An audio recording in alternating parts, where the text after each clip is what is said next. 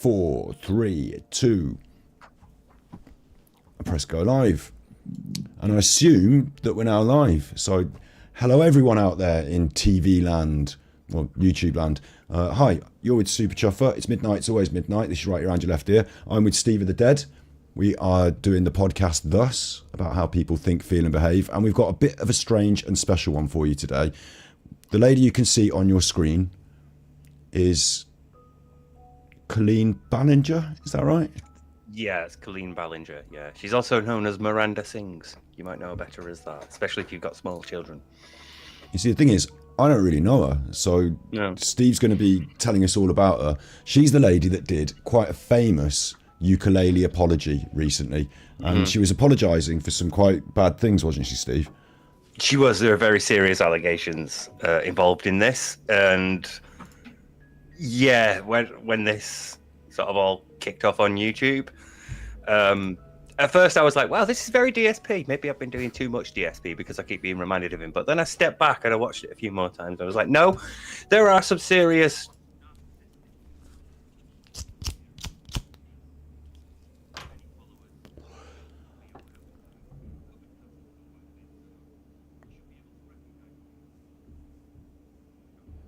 All good in the hood.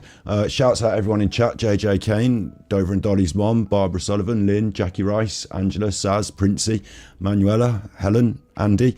Big ups to everyone in chat. If you don't know who this is, we'll tell you all about her, and you'll learn about an interesting character that's been on YouTube for a while, who's had quite a lot of success and has taken a bit of a tumble because of some pretty bad behaviour. Narcissism comes into the story, and as Steve said, that's one of our favourite topics. So you all good? Sound's gone, you're saying in chat. I'm pretty sure Steve knows sound. Steve, know check sound. you 1 2. Check 1 2. All aboard. I've got sound for Steve. No sound for me. There is sound coming out of my end, so. Yeah, I've got you. I can see it peeking on the thing. Could not hear Steve, says Fiona. Oh, we were just joking about it all working after all the trouble we had with Amy. Well, the weird thing is, it is all working. Like when you're talking, I can see that you're peeking on the desktop audio and that you're coming out. Oh, I can they're hear back. you I'm back. I'm good. I'm back. Steve's lost sound, but it came back. That is not something that happened at our end. Then that's weird because I didn't change anything. I haven't touched anything. You didn't touch anything? Yeah, no, I didn't touch anything. So intermittent error, all good back now. Okay, thanks very much for notifying us. If it happens again, notify me again. Yeah, please shout at us.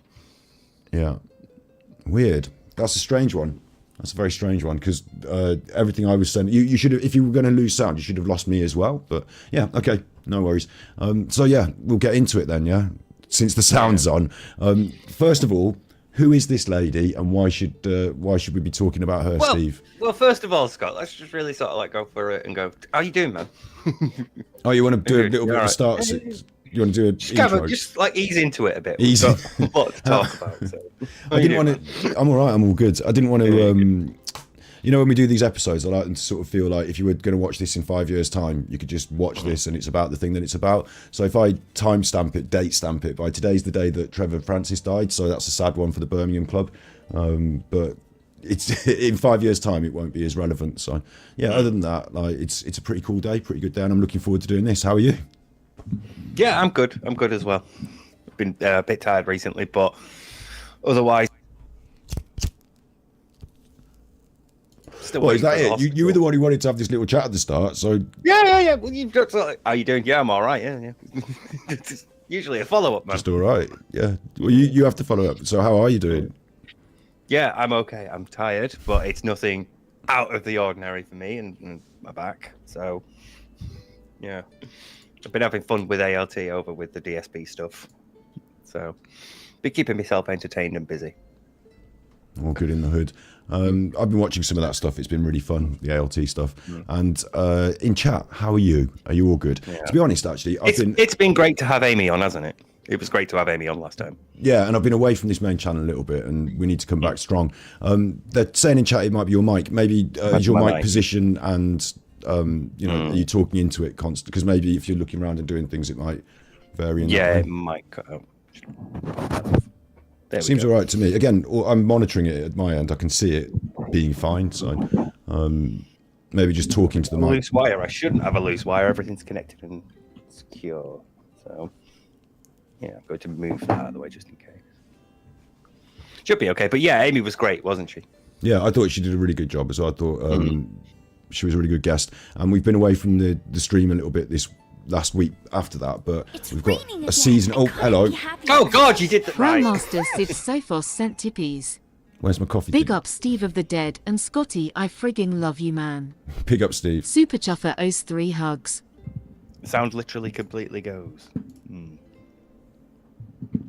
It's not. You see, Steve. It's not, if it was going, yeah, wouldn't it go for me? Because I'm listening to you talk through the computer. Yeah, you'd be able to notice me going. So I'm not But noticing then that again, at all. you'd also cut out for them if it was a problem with the From stream. OBS, so. yeah, exactly. So it must be between video and OBS, but not between video and my headset, which wouldn't make any sense. He sounds fine. It might just be disaster stream now. There we go. disaster stream. It might just be that people are, got inconsistencies at their end, maybe, or are just saying it. Sometimes people say it in chat to mess with you. I think we're all good. Oh, big ups, Valerie. Okay, I'll just quickly take that. The song I wrote about that girl is a parody, like satire song. So if you find it disgusting, that's good because it's supposed to be. It's a song about misogyny and people who feel like they're an incel and they're like misogynistic against women. So it's good that you find it disgusting because that's the point of it. So thanks very much, Valerie. That's been dealt with in a different stream. This is the main channel. And we don't sort of talk all that nonsense over here. But no inconsistencies. It's cut out twice, says Dover and Dolly's mom. It's cut out. It's working now, seems intermittent. Let me see if I've got the right one. Yeah, I'm still on my microphone. Yeah, because we had that issue with the thingy yesterday, didn't we? Yeah. With Discord. Big ups, Valerie. If you're going to keep being strange, Valerie, how can anyone support? Because we're decent people and there's no problem at our end. You're being confused and manipulated. So I'm going to give you I'm going to tell you, you can now just calm down or you can be timed out and banned. But at the moment, you're allowed to be here. So don't worry. It's okay. Make up a decision after you've had a bit of experience, maybe. Valerie's free to stay as well, Drama Armor. Do you think we're okay with the microphones now? I think so. I think we're fucking about too much. Agreed. This first part of the show will annoy people who just wanted to come here and listen to the stuff about the ukulele woman. So, who the fuck is the ukulele woman? Give me a lowdown from the high ground about where she's come from and what she's doing. Oh, big ups. Jackie sent tippies. A tenner each. Thank you, Jackie. I love hairy men, especially you two chuffers XX. Superchuffer owes 20 hugs. Hairy men. Thanks. Did you consider yourself particularly hirsute, Steve? Well, I can't not, but yeah, it's weird to think of me as a hairy man. But then again, we get called the hairy bikers, so yeah. Do it shouldn't sometimes. be Yeah. too much of a surprise. Wait, this is tripping me out now. John says, I can't see or hear anything here. Maybe reload the stream, John, but you can't hear me saying it, so it's not going to... Type it then. But no, I just had it with this nonsense now. I feel like in a minute we'll actually start the stream. But just like honestly, okay, one of them found their way over to me a while ago. It was quite fun. the sound is working, isn't it? Like, I'm not losing my marbles. The sound is working. It's a basic, that is. That's a basic bait. No sound. And you're like, oh, no sound. But like, obviously sound. Yeah. Okay, we're Chat, hairy. like, this is what you get for fucking off for a week. We're unruly now. We're hairy. This woman's a nutter. Let's discuss. So I really want to know, because I think the chat needs to know. Hell yeah, truth and transparency. Yeah, I put in the blood code. Toasties. I think the chat need to know, who is this woman and how did she get famous? Should I just do this actually to start with? I'll play this because this is my experience of her. No, wait. You don't want to go jump to that yet? We don't want to jump to that yet. Before we do. We need to know. This woman is called Colleen Ballinger. She is a YouTuber who created a character called Miranda Sings, who's your stereotypical, very awkward, can't sing but thinks she can sort of person. Colleen says the video was inspired by when she was watching people on YouTube who thought they could sing, just sort of like, earnestly, genuinely trying to sing. And she thought, wow, these people are awful. There's a character here. So, yeah, the character is based on a bunch of people she saw singing who she thought were pretty bad. So she became quite popular on YouTube. She ended up I think she got like about 10 million now subscribers. We had a look before, didn't we? Miranda sings around that, yeah. 10 million subscribers. Yeah. Most popular video. Very popular with kids. 56 million video views on 38 million views, 35 million views, 30 million views. Yeah, quite popular. She's very popular amongst kids, and obviously with the fan base of children come certain responsibilities that adults don't necessarily have.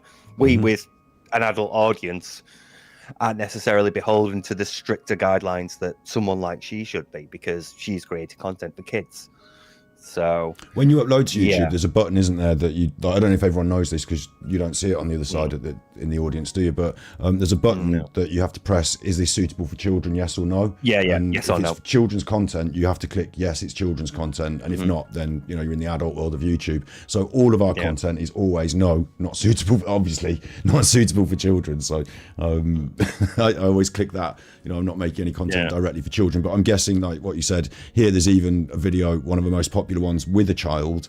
So I'm guessing she's clicking yes, suitable for children, like aimed at children. Then she's going to claim later that no, but it is very, very obvious.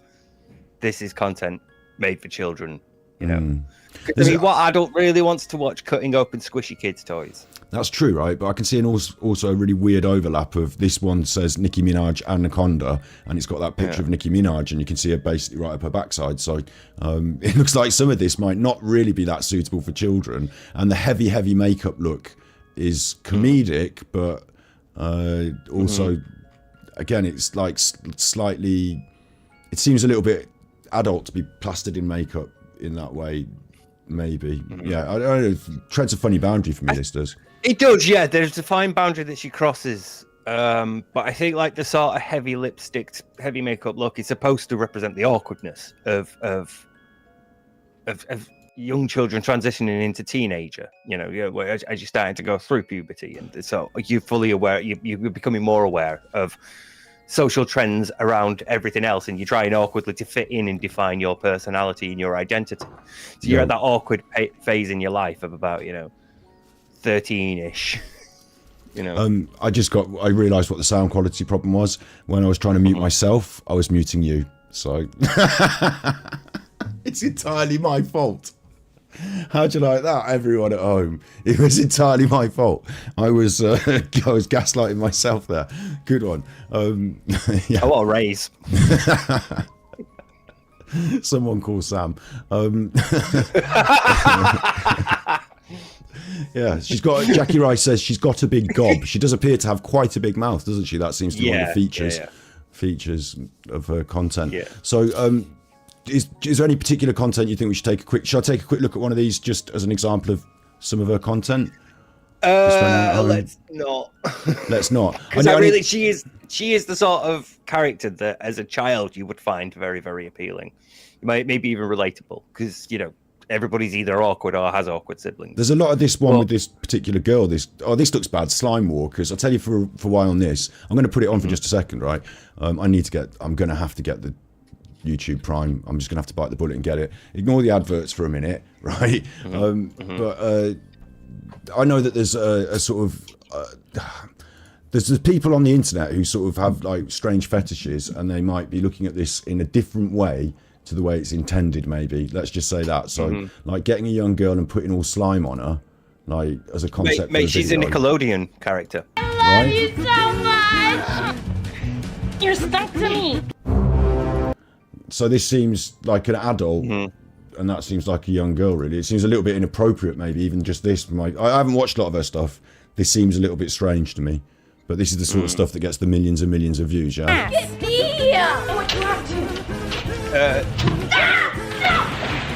So I can see it as being facile, childish. I am rarely going to say this, but in fairness, That's a Nickelodeon character called Jojo Siwa, Right. and Nickelodeon, as a kids channel, has this It's huge sort of like association with slime. Like, Oh, you right. get your parents in for game shows, and your parents get yeah, slime, okay. So gunge overtly, and things, so- overtly, Nickelodeon and then the normal stuff is innocent, but there Yeah. are some people who deliberately collect that sort of stuff up in their little folder Yeah. on their computer and treat it differently. Yeah. So Yeah, maybe but then as you've an got like a adult- video titled "My Stalker Showed Up at My Live Show," and it gets a bit like, Yeah, Why what aren't you? stalkers and live shows seems a little bit strange for. I'm not going to put that on because it's 20 minutes long, but yeah, it seems a little bit strange for kids' content. It is a very YouTube's a funny place, isn't it? And this channel on the whole has a very strange identity. We're all going to agree on that. What do you think in chat? Do you think this is like what kids should be watching these days, or do you think it's a little bit? There is something weird, isn't there? Like, because obviously, like my niece is getting a bit older now, so she started like watching YouTube more, and she watches the YouTube Kids app, and there's some stuff on there where I think I'm really uncomfortable with this. Yeah, Like, there's just something about it that's not right to me as an adult. I can't like quite elaborate why, but there's some stuff that she watches that's questionable, and it's like you can't sort of like say no, but like in the why are you watching? in the TV world, there are like quite strong regulations for content for children, aren't there? And in YouTube, it might not be as well regulated, and children are going to watch what they want to watch. Necessarily, I say children. We're talking about young, between like we're not talking about young children, are we? But well, we could be. Some of it, her fans, most of the people involved in these controversies are between 10 and 14. Right. So you're talking fairly young. Yeah. I mean, and if you're a fan of hers at 10, you must have been watching her at about 9 or 8 or 7, So it's the sort of thing where TV and programs for children on TV very heavily regulated, but YouTube is a bit more of a grey area. So also, I kind of find I don't know, as a content creator myself, it might be fine to just decide to be a children's entertainer, but it's a bit of a strange, like most people I think go for some like you kind of entertain your peers rather than children, maybe as like a, I don't know, like maybe she just discovered that a young audience was interested and she went with it, but some of this stuff seems to almost be like comedy aimed at people of her own age rather than children. It's odd. Okay, personally, like as a content creator, I don't think I've got the energy to make stuff for kids. You have to be like really like there's I remember one of the Charlie Brooker episodes where he talks about kids TV, and they talk about like there's a whole other set of rules that you've got for, just like a TV presenter. There's your camera, there's your mark, there's your your teleprompter and everything, and here's your cues and all this. You've also got to remember, hey, don't swear. Hey, don't look a bit miserable. You've got to be like, hey, everybody, welcome to the Toonami Attic. It's time for Dragon Ball Z. But before that, we've got today's submissions for the birthday boy of the week, and you've got all this stuff going on in your head as well. So it's just like a lot of effort. I can't be asked. I mean, the TV people that we watched when we were kids, they were all good, weren't they? Like, going live, Philip Schofield. So I'm making a bad joke, but like Blue Peter, Jim Ulfit. Yeah. Oh. But now these people are on YouTube making their own content, so this is going on. What's the next step for her then? She's got massively popular on YouTube. She gets a Netflix series and series and a live show. Yeah. Wow. She has a Netflix series. I think there's 2 seasons of it. I believe it's called Haters Back Off. So yeah, apparently haters are a thing. I don't know. That's weird, because you'd think it would be more based on like her appeal as a children's entertainer, like, and they'd make some sort of, no, it is a kid's show, but it's like, obviously as an awkward child, as an awkward person, as an awkward character, she's appealing to awkward children. So, she's got this whole thing of like, haters can back off. I'm going to be who I am, and all this stuff, which is ironic because she's a character, but true of any popular media personality or character, really, I suppose. But yeah, haters back off. Even she's also got 2 books as well. I shouldn't forget that. So yeah, she's done well for herself. But I tell you what I find incredibly strange about it. I suppose like Malcolm in the Middle is the name of a show. Haters Back Off is the name of a show then, yeah? But it almost like brings in this kind of like dramatic, online back and forth. I mean, we've been having it recently with that nutter. It brings like Malcolm in the Middle and Haters Back Off are very different. One's about home life and what it's like to grow up in Americana, Malcolm in the Middle. And then you've got Haters Back Off, which is like what it's like to be an angry, online, controversial. Like it almost feels like this is her brand then in some way, is to be angry and controversial online. I don't know if I'd necessarily say angry, but some of the stuff I have seen of hers is loud. She's a very loud character. As a socially awkward character that she's playing, she has to be like, inappropriately loud. And it's just not the sort of thing I'd find particularly enjoyable, because she's a lot of energy to take. We haven't watched enough of her clips, I think, to feel that energy. So maybe I should put one of the clip. Should we? I suppose we should. Anything really. in particular, or just like, should I just this one piercing my own ears? So it's got massively advertised on the lots of advertising on the front end. She's going to get herself into some trouble as well. So everyone in chat, we're just building this up. It's going to get wild, I imagine, to be honest, because she seems a bit. Oh, second advert, bloody hell! And these adverts. Oh, Lovely Jubbly says, being a narc, she seems to be doing well for herself. Some narcs can do very well for themselves if they're particularly good at, manipulating people socially and handling social conflicts. Not every narc is destined to end up like DSP or another YouTube true crime content creator. They are criminal content. There is a wide range of narcissism. There is a vast spectrum of narcissism, depending on how much somebody is socialized and how good they are at handling people. And, some can build them up into quite powerful places. So, yeah. He's done. So I'm really excited about that. But unfortunately, I posted about my new bangs that I have cut.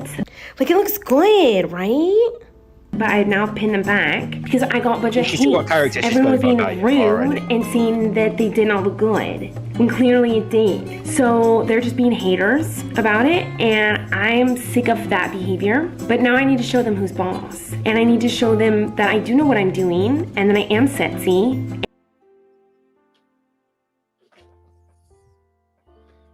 Yeah, I get the feeling she's a bit of an American Vicky Pollard character. Sort of, yeah.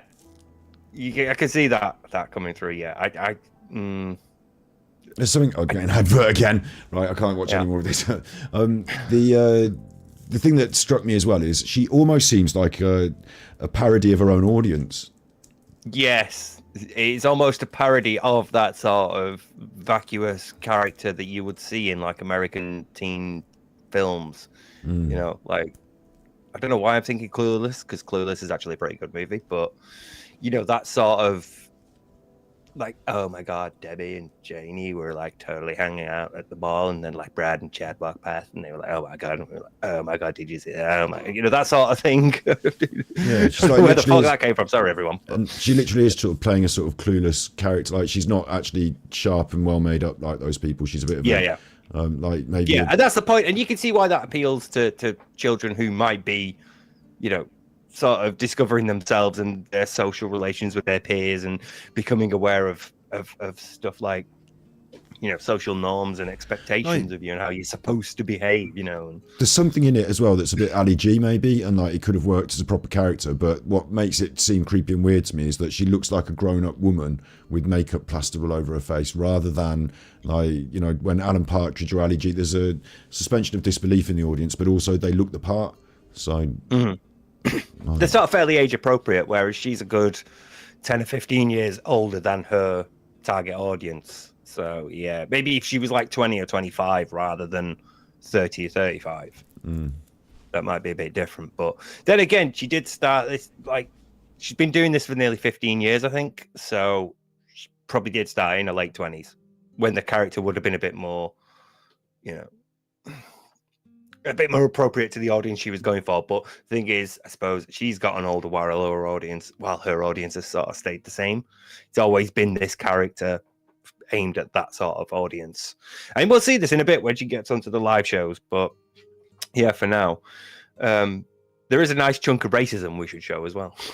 If you want to play a brief clip of that, you are as well.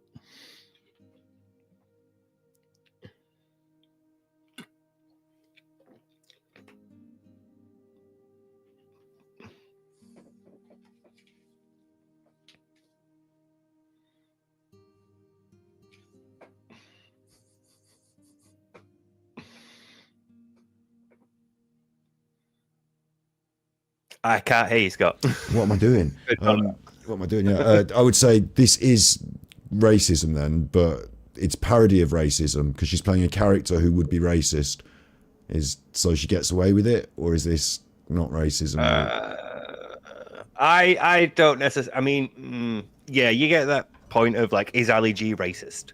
You know, because several of his lines are, "Is it because I is black?" when he's very clearly being played by a white Jewish guy. So it's, yeah. But see, for me, Ali G is a more pointed, sarcastic creation. He is literally supposed to. But if Ali G said racist things, character, would it be? For me, Ali G is sort of like based on, you know, obviously the whole point of the character is that he's based on white people who do think they're black and do act like, as was very popular in the late 90s, following the rise of like hip hop and gangster rap after, you know, 1992 and The Chronic being released. We've got this whole new subculture of people and then a parody of it, whereas obviously this is just awkward kids, and awkward kids have existed throughout time, so she's just playing another awkward teenager. And, I think it's pretty funny, like, you know, the youth in Great Britain speaking this kind of modern Jamaican patois that like came through from rude boys in London being, and then it spread out into a sort of London urban accent, and now people just talk like that. The sound problems with me again. I was clicking myself mute when I'm messing about with my grinder and stuff, so it's just me being an idiot. Sorry about that. I make mistakes. So my question would be then, if Ali G said something racist, or if Alan Partridge said something misogynistic or racist, that's a character doing it, isn't it? And they're supposed to do those things because it's a joke that they're stupid. So maybe she gets away with this. I'll play a little bit of it so everyone in chat can decide, is this racist? Let's leave people to judge for themselves. Ichi nichi kichi lichi mina mangarani. Tamagotchi uchi gucci linky niki naki. Aina man Miranda kana mana sana taco. And kinky bichi lo with dio so doku. Hey yo, we can be. Right, that's it. I can't take it anymore. Yeah. I mean, she's just making all the noises to sound like Chinese or Korean. It was just incredibly racist, I thought, when I first heard that. I can't believe this has made its way onto YouTube. But this is. I can't believe it's taken till now for people to go, yo, you know, she's like really fucking racist. Yeah. Like, the thing is, right, I kind of feel like I have to give her a free pass in that she's playing a character and the character is racist. Like, I don't know if that's her choice to be racist, but also it's quite a pointedly racist song, isn't it? So, it's this is really weird. Like crosses that line, but you don't have that layer of irony on you to be able to pull it off. Ali G could pull it off because he's very, very obvious what he is, you know. Alan Partridge could pull it off because it's very, very obvious what he is, but especially with a character that's aimed at kids who may not be able to get that level of irony, they might think, bad choice. Oh, it's okay to do that. It's a bad choice from who she is and what she's doing, I guess. Like, someone was critiquing me in chat earlier about a song that I wrote years ago that is a satire song. So, like, I kind of feel like you're allowed to play a role in the media that's, you know, deliberately poking fun at the thing that you're poking fun at, but it needs to be understood by the audience as well, I suppose, for it to land properly and not be seen as fucking massively racist, which this one really definitely does. Like, also, if you take it out of context, like if you just tune into her channel and you don't know who she is and you watch this, you think that's bad. Phil, Darkside Phil, he said that he was playing a character when he was younger, didn't he? Like, how much of that do you think you're allowed to get away with, and how much of your character online is you? Do you think? Like, there's a question for you. Or for this or for Phil or whatever. That's one of the wider questions that we have to deal with as content creators, isn't it? Because we're the ones who pick what goes into what we do. So when I'm editing a video, I could go, oh, I could put that bit there, or I can make that joke there, or I could cut this bit here. And through like massaging the video like that, you're creating this impression in your audience's mind of who you are. And, you know, I think that's something you deal with. But I typically avoid stuff like this by just not being racist. So I don't really have to worry about if I've said something. We're not playing characters either, are we? We are actually ourselves online. So like Phil said he was playing a character, but that was really himself, and he just blagged it in the later on. But she's more clearly Miranda Sings. She's more clearly a character, at least. Yeah, this is not Colleen Ballinger. This is Miranda Sings. But Miranda Sings is written by Colleen Ballinger. So, you know, that's sort of like my issue with it. It's like, if you want to do a Gangnam Style parody, fine. You know, put your back into it, love. Like, don't just go for the Chicky Chang Wang shit like Phil would. Yeah. You know, especially when you're dealing with children. Dave says when you're aimed at a younger. Dave says in chat, what is racism? Is it pointing out to a mouse button? Is it pointing to a stereotype or only a negative stereotype that's got some truth to a certain percent? I think in this context, it's making a joke, or in most contexts, like it's being negative because of a perceived stereotype. And in this context, it's ripping the piss out of people from Asia because they talk funny. So that seems pretty fucking racist in this one. Yeah.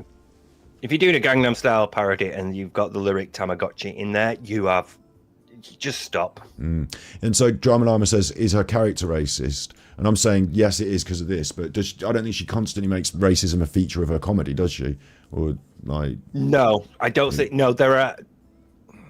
Throughout the Miranda Sings bit, there's not that many examples of her actually being racist.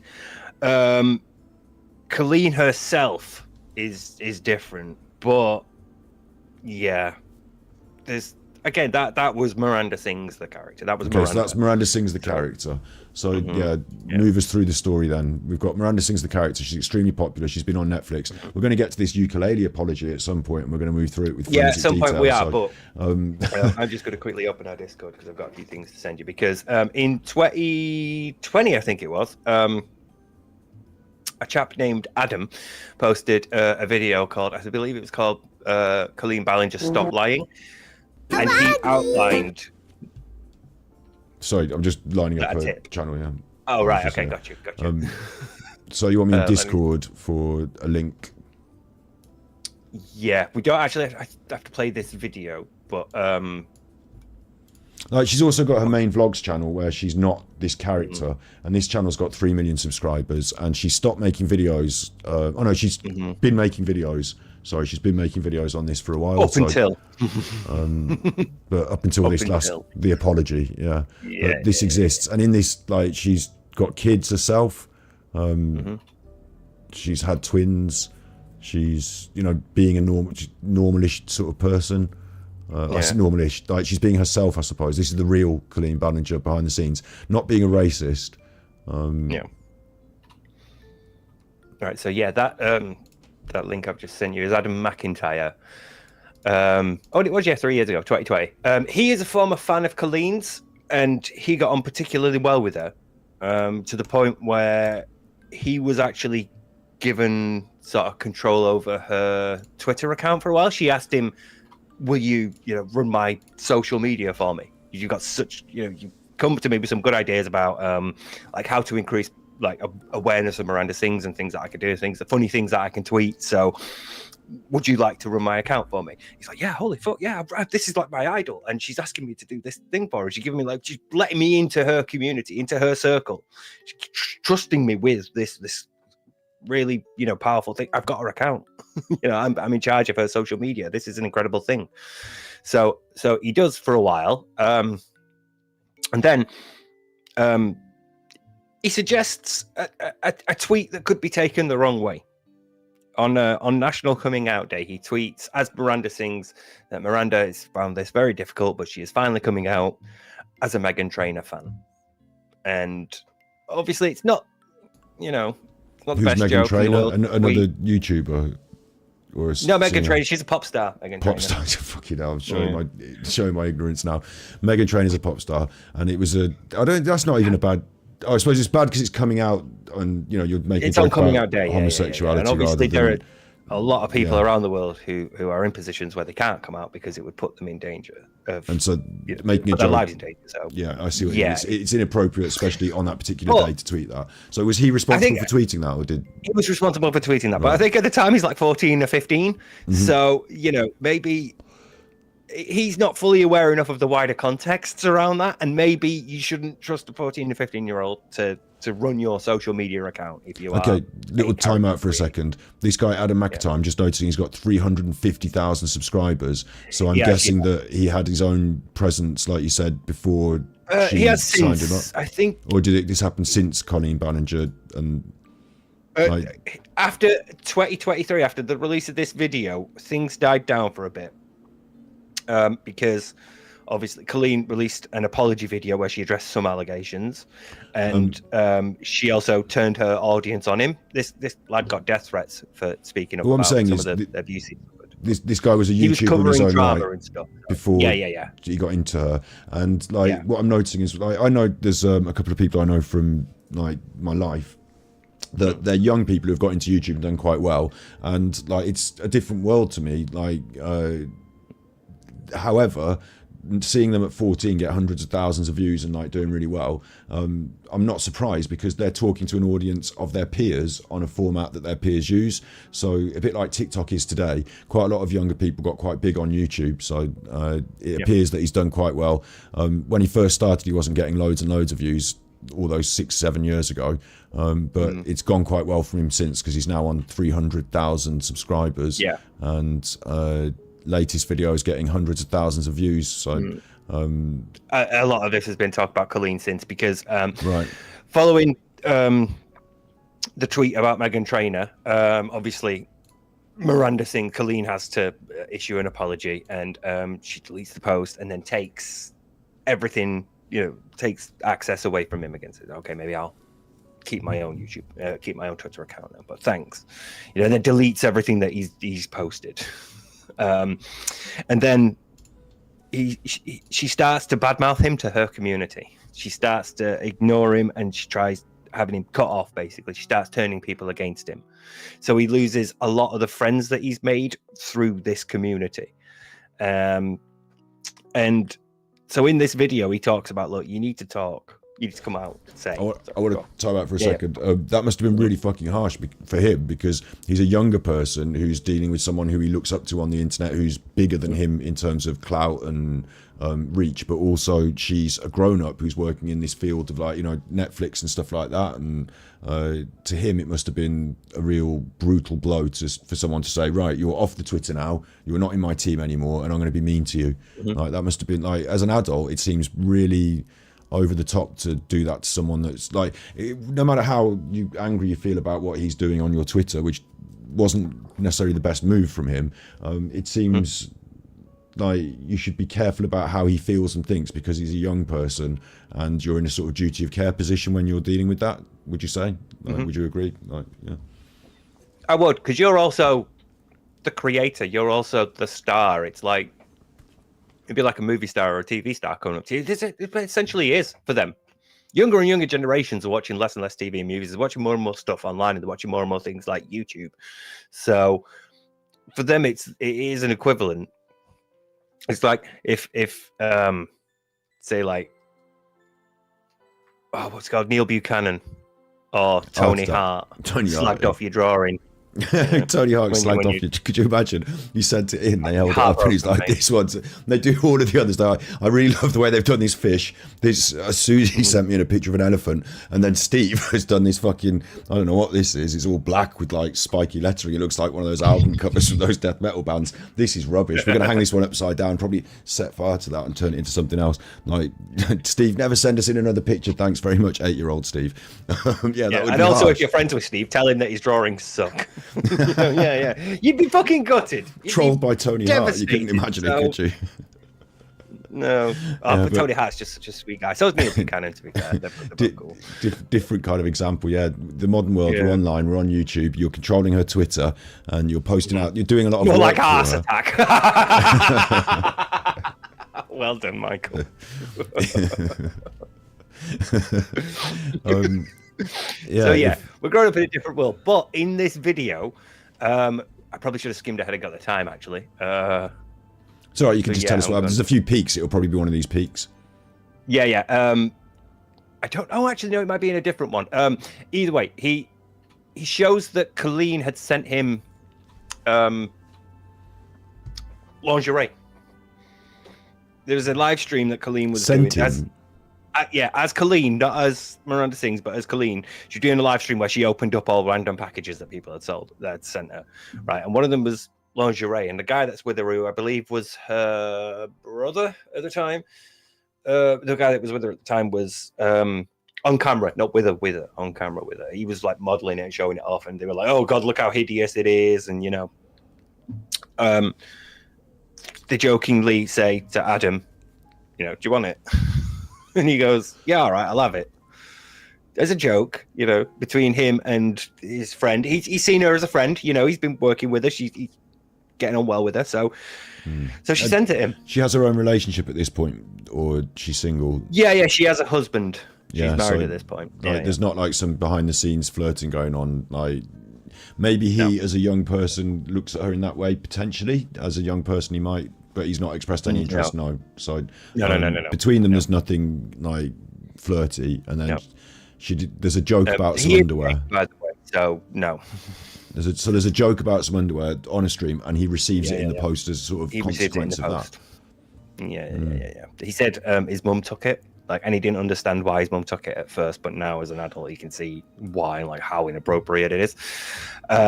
So yeah, this causes a lot of problems because this is about the same time where video of her and her sister in, suppose you call it Latina face.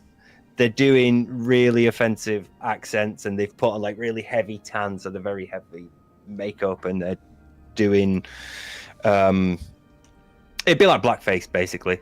Mm-hmm. Does this still exist on the internet? Maybe I should look for it. Probably, yeah. Let me bring that one up because I have a bunch of them on Twitter. People have tweeted a bunch of these, so you can just retweet. Miranda Sings is racist. I've got it. I think. I'm assuming this is going to be it because it's called Miranda Sings is racist. So that's my guess. Let's paste and go. Plugging these into the. This has got a warning on it, but My cousin, that's the one. We work at the taco together. Of course, but I am soon to be a manager. She just got promoted to the drive-thru, so she talks to the people. Mm-hmm. Your eyebrows look especially good today. I know. Today right now, this is a problem, isn't it? Because what we've got here is they're playing. It's so difficult in some ways. They're playing characters, but they're playing racist characters. Now, this is the equivalent of putting on a sombrero and a poncho, or as you say, blackface. They're using makeup to create the effect. So there's a makeup aspect involved, and also I still wonder what I'm saying about Ali G. Oh no, because Ali G was portraying a white person who believed they were black because they were so into the culture, weren't they? Whereas these are people who are portraying members of a different culture, like ethnicity, through makeup and characterization. So this is definitely racist. Yeah. I have the natural hair coming through. You're looking at your own image, and it's Jason, I'm looking at myself because I. So was this old then, or did this come out It's an old video, but it sort of resurfaced around the time that this was happening with the lingerie and Adam, and also an older video where she talked about how do I put this? She would talk about a childhood incident where she aggravated a dog, and the dog bit her face, and so she went to her parents and said the dog bit me unprovoked, and so the dog was put down. What? And she knew I think she implicates that she knew what she was doing at the time. So yeah, she talks about as a child she killed a dog. Which and again, these are not nice, fun things, It sort of speaks to I want to say a lack of humanity, and we've not even gotten to the thing that's going to make her release the apology video yet. So yeah. In the video, in a first apology video, which is not the one with the ukulele, it's the one about sending Adam the lingerie. Looking through here, there's one 2 months ago that says "I'm sorry," but that might be just. No, it's not that one. That's playing on the fact that people expect. It's called "Addressing Everything," I believe, is the name of the actual video itself. Is that in Colleen Vlogs, is it? Yeah, I think that's Colleen Vlogs. Yeah, addressing everything 3 years ago. So here's her first apology. I mean, we're not going to watch all of this, are we, at all? But video that you are used to seeing, but recently some things have come up that I feel like I need to address, and so I just wanted to sit down and have an honest conversation with you and address everything at once. So let's get started. The first thing I want to talk about is something that is weighing the heaviest on my heart right now. A video has resurfaced of my sister and I from 14 years ago. We were teenagers, and in this video we are doing characters that are Latina, and the characters are completely based on racial stereotypes. It is not funny, and it is completely hurtful. I am so ashamed and embarrassed that I ever thought this was okay. I was a sheltered teenager who... So she's going to, talk about why she's got excuses and stuff. But it's fair enough that she's come out and said that was wrong. It was really jump cut edited as well. So I'm a bit surprised that she couldn't just say that in one take. But she did come out and decry that. But that's fair. That's a perfectly fair, fine apology for that. Yes, it was a stupid thing. It's based on stereotypes, showing that you understand, hey, this is based on stereotypes and I understand how they're harmful. I was a sheltered teenager. It's not an excuse, but it is a contributing factor towards why I didn't understand how much those stereotypes were harmful. That is a fine thing to do. And, since then, I suppose this was after the Gangnam Style thing. So, yeah, fair. But in this, as she addresses the Adam stuff, sending him lingerie, she plays clips of the live stream where she's unboxing everything and going, oh my God, look at these. And then her brother puts them on. It's like, oh, look. Those clips are edited to remove the bits where she says, hey, Adam, do you want them? She makes it look through this like he asked for them straight away. And that's not true. She suggested sending them to someone, and then she suggests sending them to him, and then she says, hey, do you want them? Before he says, yeah, I'll have them. She went, whoa, seriously, you want them? Which is the bit she shows. So it's edited selectively. That's really interesting, isn't it? Context. To use an apology video to actually further slur somebody is a strange move, because you think because she's making an apology video and coming clean that you're getting, her coming clean. So when she actually twists it within the apology, that's I'd say quite a sneaky move. Yeah, but we've seen this with narcissists, though, haven't we? They'll concede they'll concede to something in order to seem reasonable, so that later on, when the sort of like the main point that you're trying to get them to concede to comes up, and they don't, you think, oh well, that makes sense, because obviously if they're willing to concede here, then they're willing to concede over here. So the fact that they're not must mean they're telling the truth. Narcissists will concede to a couple of things here and there, so they seem reasonable and they seem like, yes, learnt me a lesson. I understand what I'm doing was wrong, and I'm sorry. But here, I have to twist this because I know I'm guilty. I know I'm wrong. I have to twist it somehow so that you ignore the context of, I suggested to this child, do you want this lingerie? Not this child asked me straight away. I suggested to him, do you want it? So it's about twisting context, and a word that's come up in our chat on the other side, on the B side, quite a lot recently is deflecting. And I remembered I was talking to you about a thing called DARVO. Do you want to quickly take me through the letters of DARVO and remind me what they are? Deny, attack, reverse, victim, offender. Victim offender, that's the bit I don't get at the end. Yeah, so they reverse the positions. This isn't going full DARVO then, this is something... Don't go full DARVO, no. She's sort of ducking and dodging. There's not really any deflection. She is sort of like saying, yeah, it was wrong of me and inappropriate of me to send that. She does concede that. But the manipulation is in the bit where she cuts out that she suggested to this child first. She makes it seem like he came and asked him. And she didn't think that there might be anything wrong with that. She was like, hey, here's a fan. He's asking me, yeah, we're all having a laugh and a joke. And, and I send ridiculous stuff to fans all the time. I've sent stuff like this to someone. I've sent stuff like this to someone. And so, he didn't really twig to me that this is a bad thing. But full context, she's fully aware of what she's doing because she's the one who suggests sending it to him. And it should be on her. Either way, it should be on her to think, hang on a minute, this is a bit inappropriate to send this to a teenage fan of mine. So even if he is, somebody who I'm currently having do all my social media. So this guy feels upset because she's poo-pooed him on the social media and actually publicly made a bit of a fool of him. And then he's then said, she sent me this stuff and she's apologized, but made it look worse for him in the apology. The apology is about the racism, but for him, no apology, make it worse. Mm-hmm. Yeah, because in effect, for him, she's not taking responsibility. She's saying like, well, if you didn't ask me, I wouldn't have done it. And it's like, well, I didn't ask you. You said, you're the one who came up with it, the idea. But the impact on him is huge because he's then removed from the group. He's removed from their special Facebook group that they have. They have their own little private group messages. It's called Colleen's Weenies. So there's a bunch of her fans in there, and she's in there, and then this is where a lot of the inappropriate behavior now becomes apparent because she uses a lot of this as trauma dumping. She is very inappropriate with her fans. She asks them a lot of personal questions, like obviously he's like sort of like making a go of being a YouTuber, and he asks this group chat, hey, I'm going to do a Q&A, so any questions? And she asks, you're a virgin? He wakes up one day and he posts, hey guys, my ass is looking fabulous today. So everyone's like, yeah, great, good for you. And she's like, well, pics, Adam.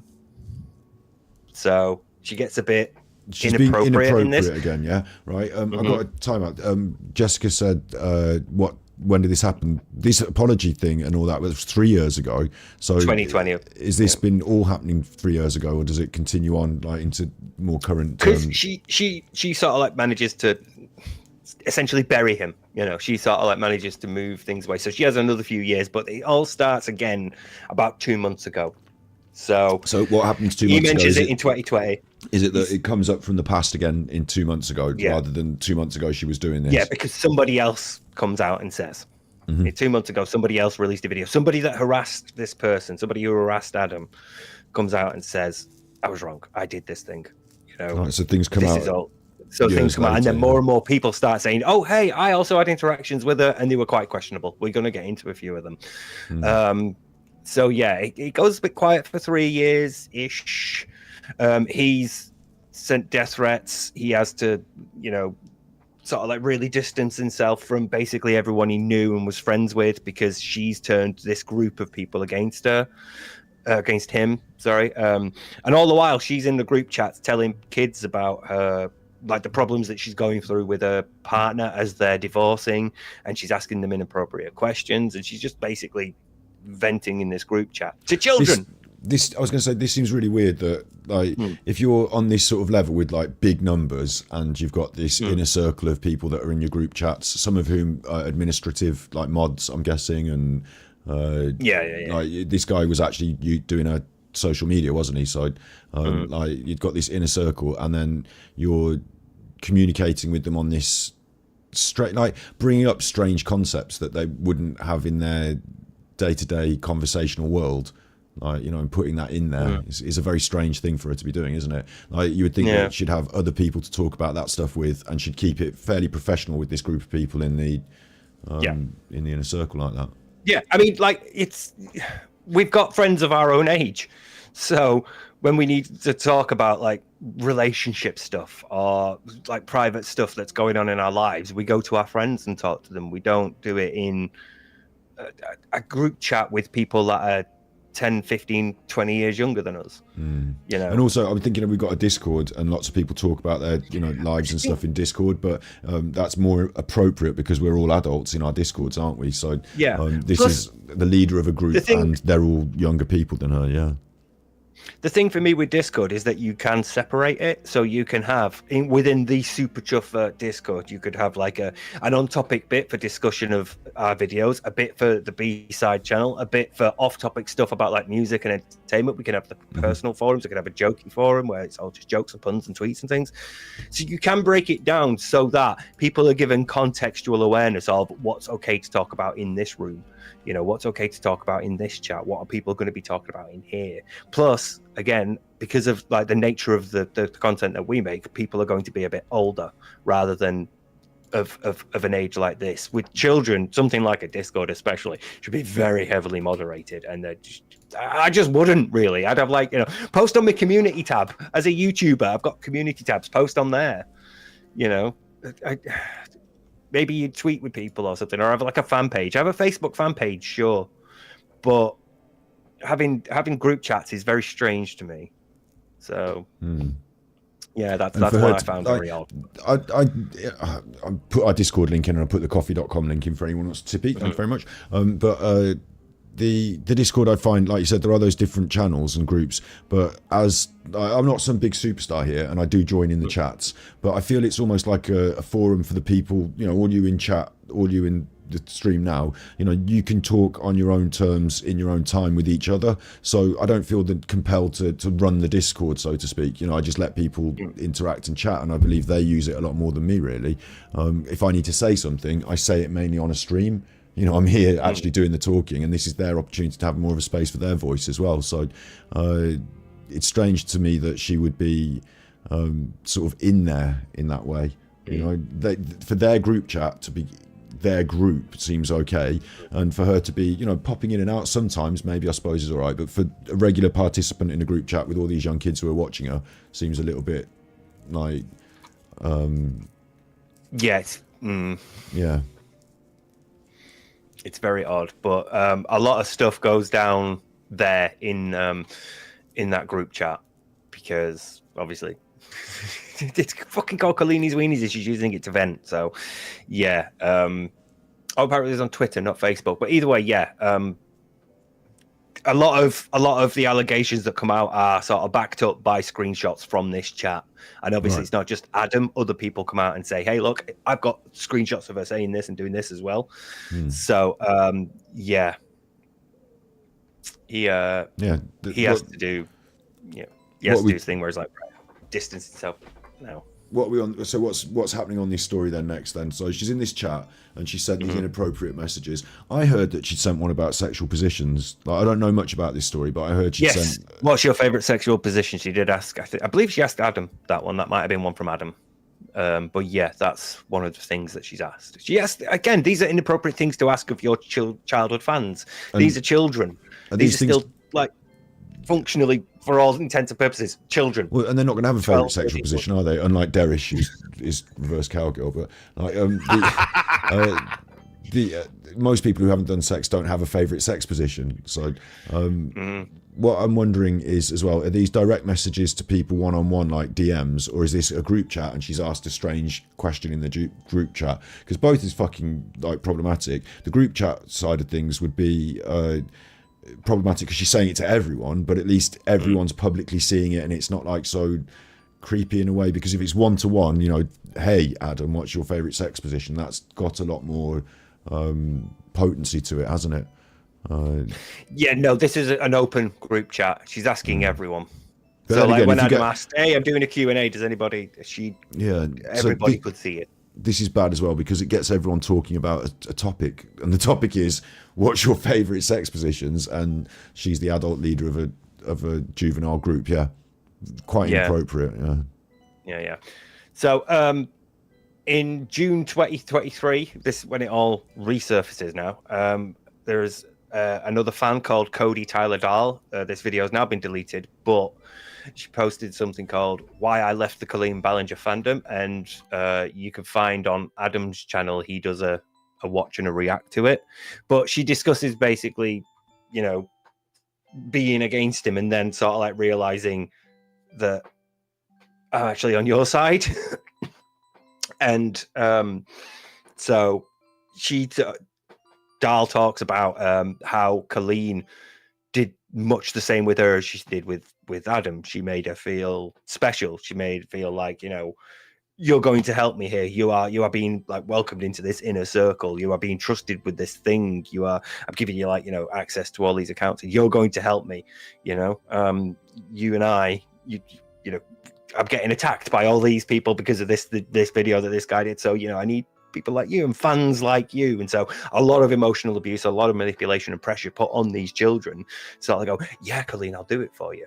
Because again, you can see the intoxicating aspect of it. These are children who've been watching this character and watching this woman, and the fans of her, and they're getting like close enough to her that they're like messaging her and in touch with her, which again is an alien thing for us because we didn't have that with our like childhood era as we were growing up. We had to like write letters to Blue Peter or whatever. We didn't have open messages of group chats. I totally think this is really interesting as well. I talk about VTubers sometimes, and I think how powerful it is as a medium. Like when I was a kid, I was into Bugs Bunny. Like if Bugs Bunny had not been a cartoon, but a streamer and I could go in their chat and talk to Bugs Bunny while they streamed, that would be something else entirely, and Bugs Bunny would be able to talk directly to me. Like, we're talking about people who are slightly older than when I was a kid and watching Bugs Bunny, but like, again, like when you were reading Smash Hits magazine or whatever, like if the people in Smash Hits magazine had been live on the internet and you were talking to them in their chat, and even the group chats and other stuff like that, it would seem strange if, you know, the people in Smash Hits magazine then asked me to do administrative work for them and, you know, become a part of a... Like, it feels like we've got mods in chat, and, you know, we've got people in Discord and stuff, and we're a loosely formed team of, you know, a collective or what have you. But certainly, you know, when you're at this level of the game as well, she could just employ people to do these jobs, couldn't she? She doesn't have to be... Yeah, they're all unpaid, by the way. She's not paying them. Yeah. She's not paying these kids. So that in itself is a strange thing to be doing. We used to have in the hairdressing salon, we would have juniors, and like there's like 3 different levels. Like when you're sweeping up and you're under 14, you know, you're coming in to get 20 quid, and like I'm showing you how to, like, you know, use a hairdryer. It's not really, you know, like you're a child in that context, and it's my duty of care to just look after you for the Saturday and make sure you don't electrocute yourself with the hairdryer. But like, then you step up to being like you might be coming out of college with a certificate maybe, and you need to get into the world of work, and, you know, you're still quite a young person. You know, I still treat those people with kid gloves, but I would also, you know, if you're over the age of like 17 probably in the UK, you can come to the pub after work on a Friday, but like, you know, then you're an adult after that. Do you know what I mean? Like, you're an adult after that sort of thing, and there's a clear distinction between, like, in my mind, these people are in that junior section. You know, then they might have their own YouTube channels and stuff like that, but if you're 15 and under, then like, you know, it's a duty of care situation rather than a treat them as peers situation, I think. I still think it would be weird, like, the older you get, because I know, like, 18, you're an adult, yeah, fair, but to be, you're still sort of growing cognitively, emotionally, socially. There's all these sort of factors going on. You're not really an adult until you're about 25 to 30, and even then, that feels weird. Yeah. Like, when we found out, like, Amy is younger than us, and I was like, fuck, she's 10 years younger than us. It is weird. It's a weird thing, because you're just used to operating on this, like, age level of these are the people around me. They're about my age, because, you know, my friends, my social circle. So that's you forget like the difference between people that are older than you, and people that are younger. I kind of agree. Like, you know, you could say you do a lot of growing up between 18 and 21, so like between 21 and 27 or whatever. But like the way I had to treat people as peers, as like, you know, if you're over a certain age and you, like, I guess, like, I would say over 18, like, I treat you as it's weird, isn't it? Not as a peer, but like, you're an adult now. You're allowed to be. You're an adult, yeah. Drive. Yeah. You're allowed your own, you know, go to the pub. So I just see that there's like this. I give people the respect, I think is the right word, of like treating, not trying to treat them like a child. Yeah. But I also understand what you mean. Like, there's still a lot of naivety at those ages, isn't there? So overall, what we're saying is these people she was using them for administrative work in her streams and her social media, but they were naive, like they were school children, like naive school children, and it seems weird to give them that obligation and pressure unpaid. And also it seems almost strange that they should be the people operating those quite important jobs in your like media empire. So you're putting them under so much pressure, because again, think about like what it is to be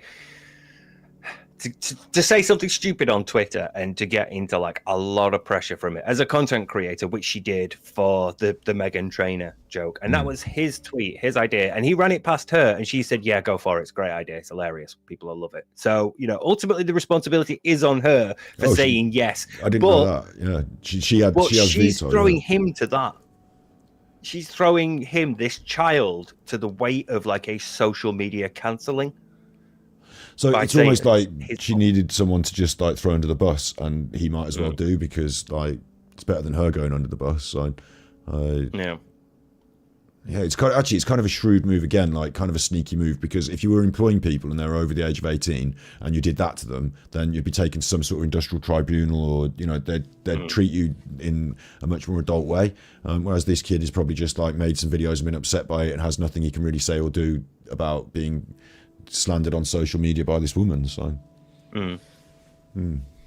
Yeah, where do we go now? So, yeah. We are in June when another video is released this year. Let me find out where we were.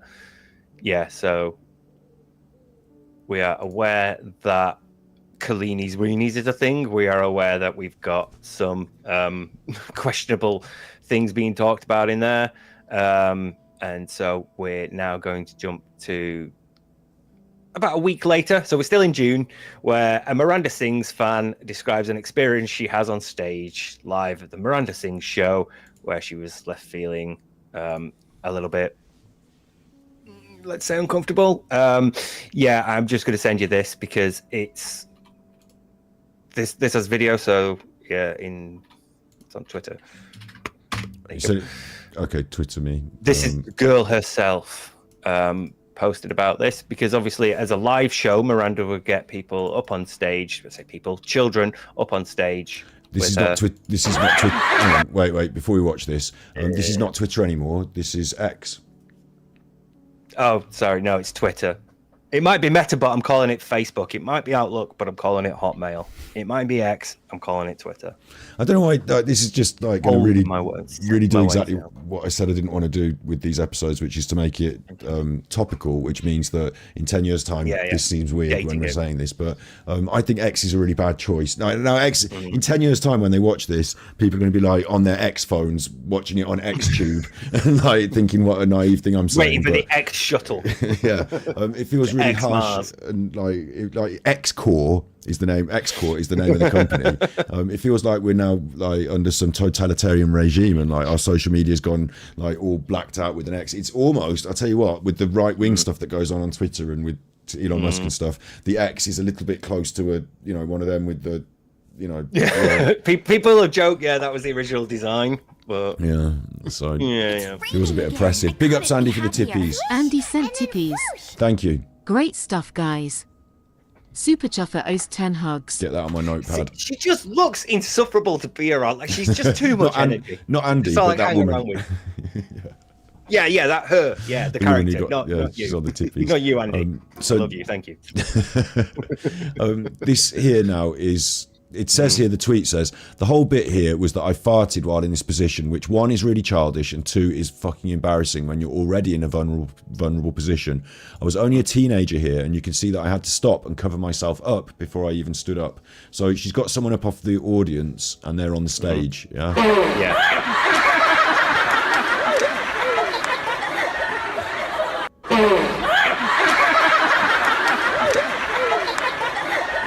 A lot of the live stuff seems to involve embarrassing the people that she's with, and again, I suppose because your character is portrayed as socially awkward, so the point of like getting the people up on stage is, there's the humor and the social awkwardness between the two of us. But yeah, they're doing like a yoga bit, so she gets this girl lies on the stage and lifts her legs wide like that. So this girl's, I think, 14 maybe at this point. 12. Again, like if you like, because she's a woman and she's playing this character, and a lot of these young girls probably identify with that character in some way, or see it as someone that they can understand and relate their comedy to. That's one thing, but like if you were to recontextualize it with a different like if she was a man essentially, then this would be like fuck. Like, do you know what I mean? It would be like, what are they doing in this show? Rah, rah, rah, this isn't a problem. But then you say that, and then Jimmy Savile got away with it all his fucking life, didn't he? So, but yeah, like this, it creates a strange imagery, and she's the one creating it then, isn't it? Yeah. Also, again, nobody actually farted, but obviously the joke is that, the child farts as she moves. So they played the sound. But, I mean, it's just, like, why would you even... I'm finding like, it really weird. You would be the one, you would be the like, okay, right, let's do the yoga thing. You lie there, I'm gonna lie here. Now you need to spread your you need to spread your legs like that. You'd be the one doing it. You wouldn't embarrass the child by making them do it, But if you will know how the child is dressed, she's called Becky. Let me find the reason why she's dressed like that. She says I don't know how old she says she is, but like she's a bit older than a child, isn't she? She's like a young teenager. I'm thinking like back to when I was a young teenager, what I really enjoyed and thought was cool and would have gone to see and would have like, is there anything I can contextualize in the same way? Like, what do you think when you were a 14-year-old, who was your, like, in chat, anyone, like, who do you think makes a good example of another show like this that maybe I can understand a bit more? Like, because maybe I was like into music more or something like that. Like, I certainly would have thought like, Blue Peter and stuff like that was a bit childish at that age, wouldn't I? I'd have been like a bit more, I don't know, like, what was that? I'm trying to think of like, they made they used to make TV that was aimed at teenagers, and you'd think it was sad and a bit, sad, like, wouldn't you? Like Granger or Biker Grove or something like that. Well, like, I don't know. Yeah, like, there's something occurring in my mind somewhere deep in the back of my mind. Children's stuff hospital. like that, and like, but like a soap for kids. Like, and like you as a young teenager, you think, no, I'm not into this because like they're trying to aim it at me, so it's not trying really to be for me. cool, and it's not. Yeah, like, what would I actually have been into though? Like, what would I have wanted to go and see and thought was cool? Like, it's a really weird one. This is what, like, anyone in chat when you were 14, what you thought was like really cool. Like, MTV is a good example there, Jessica S, right? MTV and hanging out at the local field. Yeah, I was more into going out to the local park and like, naughty smoking a cigarette behind the, the thing. And at the time, I don't think I'd have been into childish fart joke, live shows. MTV is a good example though, isn't it? Because it seems a bit more adult what you were watching, but actually when you think about it, when you're older, it's aimed at kids really, isn't it? Like, yeah, it's aimed at kids and teens because they're the ones watching and they're the ones most likely to phone up, to request songs and things. So, yeah, I think for me at that time, I was like getting into anime. So most of me and my mates talk about like Dragon Ball Z and Gundam because it's what's on. Yeah, I would have gone and watched Bottom though. But again, Bottom would have been like explicitly adult. The thing is with Bottom though, it was kind of facile humour as well. Like, I would have been watching a lot of comedy on the telly myself at that sort of age as well, and probably staying up a bit late and watching stuff that was aimed at adults, but like still Red a Dwarf bit, like, but going to a live show of something like that would have been a bit different. Think of it as like Panto, maybe. Would you have gotten up on stage for Panto? To like run around with like a ladder. Panto is probably a good example of something like this, where at a certain age, when you're a kid, it's like, wow, we're going to a Panto, and then you're 14 or something, you're going with your younger siblings, and you're like, I don't really think this is fun anymore, and I'm not, I think at 14 you become this age where you want to be a bit more grown up, and I certainly know some of the peers in my group were going to the pub even at 14 rather than being concerned with some YouTuber farting and messing about. Although maybe Beavis and Butthead's another example. Beavis and Butthead seemed like it was on MTV and aimed at adults. It's a bit more grown up. But I used to watch it and think it was really funny. And like, Saturday Night Live's a good example. Wait, what do you mean you used to? And you thought it fucking is? Yeah, okay, it is. It is. But like, I guess I thought I was watching something that was aimed at something older than me, but I was into it. But actually, maybe it wasn't. Maybe it was actually aimed at me at 14. Like, Skinner and Badil, there's another good example. Yeah, I would have gone to see them live. Oh, fuck yeah, fantasy football. Yeah, that was really big. South Park humour, again, like, I think at this age as well. Big around the turn of the century, You're at an age as well where you can't go down the pub really, like, unless one or two of your peer group might be, doing that, but you can't really spend all your time at the pub. So you do a lot of sleepovers with your mates. Maybe someone brings a packet of cigarettes and you do a bit of naughty smoking or so. But in the general sense, like, Monty Python was big for me and my peer group. Like, we used to watch a lot of Monty Python, but you're not really. You're socialising with a younger peer group, aren't you? So it reminds me as well of these. Okay, this is the one thing I do think I would have gone to. Is, do you remember you used to have these discos that were like the under 18s night? So you couldn't go to a club, like everyone would be out the fucking back drinking bottles of vodka in juice bottles and turning up drunk, and like all the girls would be Coke, like, honest. And it'd be like the first time you try and pull a girl, and like it's obviously not a real adult setting, but everyone who was going there would be like, we're going to the night, it's our night, and like, taking over the disco, so to speak. So maybe it's got a feel of that to it in that way. Like, I don't know. For me, it would just be like, I can't think of like going to live shows for something that I would like at the time, but you could at least see the appeal, because it's the same appeal we get for like if there's a gig coming up, you know, you get excited for it.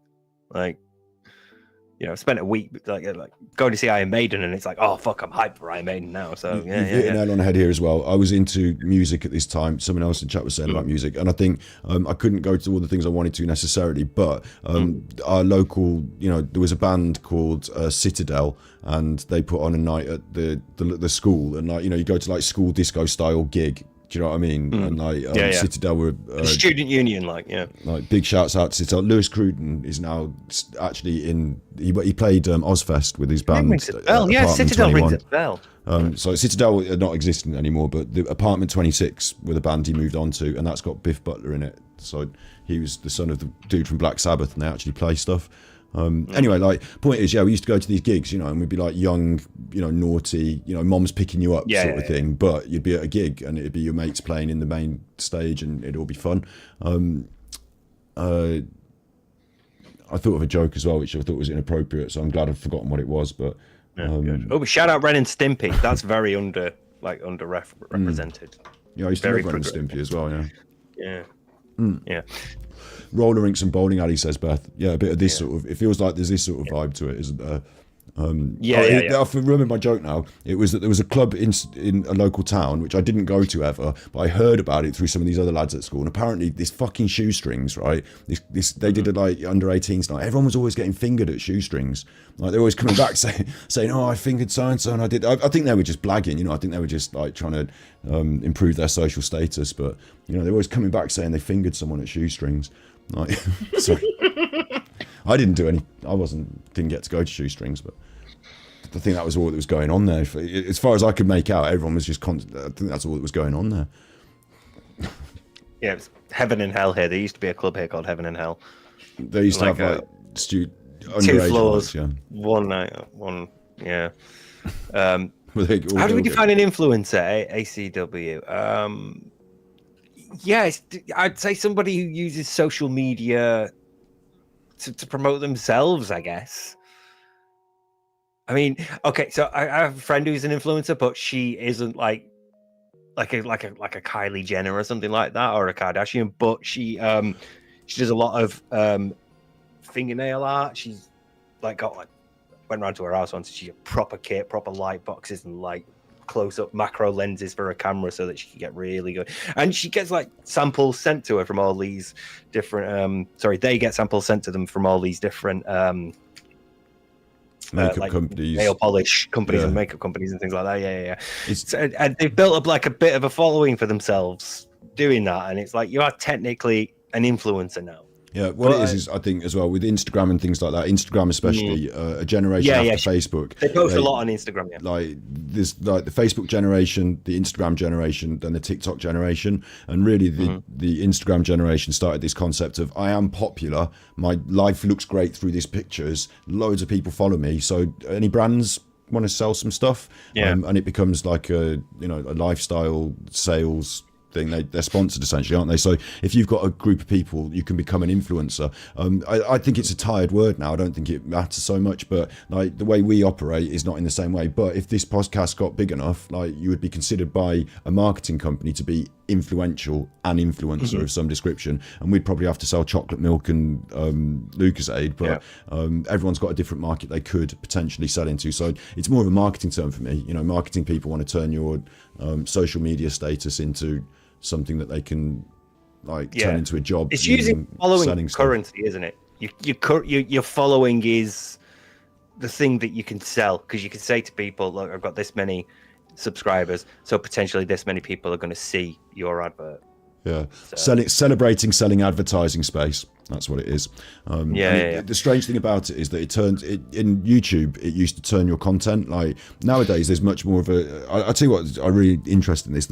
Nowadays, there's much more of a normalized format of we've been doing a video for 10 minutes. Here's a word from our sponsor. We're sponsored by, and there's a little bit, and then we go back into the content. Like that's now quite the norm. But there was a point in YouTube where people would get a sponsorship and say, right, today's video is going to be a video from my sponsor, essentially. I'm going to do exactly what they tell me, and it's not my normal content, but I'm changing it because I'm paid, and people didn't really like that. So the influencers on TikTok and Instagram have a much more easier life because they just have a picture or a little TikTok, and this one happens to have this thing in it. So like they get an easier ride with that. But on YouTube, I think the concept of being heavy on the marketing was sort of poo-pooed a little bit. You know, people didn't like watching it. So now you have your little segment and then you just move on from it. So if there is anyone who wants to sponsor us, at the moment we're sponsored by Supreme Beds if you want a bed. Supreme Beds are kind of our Well, actually, sponsor. this stream is sponsored by Raid Shadow Legends. Now, I don't know about you, Scott, but when I'm playing on my mobile phone... Don't give them a shout out for nothing. Those bastards have been in my face on all the adverts forever. So, like, don't give me a shout out on Raid Shadow Legends for nothing. We are, yeah. as always, sponsored by Genshin Impact and Lucas. But this woman, I keep saying, calling her this as woman, we were. Colleen. This child like, Colleen, has wait. Colleen is an influencer because she's got a massive. I don't want to put my hand on it, actually. Yeah, She's got a technically, massive audience of kids, so she can influence them to buy stuff. The influencer means you can get them to buy stuff if you put it in front of them. So she is that, isn't she? Yeah. Yeah, you're just an advert, basically, a billboard. Yeah, and again, Netflix series, live tour, books, 2 books out. So yeah, even I think it's a brother or possibly a sister. One of her siblings has a book out as well. So you know they've done all right for themselves. But yeah, part of the reason, as we can see this girl on stage with Colleen as Miranda, part of the reason this girl is dressed this way is because in another segment, Miranda would get children up onto the stage. I'm going to send this one to Scott over Discord while I'm talking about this. And she would compare kids that dressed up as Miranda, basically. You know, they're dressed up in like what she would wear. And kids who were wearing less than what. So, you know, if like, you know, Miranda's wearing bright red pants and a jumper and another child is wearing a dress, she's going to swap between the two and say the one that's dressed up a bit more like Miranda is not porn and the girl that's dressed wearing a skirt is porn. So that does have sound if you want to unmute it. This is porn.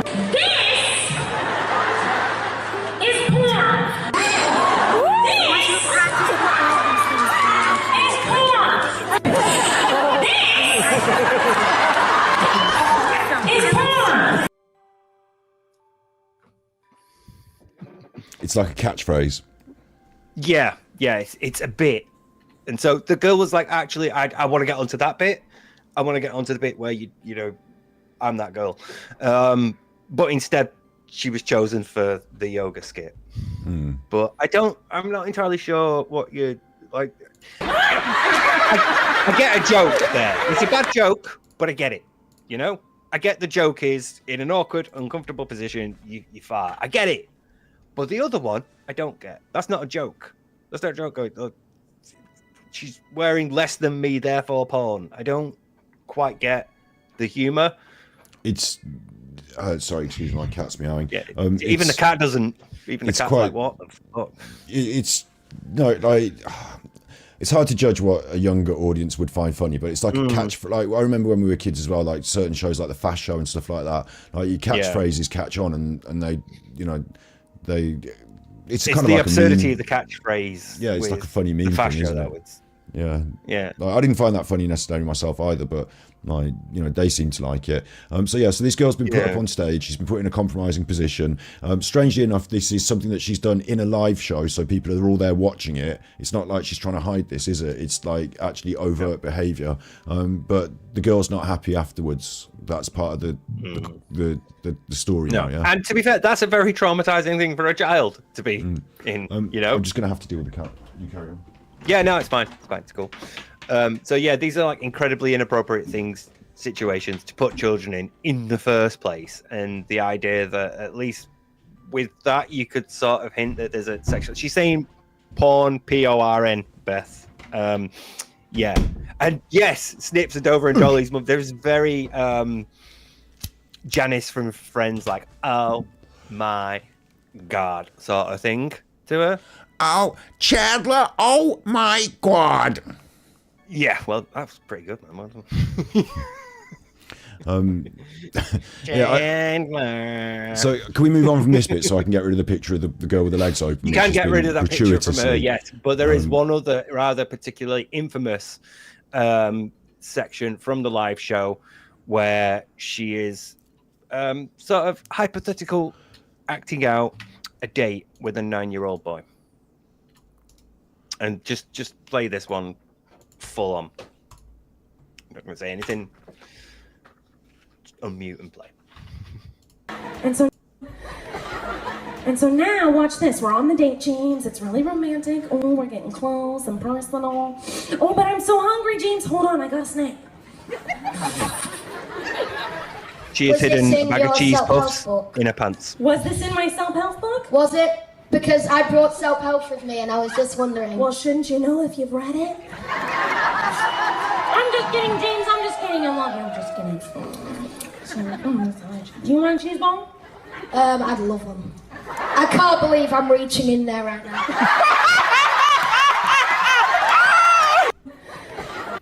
So it is. It's kind of weird though, because like at 9 years old, like this is the. I thought we were talking about 40. Like I didn't realize we're now going to this younger. Like when you're young, there's a very steep step between 14 and 9. Like there's a very it's a big jump. Yeah, in terms of cognitive development. Yeah. Like at 9 years old, you're probably watching Clarissa Explains It All and fantasizing over climbing up that ladder. Who wasn't? Yeah, but when you're 4, I used to come in the window. Oh, you come in the bedroom Joan window. Hart. Oh. Yeah, Miss Joan Hart, 9 years old, absolutely. But the idea that like you've got this mixed audience now as well, like you've got an age range, and so you're having to play to that audience, and you've chosen to go for something that I guess like would be quite embarrassing for a young child to be on stage, enacting this scene, I guess. Again, we've got Inappropriate in chat there, isn't it? It is. Like, I find it like what is strange to me as well is it's a live show. So like you're not hiding this. This is like you've decided as a choice. I'm going to put all the cheese balls in my crotch. I'm going to get him to take one out of my crotch. I'm going to be doing the date thing. It's Steve. What Yeah, I don't know why you'd have to be like, right, okay, I'm going to act out a date with a 9-year-old boy. Like she's in her 30s here. Like she's over 30. So this is the one that's not like. Someone said that. Sorry, I'm going to interrupt you. I'm just going to quickly interrupt you. Someone said in chat that if it was a man, again switching the roles, it would be totally inappropriate. And it really reminds me of that Jimmy Savile clip where there's a girl in the studio and he's like, "Put the microphone down me," and then he's like, "But you've got to put it down my trousers, like the wire. It's got to go down. It's got to go down the trousers." And all the audience laugh because ha ha ha, Jimmy Savile's making her put her hand down his trousers, and like as she does, he goes whoa, and like there's a bit of that going on. But this is 2023 or sorry 2022 or 2021 it was happening in, so much more modern, and with a much younger person. So it's funny you should mention that, Scott. There's another one for you. There's more. Like it's a whole live show, not like No, this is different. This is different, but this is at least with her husband, but What? No, it's not. It's okay. I'm her husband. What are you doing? Stop it! Stop it! Stop it! I feel weird. And good. Stop. Right. So she's you don't need to watch the whole thing. Yeah. So she's streaming to an audience of children and she's doing sex acts. Now that's where we're at, isn't it? That's her ex-husband now. Multiple times during the relationship, he's said that she would touch him inappropriately when he said don't. So I know that that's like bad in itself, like but like if I was dating someone and they were touching me inappropriately and I said don't, like I know in today's modern day and age I'm wrong to say it's not a violation and etc. But I don't think for me that's not the major violation here. The major violation is that she's streaming to children. So like he's going to feel very uncomfortable because like normally you can touch my. He's aware, but he even makes it sound like childish and like that feels funny to like try and pass it off, doesn't he? But it's like she's enjoying doing something weird and creepy. She is. JJ Keynes point out she is emasculating her husband. She's. She's ignoring his autonomy, basically. He doesn't want to be touched, and she's touching him. Yeah. And, for me, I would feel incredibly violated if a partner reminded that. If they didn't respect me when I said, please don't, you know. Yeah, no, yeah, you're right. Yeah, I mean, like a cheeky squeeze is one thing, but like having a good go on as it you when walk you said past, not to, quick like, squeeze to the arse of your partner. Yeah. That's one thing, or a quick kiss, peck on the cheek, throw your arms around you, whatever. As you walk past, a quick thing. But hey, we're filming the vlog now. Could you please stop tossing me off? yeah. It's a bit different, yeah. So yeah, we are also seeing as a narcissist complete lack of respect for the boundaries of other people. Because again, you're not empathizing with them. You're not seeing them as people. Okay, of their own I thing. also They're like, right. You're a prop, basically. You're a prop to me. Yeah, I get that. So- She's treating him like an object. Yeah. There's also something I'd like to bring up about I don't know who he is or what his like personality's like, but this is gonna sound fucking weird again. But I remember when you were younger and you were having your first sexual experiences with girls, and sometimes you'd be like, well, this is happening, and I hope it's going to go well. And like you wouldn't lead things. Well, I personally wouldn't force myself on a girl at that tender age. I would hope that. Like in my first sexual experience with girls, they were the ones that would take the lead in some way, and so if they started touching me, I would be nervous, and not now, I'd be all right now, but like at the age of like 14 or 15, I'd be nervous and sort of allow things to happen rather than take the direct lead. And it feels like to me she's in this role with him in a way, even though they're now grown-ups, like these are grown-ups we're talking about, but it's a very sort of childish way to sexually be in this way. If they were off camera doing it, still it would be a little bit strange, wouldn't it, to be yeah. It reminds me of getting home after work for a long, because I work nights, and obviously when you work nights you get home at like 6 or 7 in the morning and you're knackered, and my then girlfriend would be waking up, so she'd be like, oh hey, let's a bit before I go off to work, and it's like no. It's like, come on. No, I'm tired, and it's just a difficult thing. But as a couple, you navigate through those boundaries. Whereas, from what he said, there was very little of that in terms of like, look, can we talk about what makes me comfortable and when it's okay? There was very little sort of back and forth about it, and instead she would be continuously pressuring him when he didn't want to, and she would continue to sort of like grope him when he said please stop, and there's very little respect for her boundary. For in his this situation as well, he can't really escape, can he? Because he's on a live stream, so he can't say stop doing it. He can't address it directly because he feels like he'd be saying about sex on the live stream. So he's sort of like trapped in this position. He's aware of their audience. He's like, hey, we are filming for kids, so you can tell he knows. But yeah, I think big ups, Justine. This is Colleen Ballinger and her then partner, or still partner, maybe, I don't know. Yeah, she's ex. Then they hadn't been married that long, so they were husband and wife. But now he is her ex. He's the one she would vent about in the Colleen's Weenies chat, which makes me think he probably didn't actually do anything that bad. It's everything that's come out since, which makes me think he's probably a more innocent party than she is. But she's not still married to him, lovely jubbly, no. Did I have another one for you? No, I think that was it. There's a lot of questionable stuff about thumbnails and things, because again, she would post, some of the thumbnails are quite bad. There's a lot. She had a video where she was, I think it was called How to Kiss, and she would make him basically deep throat a comb or a brush. Really weird. But yeah. Oh god, there was a time when she brought out that little girl to act out giving birth. I forgot about that. Fuck.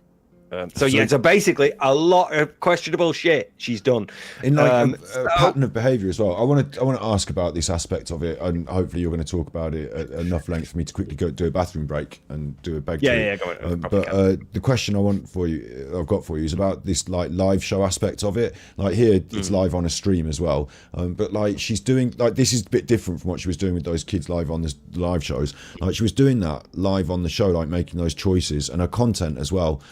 The vlogs may be slightly different, but the shouty, the character, that's like a live choice. Yeah. And like, she's constantly making these weird content choices like that are on the edge of being unacceptable. Like it feels like there's like a normal human mind, normal framework of stuff would come up with a certain normal set of stuff, and then here's somebody who's got a very different and like most people would think, oh, that's a bad idea, but she doesn't. So talk to me about that for a little bit while I go for a quick bathroom break.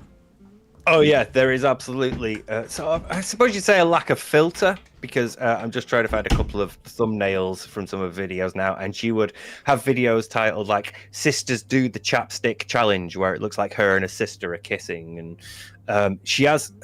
I suppose we're going to get onto this in a bit, but she has a strange obsession with incest, and this bleeds over into the Miranda character, because within the Miranda law, there is an uncle, and inappropriate sort of jokes and situations are made about this.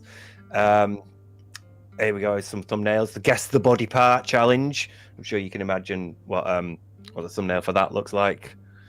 Bathtub story time with her and her sister wearing very little. Edible underwear challenge with my sister, if that's not interesting enough for you. So there's a lot going on in there.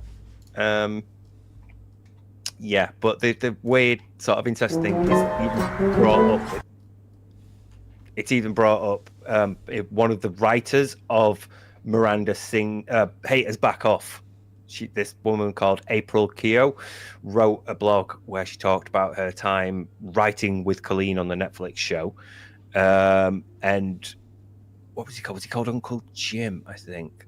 Oh, here's a particularly nice quote.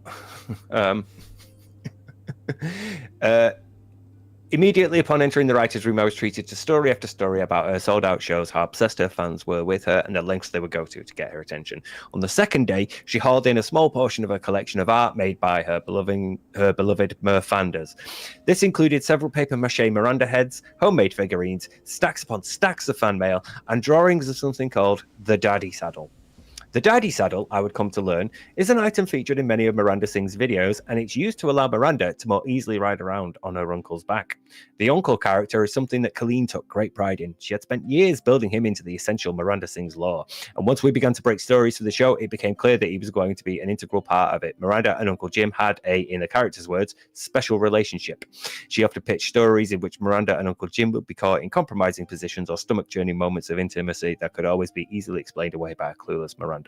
It was my responsibility to write down every single one of these pitches, schedule calls to look at the mock-ups of the Daddy Saddle that would be featured in the show, and mark points in the script where Colleen thought we could make Uncle Jim even more, quote, rapey. So, yeah, once again, you're writing this show for kids. Just want to throw that out there. And the issue there is that kids experiencing this similar behavior from friends and relatives may come to see it as normalized rather than see it as abuse. So if you're making a joke about your character where it's like, hey, my uncle touches me and it's great, and then a kid going through that sees it, they might end up thinking, oh, it's okay, rather than fucking reporting it to someone. So it's a really, really difficult thing that ideally, right in a show, you wouldn't even you wouldn't address, you wouldn't even think to put it in your script. But for some reason, it's just this weird thing about incest and throwing it in there all the time. And it's again, we've not even gotten to the fucking ukulele thing yet. We were saying she's popular on Nickelodeon herself, or like she'd had a live show. She'd worked with Nickelodeon, I think. She did genre, yeah. So she's on Netflix. Yeah. Netflix is its own thing. But I was just thinking, what has been popular on Nickelodeon. So this is the top Nickelodeon shows of all time. All that, a zany sketch comedy featuring wacky characters, hosted by kids for kids. Rugrats, SpongeBob SquarePants, Hey Arnold, The Amanda Show, a comedy sketch show centered around all that alumni. Amanda Bynes, like I get this Amanda concept, Bynes, it's like a young girl, and the show's about her. Keenan and Kel, I recognise them. Keenan and Kel ruled. And then Clarissa as well, yeah. Clarissa Explains It All, yeah, that makes sense. Like, the thing about this, right, Clarissa Explains It All was a young person navigating the teenage world that you were, as a Nickelodeon viewer, you're about to enter into, you're worried about, you've got like, it's almost like they deal with some issues maybe in some of these shows, and, they talk about things that kids are worried about maybe, and I thought that was like a healthy show. Do you know what I mean? Drake and Josh, I never saw. I don't know what that is, but I believe it's a similar sort of, you know, platform concept. Doug, iCarly, Cat Dog. So we're seeing this, like, when they do have the Brothers Garcia here, that looks quite again wholesome. The comic foibles of a Mexican American family in San Antonio, Texas. So like, it seems strange that amongst this mix, you've got someone who wants to be so like crude and I don't want to say zany. I want to say almost like edgy, I guess. Like, it doesn't feel like it fits with this sort of world of. Big ups, Sister. I don't remember that myself, but I remember it. I remember Sister. Yeah, about the twins that were separated at birth because they were adopted by different people, and one was like a rich dude, and another was like a poor working class mom, and then they bumped into each other at the store and realized, oh, hey, we're fucking siblings. So yeah. That was a great show. That was really good. There's one there called Zoe 101. Nickelodeon owned back then. I'm just like realizing how many great shows they had on. This is over time as well. I've just asked it for whatever has been the most popular over time. So some of this might even be modern. Like Zoe 101 was 2005 to 2008, and again, it looks like teenage, high school, that sort of stuff. Again, I'm thinking Malcolm in the Middle. That for me was a really bang on the nail thing. The Wonder Years when I was growing up was around as well, about how you feel certain things as a kid and it talks to you as a young person. Like the Wonder Years was a good example of a wholesome show like that. So I'm surprised that she sorry, I hated the Wonder Years. It was crap. He was always on, wasn't it, when you were a kid? And he was trying to get a kiss off that girl all the time, wasn't he? He just always wanted to kiss that girl. And then he was talking. The Wonder Years was special. Come on, Different Strokes was good. Yeah, I don't think it was the same sort of ballpark as what I'm saying about. It was more of a straight up comedy. More for the family. No. Different Strokes rather than the kids. It was more for the family as a whole, wasn't it? You watch it with your mum and your dad. This youth programming, and then so now we've got someone who's maybe come up through popularism on YouTube instead of having the like all those programs I'm describing. They had producers who said, we want to set a tone for this, we want the script to write like this, and we want the jokes to be in this sort of way, and we want it to fulfill this sort of role. Maybe that was enjoyed by children, but it was created by adults for children. This seems like someone. But you have also got network execs above you and channel execs who are like, we out Nickelodeon have an idea for our brand and we want this, we don't want this. So you have multiple points where ideas like that can be shot down.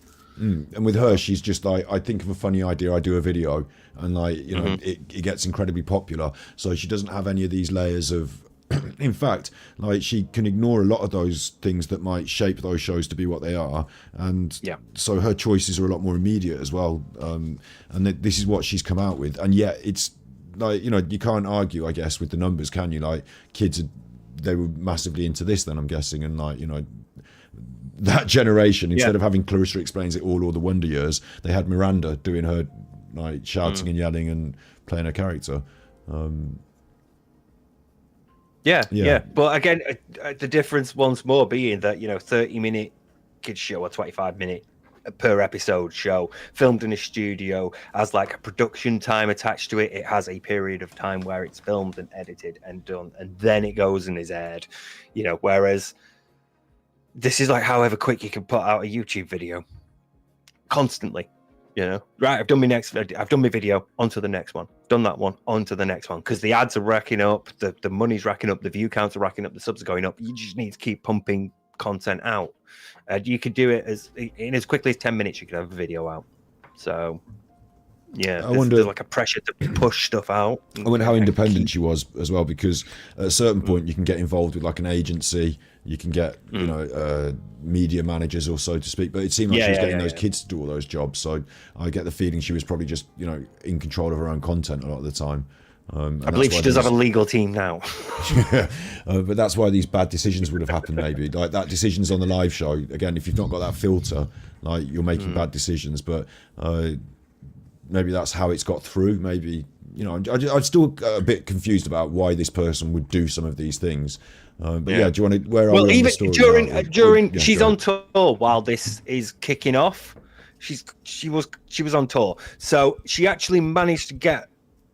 She whipped up some cancelled merch. She would have like t-shirts and things with it cancelled across it, and she'd have a segment in the show. She added it where she would show some of like the comments that she was getting on her videos to the audience, and it's like, then it got to a point where things got too much, and so the rest of the tour had to be cancelled. But there was a brief period where she was still on tour while this was going on, and she was like at least acknowledging it, to nudge, nudge, wink, wink. You know, it plays into the brand as well, doesn't it? I love Sabrina as well. Lush Sabrina Lemon. the Teenage Witch. Fucking awesome cat. Sabrina the Teenage Witch, yeah, 1,000,000%. Salem owned.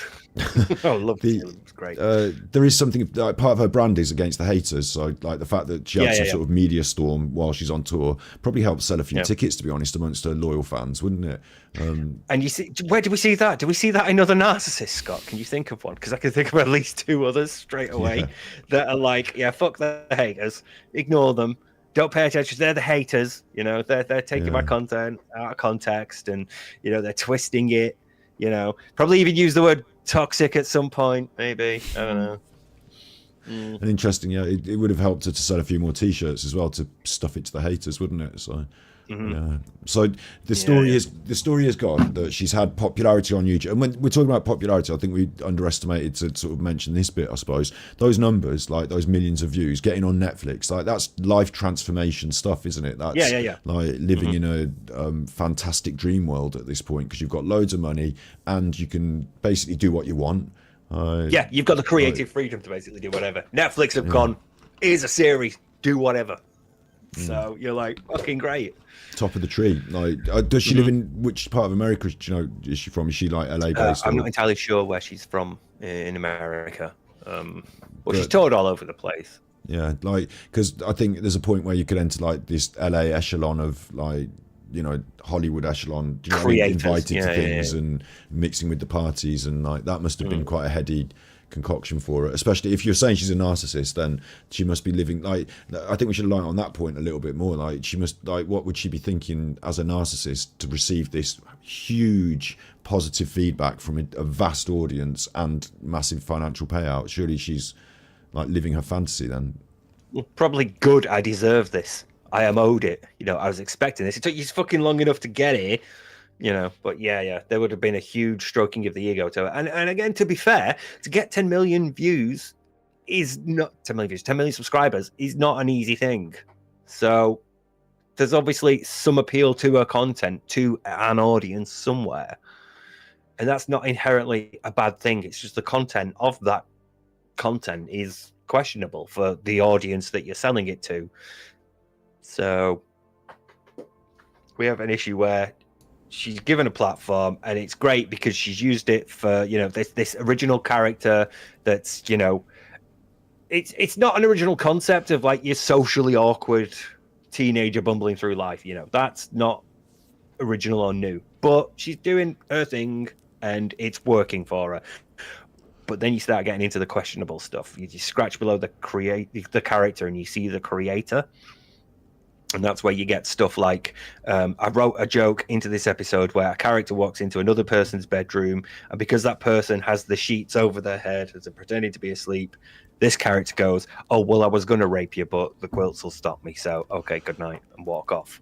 Like, you know, making actual rape jokes. Not joking about that. Making actual rape jokes. Yeah, I can quickly find it through there, but it is out there. Yeah, don't worry. So I'm sure I put it to one side, but I've got like something else that occurs to me is like it's all going to build to a head, yeah.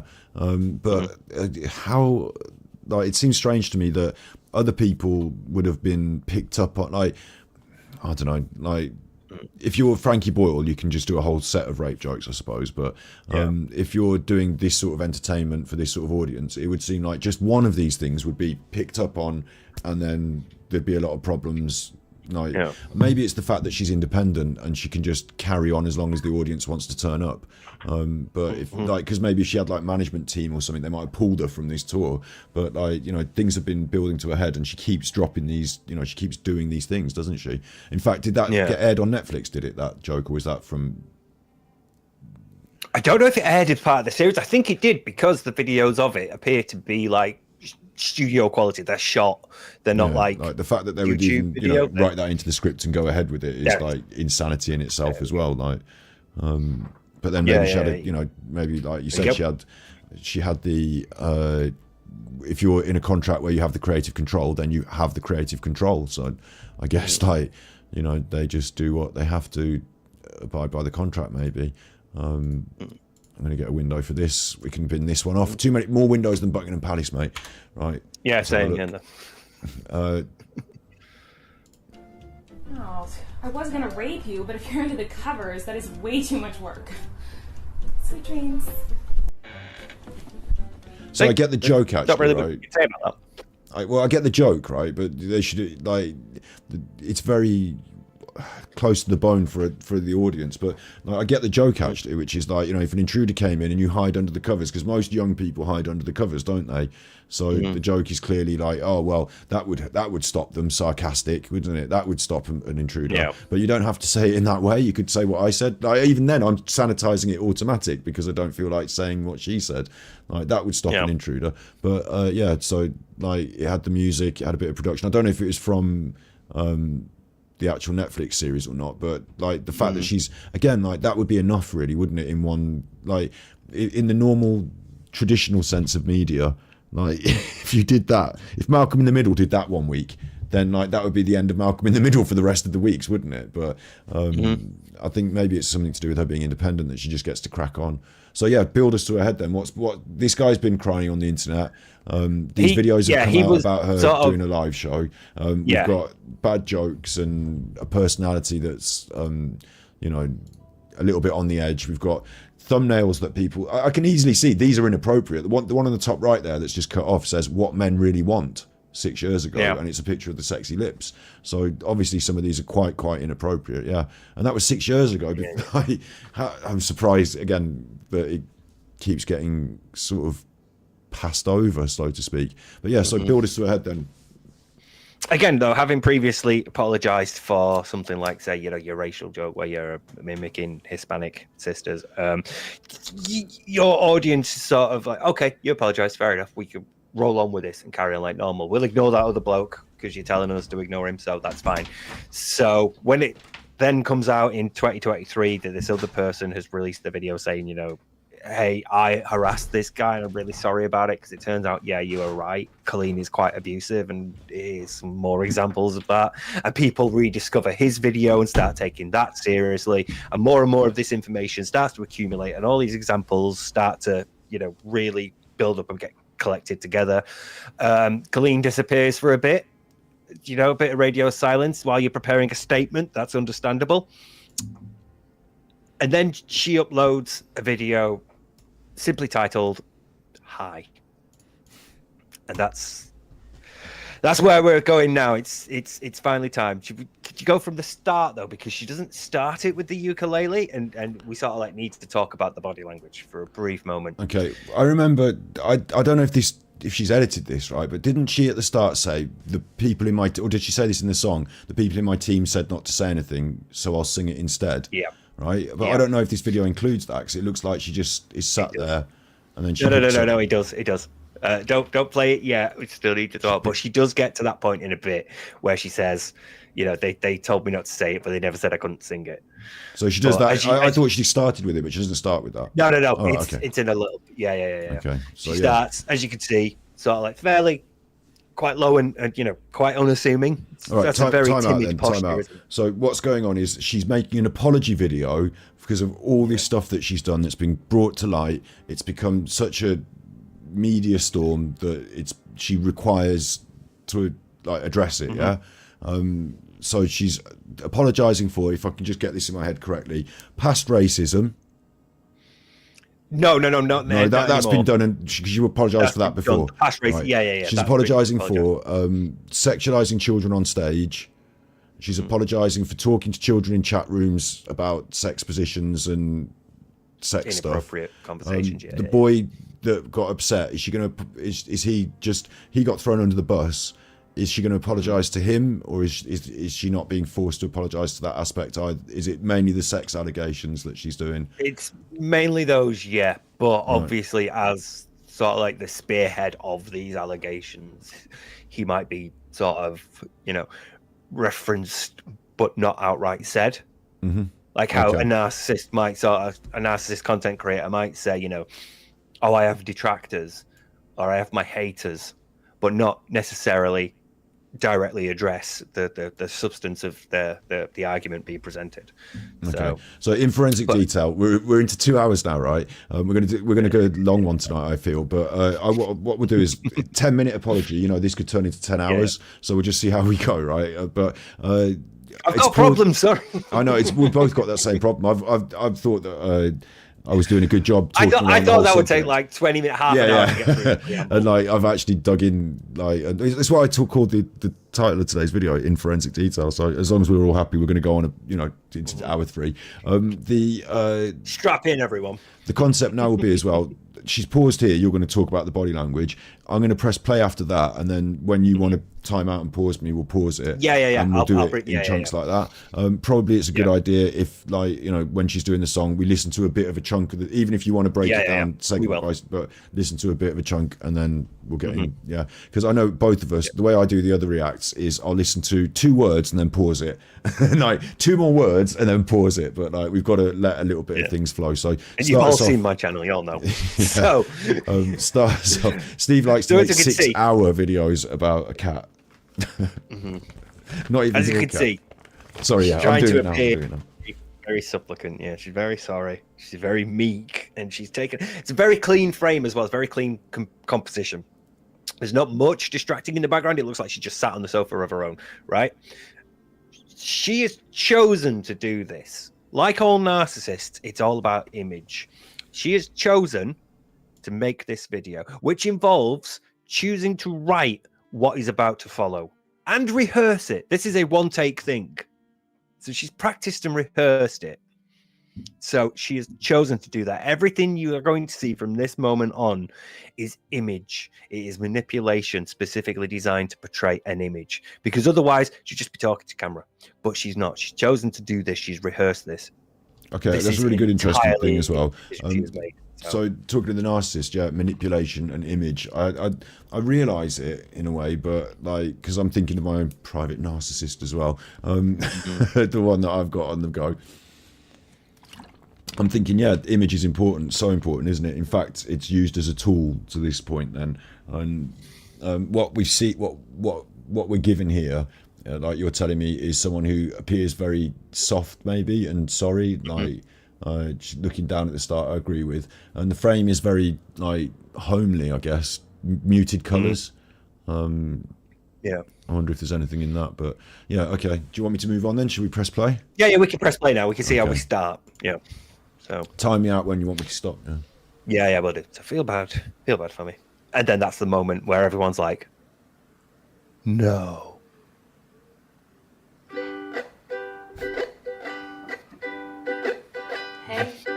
It's been a while since you saw my face. I haven't been doing so great, so I took a little break.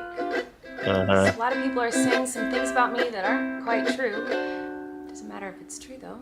Just as long as it's entertaining to you. I'm going to pause that there because I feel like that was almost aggressive in a way, wasn't it? It doesn't matter if it's true, as long as it's entertaining to you. And the way she sort of leant in with it, like she seems almost a bit cross here, doesn't it? Yeah, it's almost like narcissists have a pattern of like lashing out when they see any criticism as an attack. So this is going to be a huge amount of I'm the victim here, not you. Which we all, we know like narcissists love to do that. Narcissists love to be the victim. They need to be the martyr. They need people to feel sorry for them, give them attention. So all of these credible accusations that she's not going to address instead become an attack on me. They are haters attacking me. They're people enjoying the toxic gossip train. Because again, all that matters is that it's entertaining, apparently. It's not about dealing with the substance of the issue. It's about you all having fun. And also, the issue might not be true. Yeah. Like, it's a compound number of issues. So I would have thought a ukulele song is probably a bad choice as well, because you want to sort of put your points across, itemized, going through each individual, thing, instead of like everything might be not true and you're a bad person. So let's get into the song. Like, it seems like a very strange platform to start us off on. I'll press play again. Big ups, Justine. I don't know what you disagree with. Yeah, interesting. Why can LG get away with it? Why can LG get away with it? Okay, right, yeah. Well, this is not her personality. This would be like Sacha Baron Cohen doing this guitar song, wouldn't it? Yeah. Yeah, but Ali G is like explicitly a satirical character, and he's explicitly aimed at adults as well. It's not anything. Yeah, to I do think we with talked the about it a bit character and earlier, the didn't we? inappropriateness of the. Like we talked about the racist it's the thing in terms audience of and Ali G intent as well. Yeah. So, yeah, I think we covered it a bit earlier. So maybe The main issue check with what we Ali said G earlier. is that he is youth culture, encountering people that aren't in the right position to like deal with youth culture. So like the time he met Jacob Rees-Mogg, for example, that is somebody who has very not got his finger on the pulse of what like poor young men in deprived areas are, their culture and what they're growing up like. It's the sort of like the intersection of those two very opposite worlds meeting where the humor is drawn from, and it's obviously satirical, but again, it's for adults. And I think Sacha Baron Cohen has lines he won't cross. It was also on that facile line between adulthood and teenage. Like I remember, I can't remember how old I was when Ali G was around, but it's like it's almost like young, facile, like it's crude humor in some ways, but like still very clever and funny. So, when he got his own it's character, for people like 16, 18, 20, 22, 24. There's a weird thing with Ali G as well, right? Which is that originally he was on the 11 o'clock show as a satirical character. That was great. And that was the core of what I thought Ali G was. But then later in his career, everyone knew the joke, but still loved the character. So he had his own show and he would play the role, but nobody was being fooled about who Ali G really was. Like they knew that they were in on it. Like Posh and Bex did the show with him and they were in on the joke, weren't they? So then it became a thing with like weed and dancers and playing the role of Ali G and doing the film eventually. But originally it was the people that were in the interviews didn't get the joke. So like there's a very different kind of character and it was satirical. So Ali G gets to get away with it, but she doesn't. I guess playing around with kids and being a figure of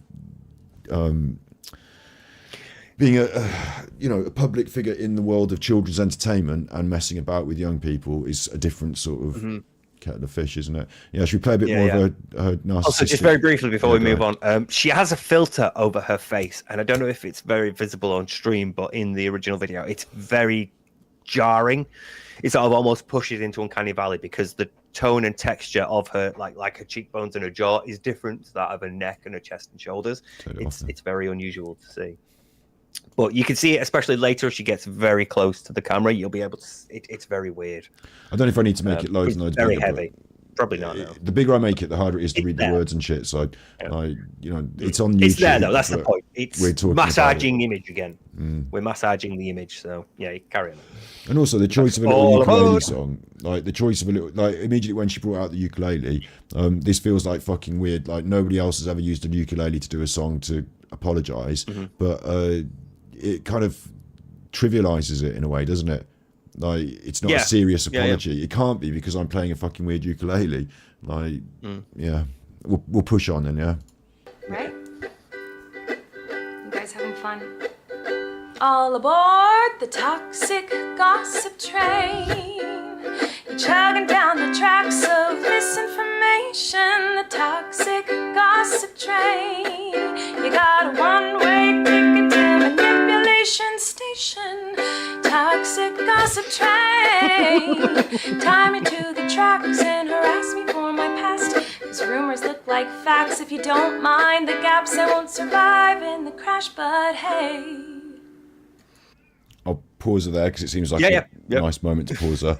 So what do you think of that stanza then? The toxic gossip train. I guess that's the chorus. That's the chorus. Like you've got a one-way ticket to manipulation station in the middle of this, of all things, this like apology that you have rehearsed. And I say apology, there's nothing actually like there's not been an apology. Apologize for. It's an accusation. The whole lyrics, there isn't the word sorry, So far she said that it wasn't true and that you're manipulating and everything can seem real if you believe the rumors, but it's your fault for believing the rumors and you're being bad to me because like I'm being like she's the victim now, So you go into see right. One sec, while my cat. Go on. Is it your cat? Because my cat might also be meowing. I think we both have cat wrangling problems. So I'm going to wrangle my cat. Right. Okay. So throughout that chorus, I guess There are, and she's going to do it again repeatedly throughout the song. There are like allusions to like actual death, actually killing her. You know, she tied me to the tracks. I won't survive the crash. She does it later with like, you know, stab me in my back. There's all these allusions to it ending her, and it's all about the impact it's having on her. Nothing addressing the impact that she's had on the victims, with very credible allegations that have like messages to back them up and multiple witnesses testifying to the same thing. It's all about her. It's all about how much it's going to damage me and hurt me. So, you know, it doesn't matter. You're having fun. That's fine. I'm the one that's going to suffer. You know, that's the sort of position she's putting herself in now. Yeah. And it's very, what I find very interesting, especially, you know, dealing with a narcissist recently in the B-side streams, is that when they, like, the audience that she's talking to is probably mainly her own actual audience, isn't it? Like, a lot of people might have said bad things about her, and a lot of people, you know, these negative things have come up, but the people on her channel, they actually watch her and enjoy her. So it seems like, you know, she's angry at people and she wants to make a video, a barbed video, to point at those people she's angry at, but she's putting it on her main channel where all the people come here to watch her vlogs. This one is, so, you know, it seems like you're being angry at the wrong audience. Do you know what I mean? Yeah. Like why would you expose this is them to this anger? Like, yeah, I suppose because you're trying to paint yourself out as a victim, aren't you? You say, look, all this shit that's been going on, people have been saying all this shit about me, and, you know, I feel like I'm tied to the tracks and there's a fucking train barreling down on me and all that. You want to be like, to your audience, help. You know, I'm sure. Look at all this that I'm going through. You know, like look at all this cry for help. harassment. Look at all this shit. Yeah. It's like you're trying to appear pitiable to your audience, really. You know, you're like, look, the situation got out of control, and, you know, everything's going mad. But also, I get that, right? I'm just suffering here. I get that angle of I'm suffering, but also the way she said it is like, it's your fault for believing all these rumors, you bad people. Like, so if I'm watching this and I'm one of her audience, she's actually saying to me, you're bad. Like, and I feel like, whoa, hang on, it's not me, it's them that's doing this. Like, you know, it kind of, anyone that is on her side is still getting the wrath pointed at them. Yeah. So yeah, should we play another stanza? Yeah, let's go. Okay, let's go for another stanza. Yeah. At least you're having fun. You're like getting your bass and jamming along. Hi everyone.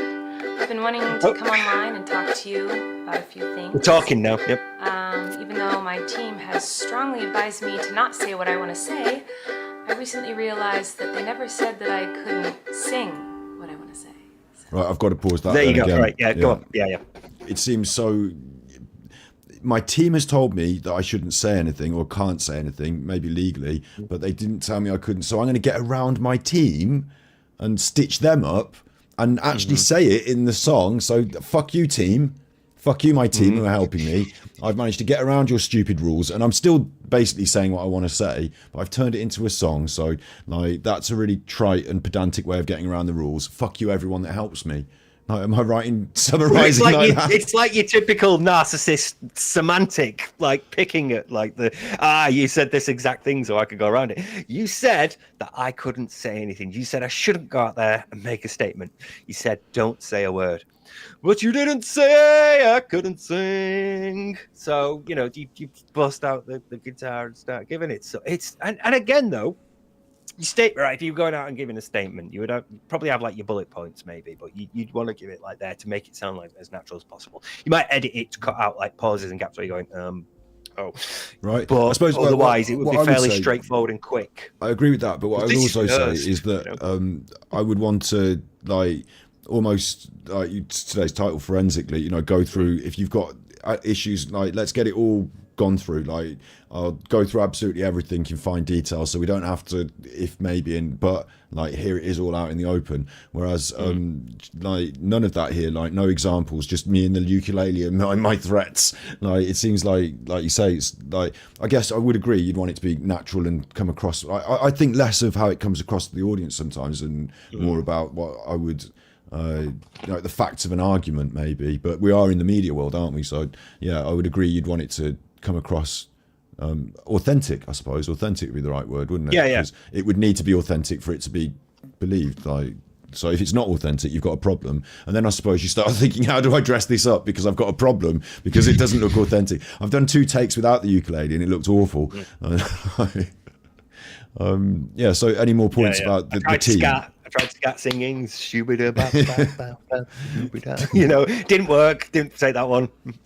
So yeah, I'm getting out the ukulele instead. But again, it's like, this is more work and effort. She wanted to do this. She had to go through the process of write these lyrics out. Right, I've got me do thing on the ukulele. I'm going to rehearse it for a bit. I'll have my lyrics. I'll have it all ready.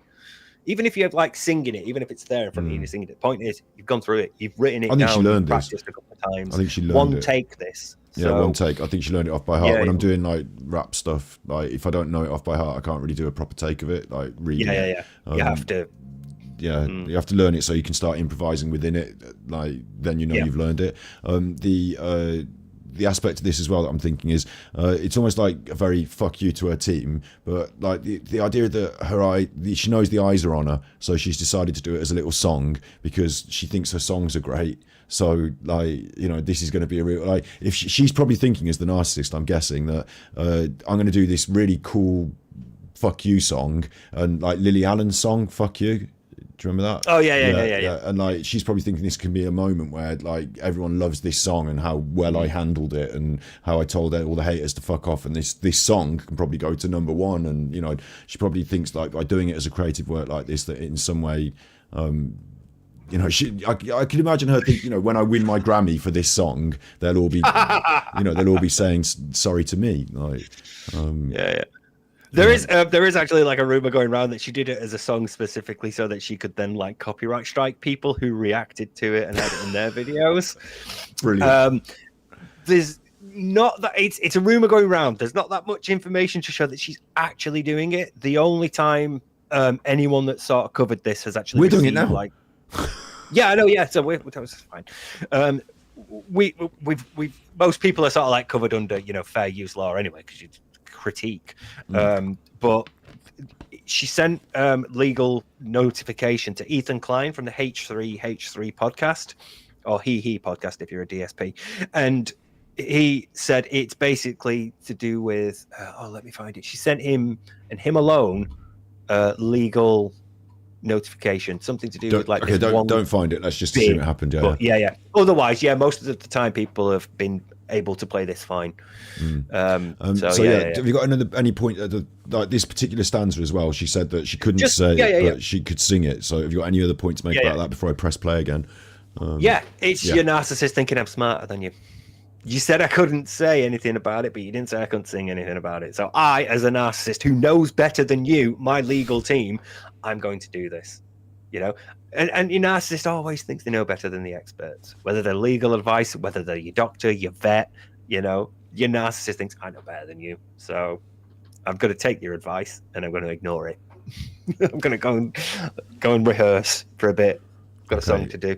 Easy says she has been copyright striking and she probably monetized the song. So we'll just see how it goes. Like if our stream suddenly goes off and I'm not allowed to stream anymore for another 90 days, it's her fault, and she's not going to take it back even if you send a letter saying that I've had a stroke. So we'll play the next stanza. I am, and today I only want to talk about the facts. So I hope that you'll be willing to listen. Here we go. Many years ago, I used to message my fans, but not in a creepy way like a lot of you are trying to suggest. It was more of a loser kind of way, where I was just trying to be besties with everybody. It's kind of like when you go to like a family gathering, you know, and there's a weird aunt there, keeps coming up to you and going like, "Hey girl, what's the tea?" And you're like, "Ugh." That was me. But in group chats. I'm just going to pause there then, because that's a pretty interesting thing that she said there. Go ahead. It's not really much of a defense, is it? To be like, hey, I used to be creepy. Also, given like what her relationship with making incestual jokes has been, that portrayal of her as a weird aunt is quite questionable. Because again, to flip the genders, if this was a man saying, you know, I'd like to think of myself as like the weird uncle, that Creepy would carry uncle. very different connotations. And for her to, I thought she was going to sing it as well. I thought she'd actually written a song, but it might just be the choruses she sings then. Okay, so she went straight in with, I admit it, I was doing this stuff, but in my defense, they have a group that's like socially their group, and I'm coming into it as a creepy adult influence is not, like you said, it's simply not a defense. It's like she almost has a proper understanding of what's going on. That's the problem, rather than how is the defense now the actual thing that's the problem? Yeah, it's like, hey, that's true, you did. Do you not see why that's wrong? You know, because again, what sort of, she's late 20s to 30s, right? So you're talking like a period of like 25 to 35, because she's 36 now, so you know, maybe 33, 32. But like, who at 30 thinks, do you know who'd really understand me? 18-year-olds, 15-year-olds, no, 13-year-olds. I mean, where's that 10-year-old guy that I got on stage? I wonder how he's doing. And these group chats things, like she's explaining it to the world as like, you know, when you be creepy and like you're this creepy. She literally said it herself like that, didn't she? Like this older aunt thing, and so she expects the world to view that and go, oh yeah, I totally resonate with that. Yeah. Great. Like, who's she talking to here? Like, it's so. Yeah, I'm thrown. Yeah, by and what's it? Oh fuck! I didn't mention Patricia Paytas. Fuck.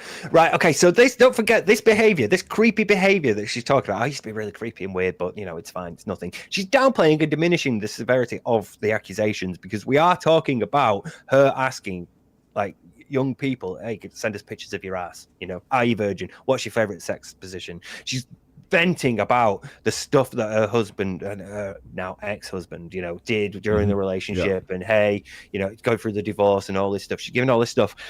Also, she was a friend with Trisha Paytas, who's another YouTuber influencer. I've heard of her a little bit, for having a row with Ethan Klein, and then ended up being and then they did a co-host podcast together, and she was also on a podcast with Colleen. I think they did like 3 or 4 episodes. But Trisha Paytas is also somebody who has an OnlyFans account, and she sells adult content, and that's fine. You know, that's her job, that's her decision. She can fucking do whatever she wants. So whatever. But Colleen would go on Trisha. That's a video specifically about this, because Colleen would go on to Trisha's OnlyFans, and she'd get those photos and she'd share them with the group, and they'd laugh at her. You know, they'd body shame her. They'd be like, look at how she looks here. This is fucking hideous. How could she dress like that? All that sort of stuff. So this is another thing that we'd forgotten to put in the list of things that she's apologizing for, right? I don't think she's necessarily apologizing for this. Right, okay. But she was taking photographs of this woman's OnlyFans and sharing them in the group, and then they were all laughing about it, right? That's pretty bad, yeah? Yeah. And now in this, Trisha Paytas is one aspect of it is that if it's on OnlyFans, then I guess like it's not like her private correspondence, but it's still like, you know, a pretty mean, weird thing to do, isn't it? It's still paywall content. It's still adult content that you're sending. Oh, right. Oh, wait. She's sending this in the group with the kids. When I said the group, I imagined like, you know, a group of her own friends, but again, I forgot that these people were like, that's probably wrong, because you're basically exposing them to over 18 adult material. Yeah, which is somewhat of a crime. So that's probably why her legal team has said after the ukulele video, seriously, fucking knock it off, because this is quite a serious thing. And in that apology, like, Trisha actually says sorry to the people that saw her pictures, because you shouldn't have seen that.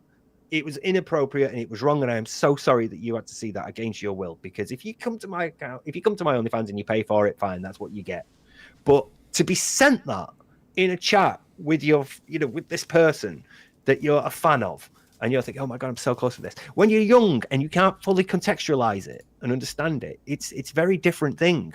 So Trisha Paytas actually gave the most fucking genuine an honest YouTube apology ever. That I watched that video. I watched it all. It's really good. She talks about like having difficulties, like living with BPD and all these like problems that it causes with relationships and socializing and everything. It's a good video. It's with Adams in terms of like the impact it's had. It's had 3.7 million views. Yeah. And if you look at like the comments, they're all like, this is really, you know, good for you, Trisha. I'm real happy with like how you changed and matured. The ukulele She's someone video's who's had a past. But, the ukulele one's yeah. got 13 million views though, so it's better. It's like we got Trisha Do you Paytas see the thrown likes up. and dislikes? Have you got a dislike plugin? No, but it's better because it's got more okay, views. give me a sec. The Trisha Paytas thing got thrown in there, but I'll get us back on topic, yeah, because like it's part of the story, but it's not. We're going to go back onto this ukulele singing, yeah. No, it's part of the story, but my point is that when she's talking about, I used to be a bit weird and maybe it was a bit inappropriate, but I've learned that we're talking about that. We're talking about stuff like sexual content with children. Okay, it's on the list of things. It's not that she's done necessarily that's just bad, being weird. It's diminishing the severity of the accusations and the allegations. It's your narcissist thing of downplaying it and diminishing it. Yeah, and So, it's and also the going back to that quickly, that analogy about being the creepy aunt or whatever. In a wedding where you make an inappropriate comment or something and make a child feel embarrassed, that's one thing. But in a group chat when you're sending sex pictures, it's a totally different thing. It's not it's not like, oh, I'm just playing this creepy character. It's like totally different thing. But there is also another reason why I wanted to bring up Trisha Paytas, and it's because when she talks about Colleen Ballinger, she confronted Colleen at one point and said, "Why are you doing this?" And Colleen's response was, "This has been taken out of context," which I'm sure is a comment you've probably heard from a narcissist or two along your way. But yeah, just before we continue, sorry, I would like to say, because I do have a plugin that shows me the dislikes. That has 127,000 thumbs up, this video. It has 1.7 million thumbs down. So somewhat of a ratio there. Yeah, got ratioed, but engagement's engagement. So engagement, yeah. Probably bought quite a lot of ad revenue over the last month or so, this one. So, ukulele companies. Should we have another? Yeah, we can carry on. Yeah. With my fans. It was weird. I've been sharing my life online for over 15 years. I've poured my heart out to you, and because of that, I feel like I'm talking to my friends. But in the beginning of my career, I didn't really understand that maybe there should be some boundaries there. There were times in the DMs. Okay. We've heard that, haven't we? We heard there was no book for this. I didn't know that was okay. I've been sharing my life online for 15 years, and I didn't know that it was inappropriate back then. And yeah, that's another narcissist. Nobody told me. Yeah, Nobody told me. It's reminiscent of Phil, but there's a very different context here because, like, the boundaries are different, aren't they? These are like, they're I don't think you need to have that explained to you because you're on. It's not a bound. No, like, there are different. She's saying the boundaries are between audience and creator, but actually the boundaries here are between adult and child. Like, so to me, that seems like a very weird thing. Like, I didn't know there were boundaries. Hello. Yeah. Yeah. I didn't know I had to behave differently because I had all this power in this relationship with these people. And if she's getting all these millions of views, and I don't know how many people are in this chat group, but the boundaries are quite clear again, because you're playing to an audience of younger people, so they're not like your friends, they don't talk about the same things and are interested in the. Do you know what I mean? They're there because they're fans of your YouTube content. It's not an easy mistake to make, is it? Who's a friend and who's a fan of my YouTube content, and who knows something about my life and watches the same sort of adult content on the widest sense, watches films and goes to gigs and who's actually a kid coming to the gig. It's weird, isn't it? Yeah. I mean, because for us, there's boundaries, obviously, because we're creators and we have an audience. But it's different for us because we're adults and the creators are adult. The audience are adults, sorry. So the boundaries are different. We could talk about certain things and know that it's going to be understood because we're talking to adults about adult things. So when we talk about like murder and narcissism and things like that, we know that the people listening are going to understand it because they're also adults, so they'll be able to contextualize the things we're talking about, whereas children aren't necessarily going to be able to do that. I'm thinking as well, Discord is a good example of a sort of inner circle group of people who are, if I was to say things on I don't think I'd go on the Discord and say, what's your favorite sex position, even to my group on my Discord, because it's a bit of a creepy thing to say to a general group. But posting a meme that has a sexy or saucy image in it, I wouldn't think twice. I just post a saucy image. I don't care. there's a sort of grey area between the things, I suppose. Like, or maybe my posting of a saucy image, which I haven't posted loads of saucy images, but do you know what I mean? Like a saucy GIF or something. Like, you know, it wouldn't be the world's end, would it? But maybe actually, I was also looking. We've had Sharon Stone as the Tippies animation. Yeah, that's a good example. Yeah, that's a good example. But I was thinking also of like sexual harassment and stuff. Like maybe in the Discord, I wouldn't be posting loads of Sharon Stone GIFs because it might feel a bit like I'm being, you know, there should be I talk about safe space. You know, it should be a safe space for people to feel comfortable. So I wouldn't want to post anything that seems so edgy that some people would feel uncomfortable, maybe. But, you know, you've got to have a sense of humour as well, I guess. So somewhere in between the two, Because at the same time, again, it all boils down to the intent of the creator and the understanding of the audience. And as an adult creating adult content, well, not adult content in that way, but content that sometimes deals with adult subjects for other adults, it's one thing to, you know, you have like an understanding of what I can and can't tweet about, for example. So you could, you know, you and I could sort of like, if we saw, say, a very funny cartoon figure that had been made, and we were like, wow, that's amazing. That's so good. It's getting me hard. You know, I am so excited by this that I've got a semi, and we would all understand the context in which that was. But if you, you know, if you from this group of people, and you didn't understand it, you might see it differently and be, they're getting aroused over children's toys, and it would be weird because you would be lacking the context there. But the context is understood by the people that it's for, whereas here, Colleen is making things that her audience might not necessarily be aware of the context of. Again, you go back to stuff like the uncle and the daddy saddle and things like that, and all these jokes that we're about to get to. They're things that adults would see differently because you have an adult's awareness of the world, whereas children, they're not going to understand. And worse, if children are going through similar, like in real life, if they're actually going through those experiences, they might normalize them because they're seeing, oh, this is the person who's just saying these things, and yeah, that happens to me, so it must be normal. It must happen to everyone. Someone in chat earlier used the word grooming, and like this feels like it's going into that sort of area, doesn't it? Like of we have no, we're getting there, mate. Don't worry. Okay. Should we have another stanza? Let's have another stanza. Yeah. When I would overshare. I don't know if these are actually all stanzas. I just used a word that I'm using now. I'm calling them segments of song stanzas. You can just deal with it if it's first chorus. Yeah. Details of my life, which was really weird of me. I haven't done that for years, you see, because I changed my behavior and I took accountability. Oh, Darkside Phil did that, didn't he?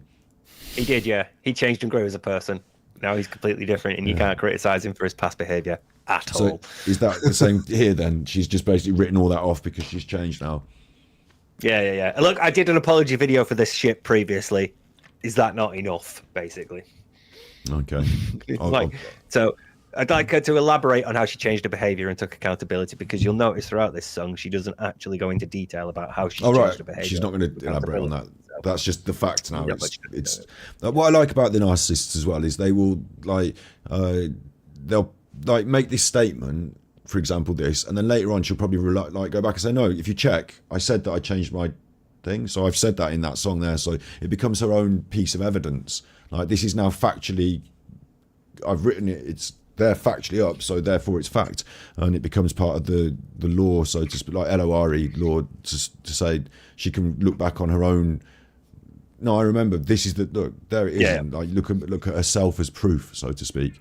Why did that, this is my cat again, right? Yeah, it's yours. Mine's asleep. That's yours. I've done this so many times now. But yeah, one of the biggest comments about all this is like, hey, you didn't change your behavior. You didn't take accountability.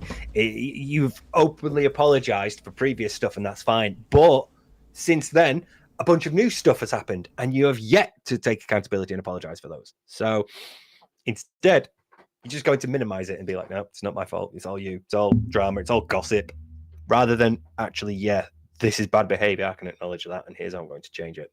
You know, actual accountability. So, yeah. This turns it into an attack again, isn't it? So, like, all these things I was apologizing for. Well, I've already apologized for them and I've changed. So, fuck you for even bringing them up, actually. So, yeah. And she also, it hasn't been years since she stopped doing it. she was still talking to Adam until 2020 when, she cut him off. And she was still talking to other people. She didn't leave the group chat until a few days before this. So, yeah, it's one of those where it's like, have you really changed the concept? Did you really stop years ago? So again, it's vague enough that you could say, yeah, well, I stopped in 2020 or 2021. That was years ago. It's that sort of thing. It's a little enough to semantic your way out of something right there. Okay. Big up Stover and Dolly's mum with the modding there. I didn't check what else For All Ages was saying, but that last one might seem like a strange message, but I think they're allowed to have strange messages, but whatever, I'll back the mods. So should we carry on with the next bit? Yeah, we can move on. The next. But that's not very interesting, is it? So let's go on the toxic gossip train. The locomotive's fueled with hateful accusations. Hateful slurs. And again, we're straight into an attack again, aren't we? Let's go on the toxic gossip train. I quite like it, actually. I'm starting to like the style of...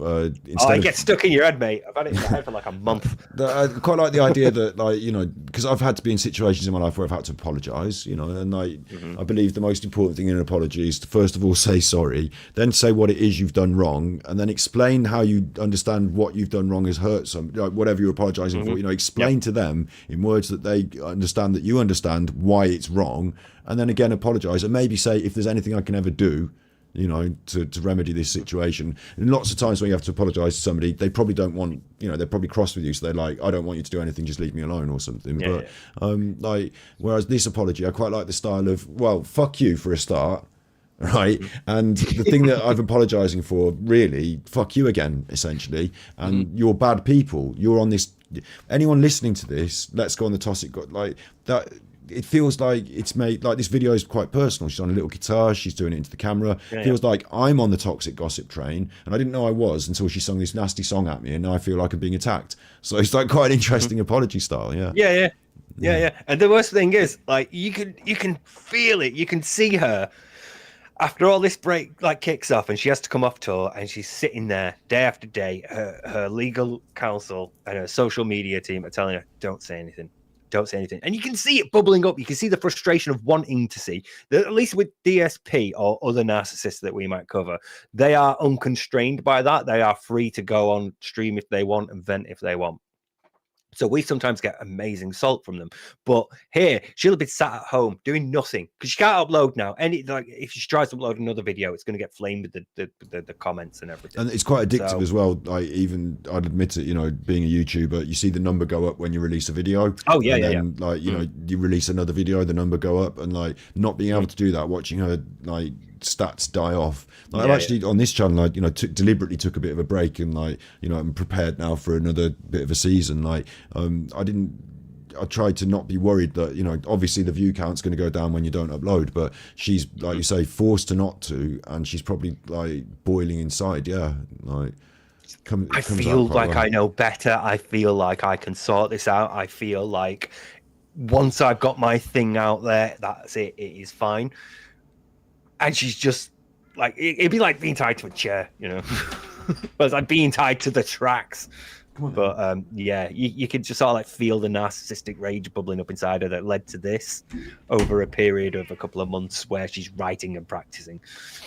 Just it's all for it. It's all there in this. And again, I'm not going to address the seriousness of the allegations. I'm not going to address the substance of them. I'm not even going to directly mention them.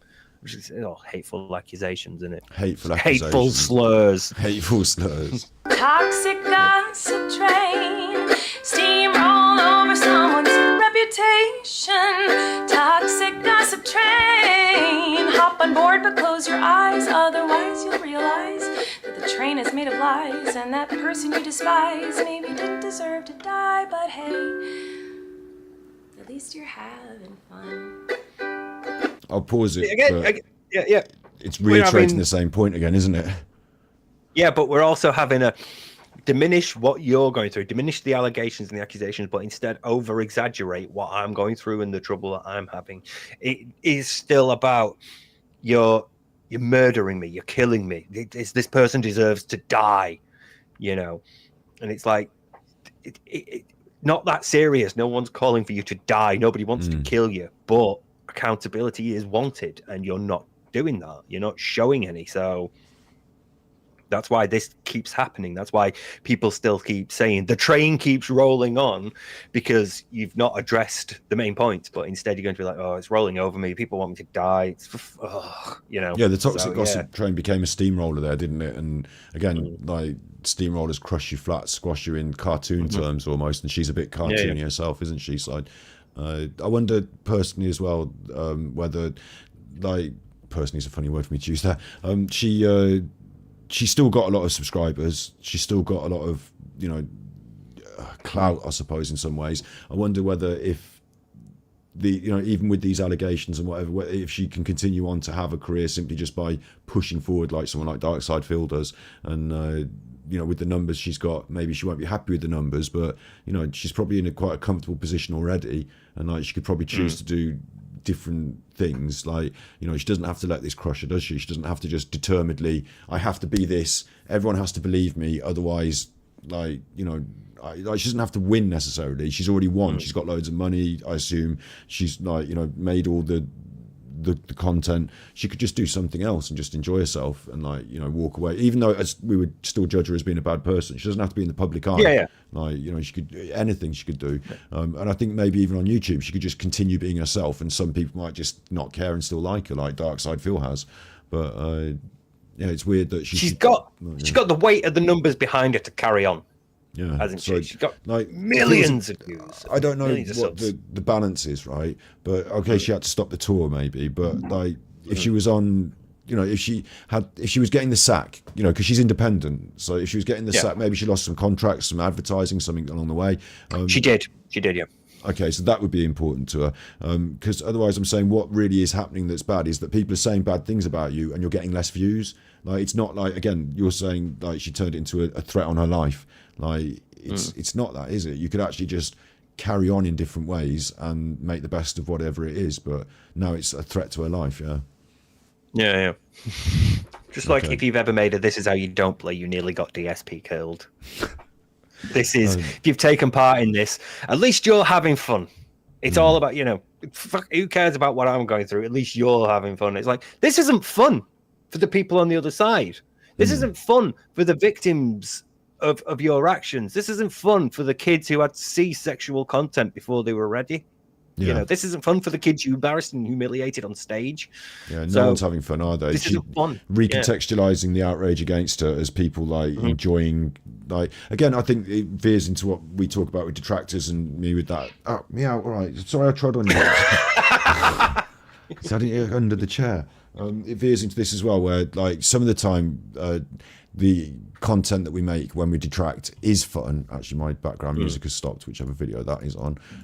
Too many windows. Sometimes, a lot of the time it is fun, right? A lot of the time we have a laugh and, you know, make jokes and it is fun. But sometimes it gets either a bit dark or a bit heavy. And like sometimes with Darkside Phil Vortex, people need to step out for a bit because like they get annoyed with him. And she's with the cat. She's criticizing. Trigger for me, so yeah. She's turning this thing into like people who are being negative about her are doing it because they're having a laugh, essentially. And again, it trivializes it, but it also it changes it from what it really is. Yeah, I totally see that point. That's a really good point. Yeah.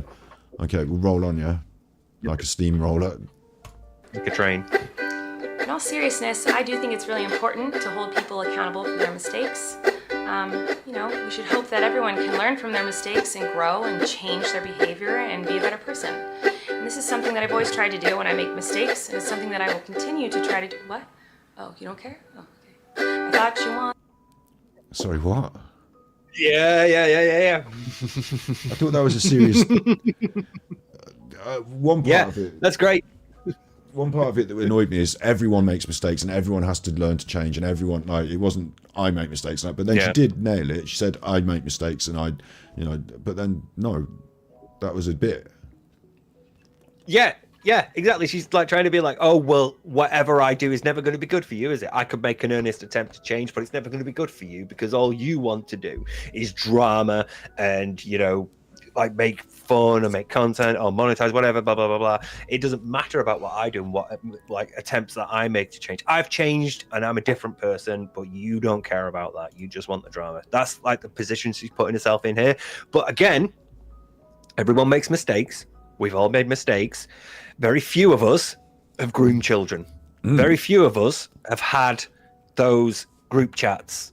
Very few of us have had children on stage putting their hands down our pants. I'd say, when I say very few, I'd say none of us. Yeah, I don't think anyone in chat with me or you have done well, that. I would imagine that there's at least like a Gary Glitter-esque sort of person out there. Not in here. Not in here. No. I just mean like in society in general. Yeah.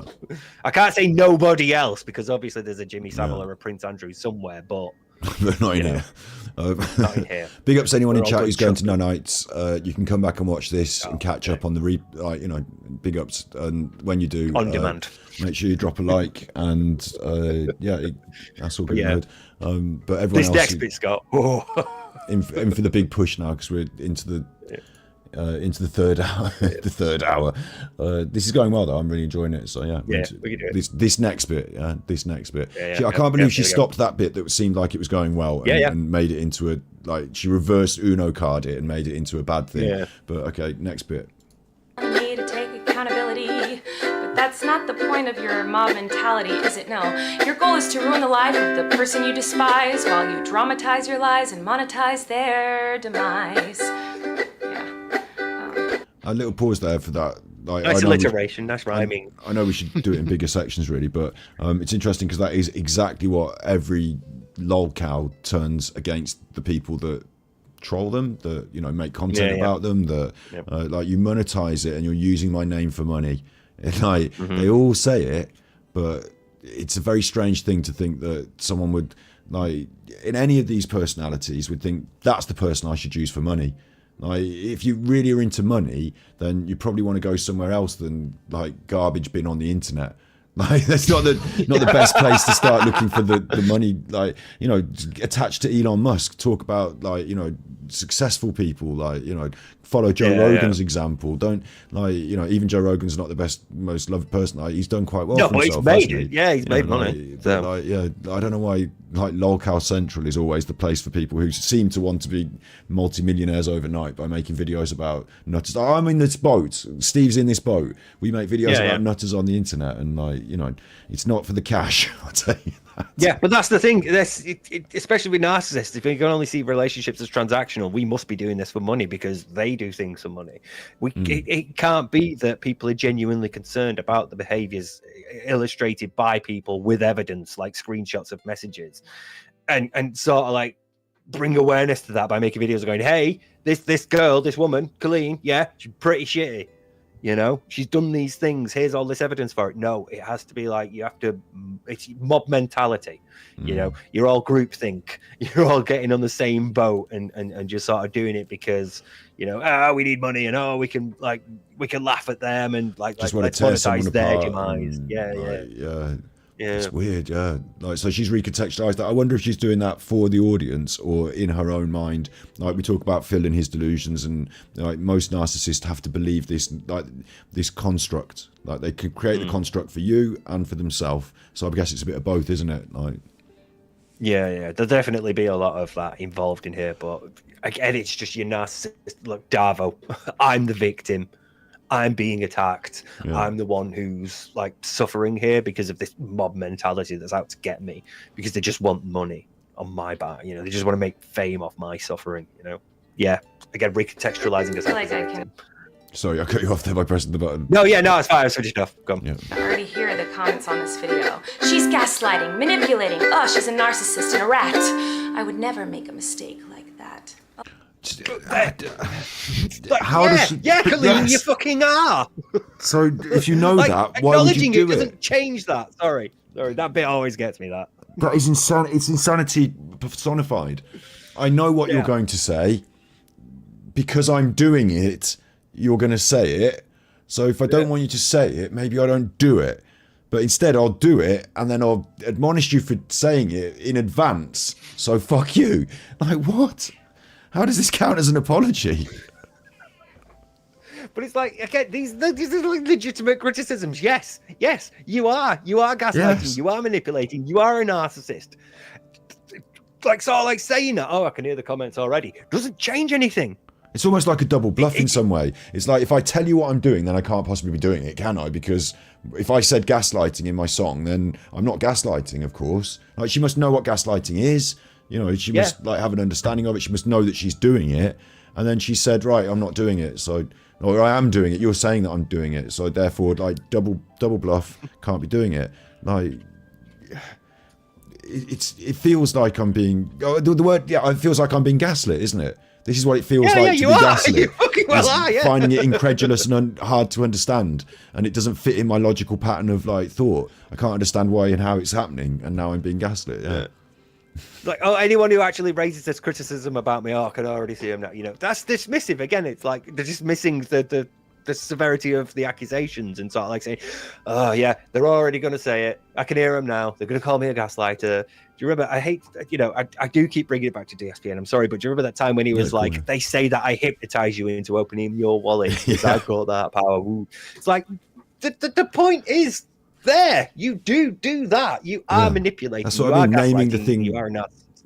No, that's the same with Phil and the one who must not be mentioned on this main channel. They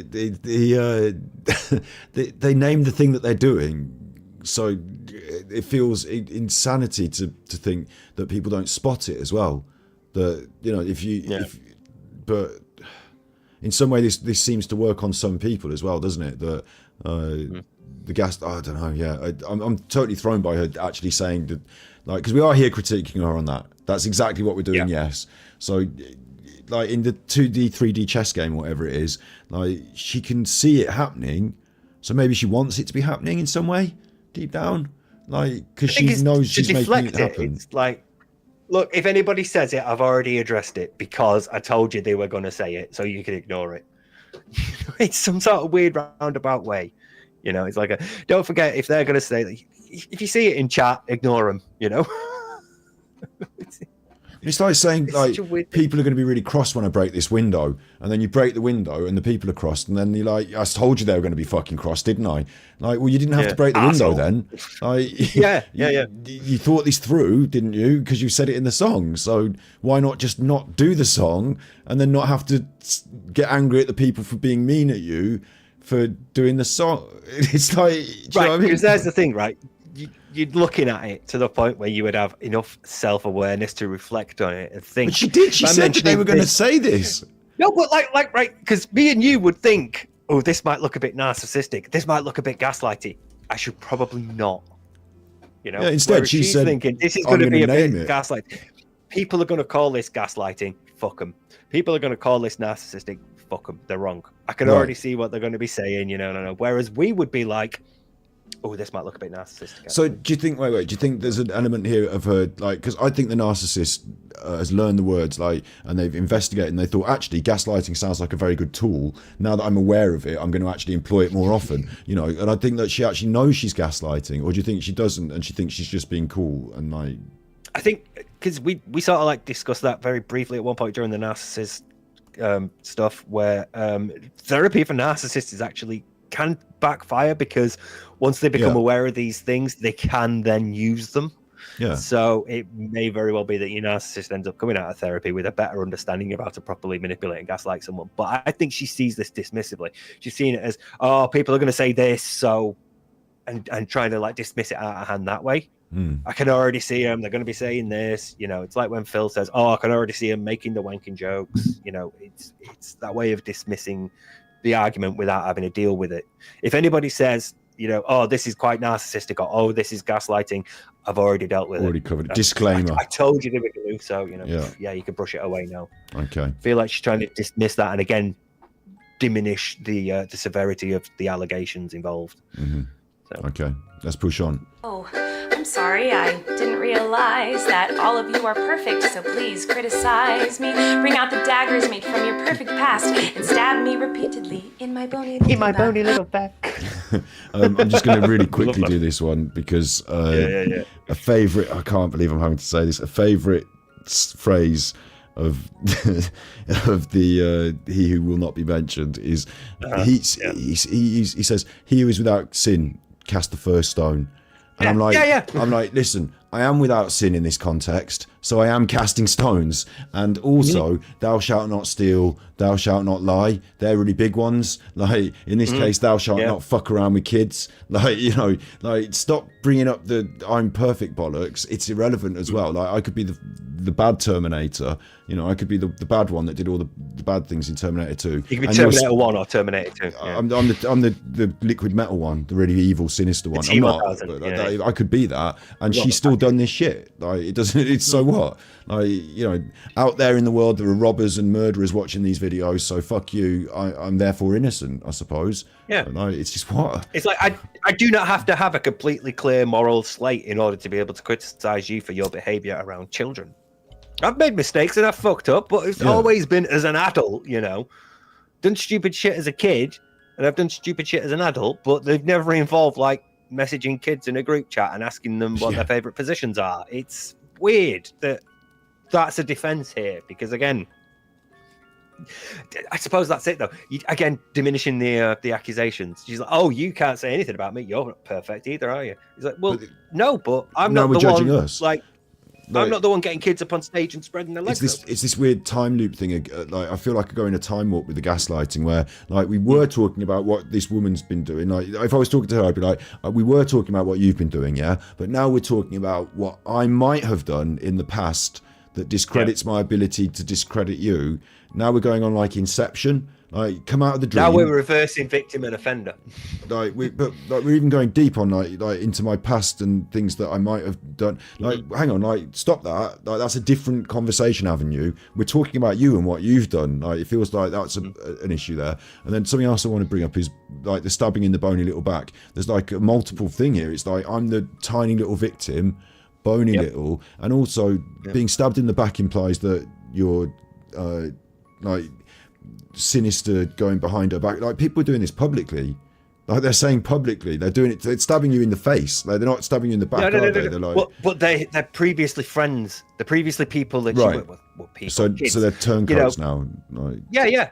The moment Adam got her in trouble, she was like, "Right, fucking done with you. Close communications, ghost you, just dismiss you, get everybody else to turn on you." The other person who did turn on Adam and harassed him for a bit and then came out earlier this year and was like, "I'm really sorry, I understand what I did." Again, all these people who are now like turning against her, stabbing her in the back. Someone like Trisha Paytas, who she was previously on a podcast with, you know, and thought, "Oh, yeah, we're good friends and all that." Yeah, now coming out and speaking against it, stabbing me. So this does actually make it more specific about certain people as well, then, doesn't it? Because like, it's a song to the audience to explain some allegations, and instead it's a direct. Like, it feels like she should have made this song and just emailed it to Trisha Paytas, or just emailed it to like emailed it to Adam, like instead of making it a for everyone thing. Yeah. But it's like, do you see how it took like me and ALT 4 hours to get through that interview with DSP? It's like trying to get anything out of them. They will always try to move away. It's like, no. Let's not talk about these allegations. Let's talk about everybody stabbing me in the back. You know, everybody with a perfect past, everybody who's obviously better than me. You know, it's like, it's not about that. It's not about everybody who's criticizing you being better than you. It's about the behavior you've engaged in. But she won't see it like that. Instead, it's all about the gossip and everybody trying to have a go at her and everybody stabbing their backs and putting the boots in, you know, kicking her while she's down. It's a different conversation entirely, isn't it? Yeah. Okay, well, again, she needs to be the victim, so I love the it's frustrating when a narcissist like this gets to control the narrative. Like, obviously everyone does in their own space, I suppose, but construct and control the narrative in this way, like, it's it feels frustrating because you want to keep them on track, but they just go off onto these other things. Okay. I'm sure you're disappointed in my shitty little song. I know you wanted me to say that I was 100% in the wrong. Well, I'm sorry. I'm not going to take that route of admitting to lies and rumors that you made up for clout. Oh, like, again, right? Okay. Quick time out. You made it up for clout. Adam had death threats because he spoke out against Colleen. He had death threats because he said, "Look, it was inappropriate of you to send me a fucking bra and knickers through the post when I was underage." You know, it's It's not done for clout, you know. It's not a thing that people are doing for clout. The girl who was on stage whose legs just spread open and played the farting noise, she's not doing it for clout. Yeah. Do you think she's like, yeah, that's a moment where I can make fame and fortune. That'll get me followers, you know? But again, I think part of this is the transactional part of interpersonal relationships with narcissists. She would assume that that's what everybody else is doing because she would. You know, she'd make up shit about like Trisha Paytas so that she's popular with her group in Colleen's Weenies, where she's sending a picture going, hey, look at how shitty this person looks. You know? It just again, it totally puts the lid on it all, as well as like, it's all bollocks. You're all liars, and you just want to use them for views. Yeah. Weird. Okay, we'll push on a bit more, yeah? Hey everybody, I found someone new to harass. She did some things that I do not like in her past. So everybody gather around, cause we're about to attack. But not based on facts, oh no. Your loaded lethal weapon is your fingers on the keys. You don't need any armor when you can hide behind a screen. So shoot me down quick with a click and bam. My reputation's deceased. It's repeating herself now as well, isn't it? She's like got her teeth into the theme, and then she's just sort of repeating it. Have you got anything you want to take out of that, or should I keep pushing on? Started dismissing everybody as, you know, keyboard warriors behind a screen. Yeah. These are people who have worked with her. These are people who are fans of her. These are people who have receipts. They have the screenshots of these messages that Colleen has been sending them. There is video out there of Colleen behaving inappropriately with children on stage, you know, and she instead is portraying herself here as the victim of a cancel culture mob. You know, there's this internet swarm, a horde, a train of toxic gossip that's picked me. You know, I'm the focus of their attacks for once. You know, they're all on me now, and they're all just faceless people behind a screen. They don't need like to prove themselves. They don't need evidence or anything. They're not the ones who need to speak out. They're just faceless people behind a screen doing it for clout. And, you know, hey, we've got someone new to attack. Let's go in there. You know, it's like, no, Colleen, these are specific allegations about specific things that you have done. I think as well, the keyboard warriors thing is interesting because we're in a world where we use the internet now. There's loads of people in chat. We're talking over the internet. We're talking over the internet. You know, she's a social media personality, and then she's going to write off people who use the internet to discredit her. Like, if you're using the internet and you're behind a screen, then you know, you're not a real person in the real world. But they are real people in the real world, and they've chosen to spend some of their real world time on the internet. So, like, you know, they are real people. Yeah. Yeah, let's carry on. Yeah. She's changed tone a little bit now. She's slowed it down. Yeah, slowed down a bit. I also wanted to take a minute to talk about that girl Miranda sings. You know the one. Yeah, her. She's Peach. That's her, isn't it? Yeah, the character. We're talking about the character now. Because some of the things she's done as Colleen, like in the messages, those are Colleen. But the stuff on stage, that's Miranda. So is this like a narcissistic thing, or is this just because she's actually got a character, she's allowed to talk about herself in the third person? A bit of both, I think. I think a bit of both. It's just weird to say that girl. It's all like, well, that was, you know, we've seen it with Phil, haven't we? That was a character. But that girl as well is like somebody, like, it's not, and we also need to talk about when I play Miranda Sings, or the character that I play, I play. It's that girl, like, she's somebody else. Like, but a bit distanced now. We're distancing ourselves a bit from it, but it's still like, you know, I have to deal with the stuff involving this now as well, because she has to be aware, hey, the footage of you on stage with kids having like a 9-year-old boy put his hand down your pants. It's going a bit viral. G13. It says that on my website, and it's always been that way. And that's why you won't find my videos on the YouTube Kids app. Anyway. So it's PG-13. Yeah. Parental guidance. This character is aimed at kids. Yeah, PG-13. Even though there's 9 and 10-year-olds at the shows. Yeah. It's like she's invented her own sort of category there that she can just sort of slide into and say, I'm okay now, PG-13. Yeah, keep going. There's a little bit more. And then I didn't realize it was my responsibility to decide what was appropriate for every kid to see. I've always relied on parents. I've always relied on parents. If they're comfortable with their families watching my YouTube videos or coming to my live shows. So it's the parents' fault. Mm-hmm. Yeah, somebody else's fault. It's your fault. It's not my fault. It's an external thing. But also, yes, once again, it seems like a reasonable point to make that it is ultimately the responsibility of a parent to make sure that what their child is watching is appropriate. But ultimately, you are the creator who chose to make those things. Yeah. You are the one who chose to write those jokes, to have those kids on stage. You are the one who chose to do those things and put them out there. The way I could see this, right, is you're obviously aware that parents are having to make decisions about whether their children should watch your content. So help the fucking parents out. Like, do good content. Don't make it questionable. So some parents say they could and some parents say they couldn't. And I'm not talking about like ultra religious parents won't let you watch like South Park. I'm like talking South about Park or whatever, you know, if you're making content and parents are having to make those decisions, help them by making the content weird. So it's the parents' fault. It's the parents' fault. And again, it's like, it's not my fault. Somebody else's. You know, it's like, no, but you're the one who makes the content. It is ultimately your responsibility. Like, if kids watch my stuff or your stuff, it's different because we are explicitly not for children. Yeah. You know? You're a role model. That is on the parent. Well.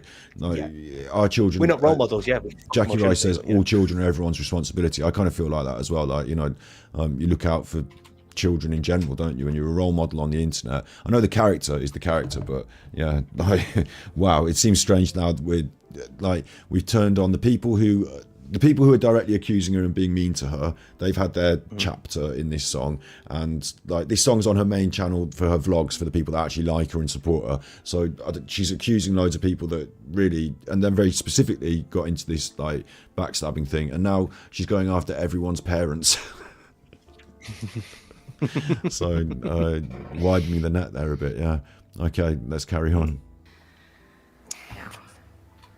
Have I made some jokes in poor taste? Yes. Have I made lots of dumb mistakes? Yes. Am I sad that there are some fans who feel betrayed? Yes.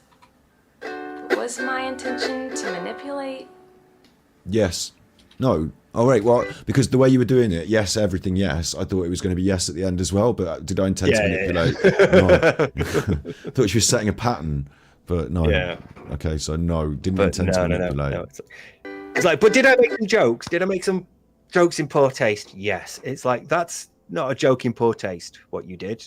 Yeah. You know, having the girl on stage and making a fart noise, not a joke that's in poor taste. It's bad. The joke was in poor taste, but the thing that the girl was upset about wasn't that the joke was in poor taste. It was that she was embarrassed on stage and sort of sexualized. So yeah, like, that's a different thing, isn't it? Like, yeah. It's like the porn, not porn thing is arguably worse than poor taste. Like to sort of like the fart say, joke was in poor taste. The way that this child is dressed is pornographic. Okay. But you can always ultimately come back to, hey, you had a 9-year-old boy put his hand down your pants. Yeah, again, is that a joke that's in poor taste, or is it the joke not being funny or like not being very tasteful is not really what people are worried about, because it's the 9-year-old boy putting his hand down your pants that's the problem, isn't it? Yeah. Okay, we'll push on.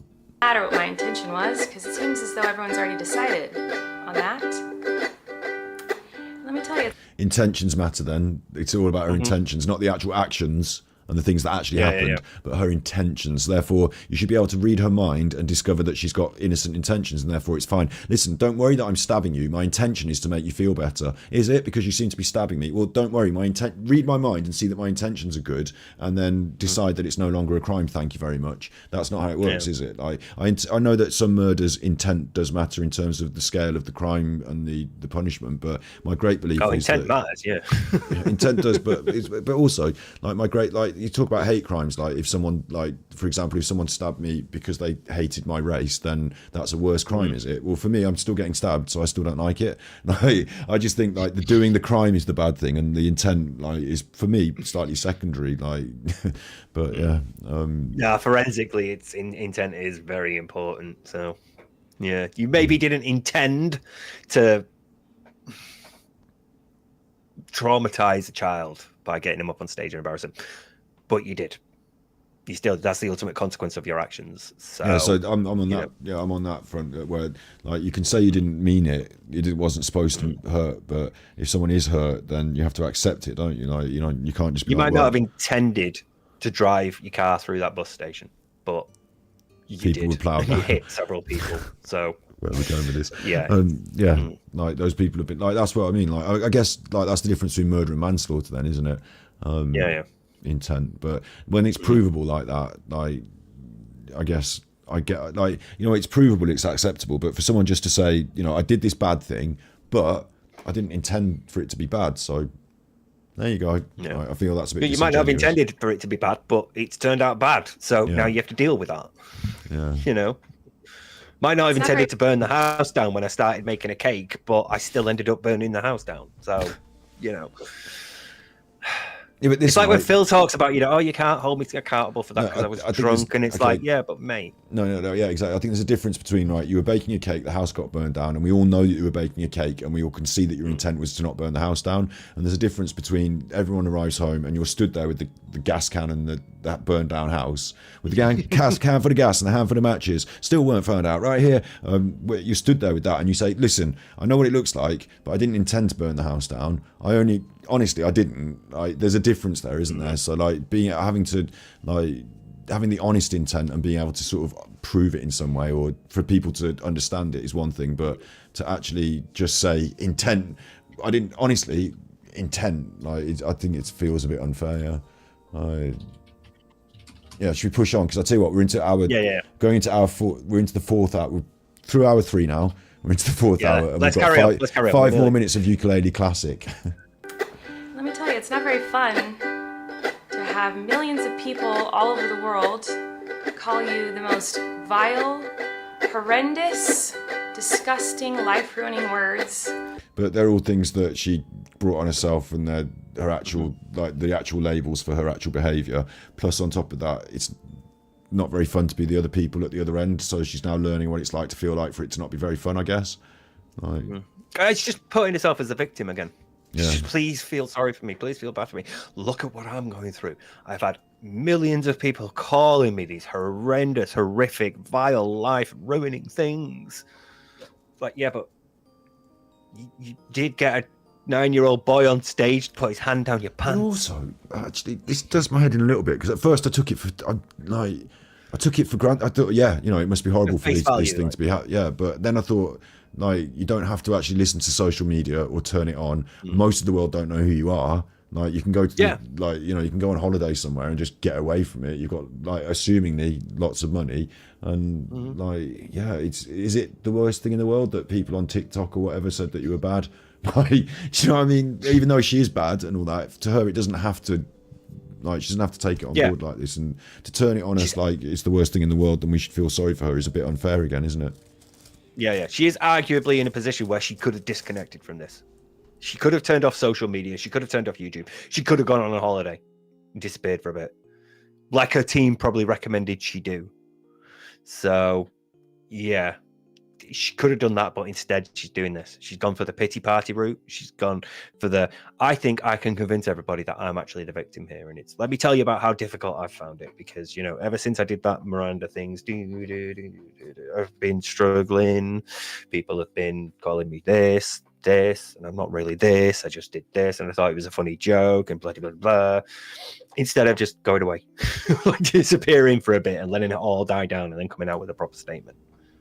So, yeah. A person can be called, in my opinion. It doesn't matter that these things aren't true. Everyone just believes that you are the type of person who manipulates and abuses children. Yeah. Pausing it there because she paused as well, right? But again, I've seen this in action before, where, like, it's almost like shooting yourself in the foot to go on your own stream and to make the most of the biggest, worst accusation, but not answer it, just like drop it there as if, like, you know, so anyone that didn't know what was going on, anyone that watches your stuff and wasn't really aware, now you've said the worst possible thing that you could possibly be, and not really given it, like, any sort of cushioning or like proper apology. She's just like, this is what they're calling me and it's fucking awful. Well, yeah, that's bad. Wow. Like, why introduce everyone to that concept without a proper set up an apology? Yeah. Like, yeah. It's like one of the worst things that you could be accused of. I've been accused of it. Yeah, it feels pretty bad to be accused of that. I've been feeling pretty shit. So, yeah, let's talk about how shit I've been feeling and not like the thing I've been accused of. And also, she was saying all this time that it was fake and lies and not true, yeah? So then why build up to actually saying it? Like, so now if you were watching, like, there must be some people, I always think this is weird as well, because there must be some people in the audience who aren't really completely au fait with what's going on, maybe. And, like, to them now, they've all just been like, bang, okay, this is exactly what the worst thing is. Like she's like making sure everyone knows. Like, I think maybe she's sort of like banking on that ignorance to be able to get across her perspective first. So she's like, oh, it's all just lies, it's all just rumors, people are just slagging me off, and I found it really difficult. And she's hoping to get through to the people that are ignorant of it, whereas most people are actually like aware of it now. Ideally, your statement would explain this. You know, if you were giving like a proper statement, you would explain for people who didn't know, well, these allegations, this is what they're saying, here's my response, you know. In chat there, big ups Lynn saying this is her Phil Schofield Amor Rajan interview. In a way, yeah, but also like she's volunteered this herself with no other interviewer in the room. Like she's not being pushed on this. And then like I know that I almost feel like I'm defending, like if I was her, I wouldn't have said those things on her own channel, because it just makes it worse for her. Even if it's true or she's in the wrong and stuff like that, she's trying to, like, in terms of getting away with it, so to speak, in inverted commas, she's putting a foot in it instead. Like, she's making it worse for herself in her apology. Not just the bad apology bit, but she said it wasn't true, but now she's saying the thing that, I don't know, yeah, it's like once you're tarnishing yourself with that brush publicly yourself. Like I say it all the time about the other chuffer. Like if you're having to publicly defend yourself against accusations of paedophilia, then things must be going well on your streams then, yeah? This can't be normal content. Like, probably don't do that. Even if you should, like, don't, like... Yeah. This is Prince Andrew thinking the interview is a good idea. Yes, that's the nail on the head there. Yeah. Okay, let's push on more. So I just wanted to say that the only thing I've ever groomed is my 2 Persian cats. You didn't understand I shouldn't respond to fans, and I'm not a predator, even though a lot of you think so, because 5 years ago I made a fart joke. Boom! For people in chat that don't know, Scott knew vaguely about this, but he hadn't seen the video, so I said, don't watch it. Don't watch it. We need to go through this. I didn't know she was going to riff on Groomer. She's going to riff. That fucking line. She's going to riff on Groomer. Decided to, you know, I've got some bits of sort of pun-based humour that I've written about Groomer, and I thought now's the best chance to get it out in a song. I've been like, what the fuck? Like, not knowing what is right to, like, in the context again, isn't it? It's this naivety of context. Like, now's the right time to make a pun joke about grooming my cats, and then she's totally turned it into almost the same joke that she's being. It's like they said you made these bad jokes, so here's a bad joke, so fuck you. Like, it's almost like she's totally doing exactly the thing that she's being accused of again, isn't it? Like, she's very nearly... It's your literal, like, again, twisting it so that it's something it's not. You say I'm a groomer. Well, the only thing I've groomed is my cat. But that in itself, like, to an audience of young people, like, a joke about grooming is, you know, handle that... Are they going to get it? Like, handle it carefully. Probably don't do it. Like, you're being accused of making inappropriate jokes to young people. And in the same denial of the fart joke being inappropriate, problematic, she's made an inappropriate joke. I mean, again, you say, like, you know, I feel like I should defend myself, but I don't need to because we have an adult audience. But, like, my contrition apology to these people is to actually make another thing worse. Yeah, it's weird. It's to downplay it. Again, it's to downplay it. It's to sort of like equivalent. It's to sort of like draw an equivalence between these allegations of grooming children and the act of like grooming your cat. And sort of like say, well, no, I've never done this. This is the only thing I do. It's downplaying the severity of it. And again, that fart joke, I'm in so much trouble because I did a fart joke. And he's like, no, it's not the fart joke. It's the fact that you got a child up on stage and traumatized them. Yeah. We're still not getting to the point. That child has come out and said, I found that really traumatizing. And you're like, well, it's just a fart joke. Yeah. You know? And it's being put up on the accusatory face here. Like, you know, it's been put on the audience as like, you know, you're bad people for condemning me. Like, It's a fucking amazing line, isn't it? 5 years. I'm not a groomer. The only thing I've groomed is my cats. I'm trying It to just think. shows Like, how seriously she's taking it as well, isn't she? Could you She's imagine downplaying everything to the extent, so she's like, oh, fuck it, who cares? You know, in the same sort of context, could you imagine if Phil Schofield had dropped that in the interview? Like what, you know, the flippancy of it, Imagine Mateless asking Andrew that. Imagine Yeah. her going to, you've been accused of like grooming children. He's like, the only thing I've ever groomed is the family cat. You know, it's this like making a joke to throw back at you out of it that is even worse. Yeah, because it just shows that you're not taking the situation as seriously as it warrants. It's a Yeah. very serious accusation, and she's playing it like a fucking joke. So she obviously isn't. It's either unaware or doesn't care about how serious this situation is. And I'm assuming it's the latter, because the former is just unconscionable at this point. If you're at this point and you don't know what's going on with your audience, then you've got bigger problems. But you're saying as well, she don't care. You're saying as well, she rehearsed this, so she probably thinks these are quite good bits. Like she's been looking forward to doing the face. She's proud of them, yeah. Right, yeah. She's proud of those lines. She's like, yeah, that's the line. That's the one that'll get him. Okay, I'll press play. We've all got it. Have you ever written songs? Because you've all got like a lyric here and there where you're like, I'm so proud of that. I'm proud of the one where I said, fine wine and 2 rye hypnol, dump her body in the river in a bin bag. It's raining again. I couldn't be happier. Swish! And then Kaz sent tippies. Thank you, Kaz. Thanks, guys. Great stuff again. Look forward to more. Superchuffer owes 10 hugs. Thank you, Kaz. Thank you. Do you know what mine was? Do you want to suck on something hard and sweet? Everybody's doing it. It's really neat. Keep on going. A surprise you'll meet hidden inside a liquid treat. That's going to get you in trouble now. They're going to be on you for that now. That's all right. I was only Did you hear 19, this? I think, when I wrote that. He has this guest on his show, and did you hear the vulgarity he was coming out with? Yeah.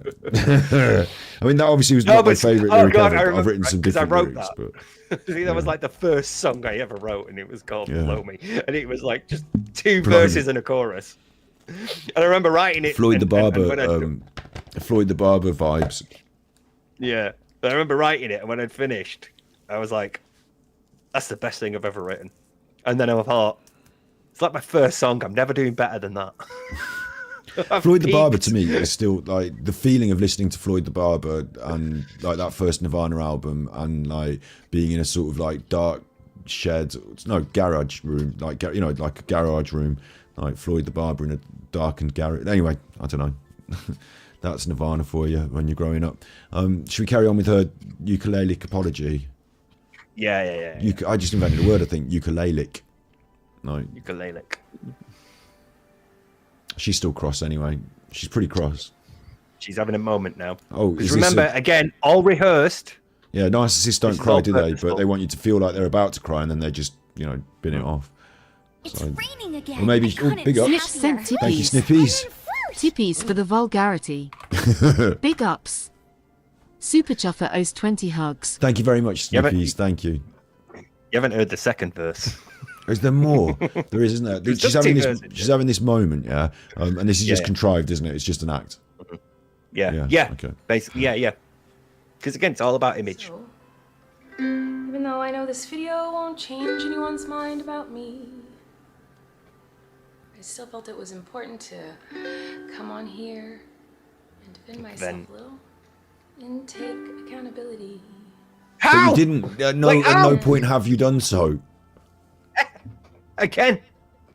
It's almost like she's Just saying, like, because I've done this, that equals accountability. But yeah. Because I've acknowledged it, that's it. You know, that's enough. That's all you're getting, basically. I've said, yeah, these are allegations, and but she said categorically they're lies. Yeah. So I don't play that game. I don't play mobile games. I stopped playing mobile games when my wife moved in. It's just done. You can't take accountability for something. Like it's like having it both ways as well. It's this almost like so arrogant they put their foot in it. Where if you're taking accountability, then something is wrong. Then because you're having to take accountability for it. Yeah. But what you're taking accountability for is a fart joke, and there's nothing wrong with a fart joke. So you're not taking accountability then because there's nothing wrong. No, I'm not. But you just said you took accountability. Yes, I did. Like, for what? Nothing. Yeah. Like, okay. Like... This is it. This is her accountability. Coming and singing. Someone Thank you, someone. Superchuffer owes 3 hugs. I'll check to see, because sometimes it yeah. it someone's them, but it might be a real, but sometimes it might just be a someone. Fliss, thank you, Fliss. Thank you, Fliss. No message, that might be why it came through as someone, I don't know. But thank you, Fliss, for the £3.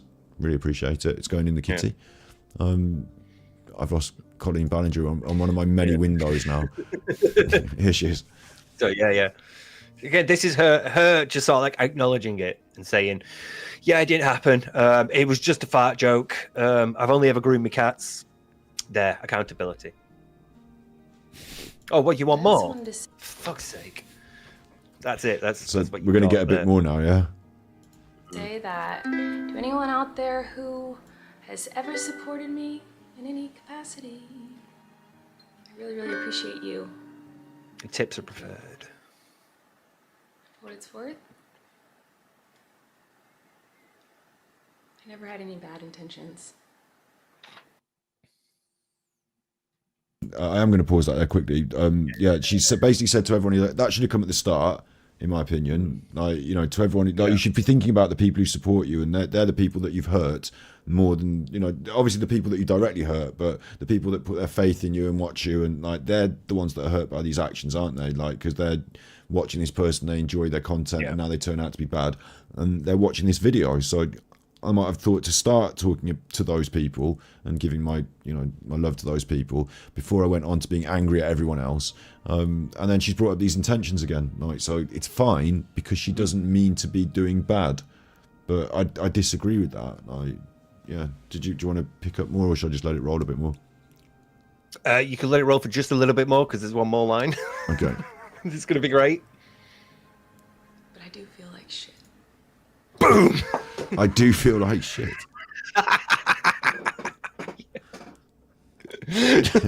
I feel bad. Like, yeah, I feel bad. Feel bad for me. Because, I mean, right, I can buy that you don't have bad intentions when you come to write your show, as fucking stupid as your jokes may be, and as bizarre as it may be to decide that things like incest and rape are great to joke about for a kid's show. I can buy that you don't set out to deliberately hurt someone. But that doesn't mean that your actions haven't.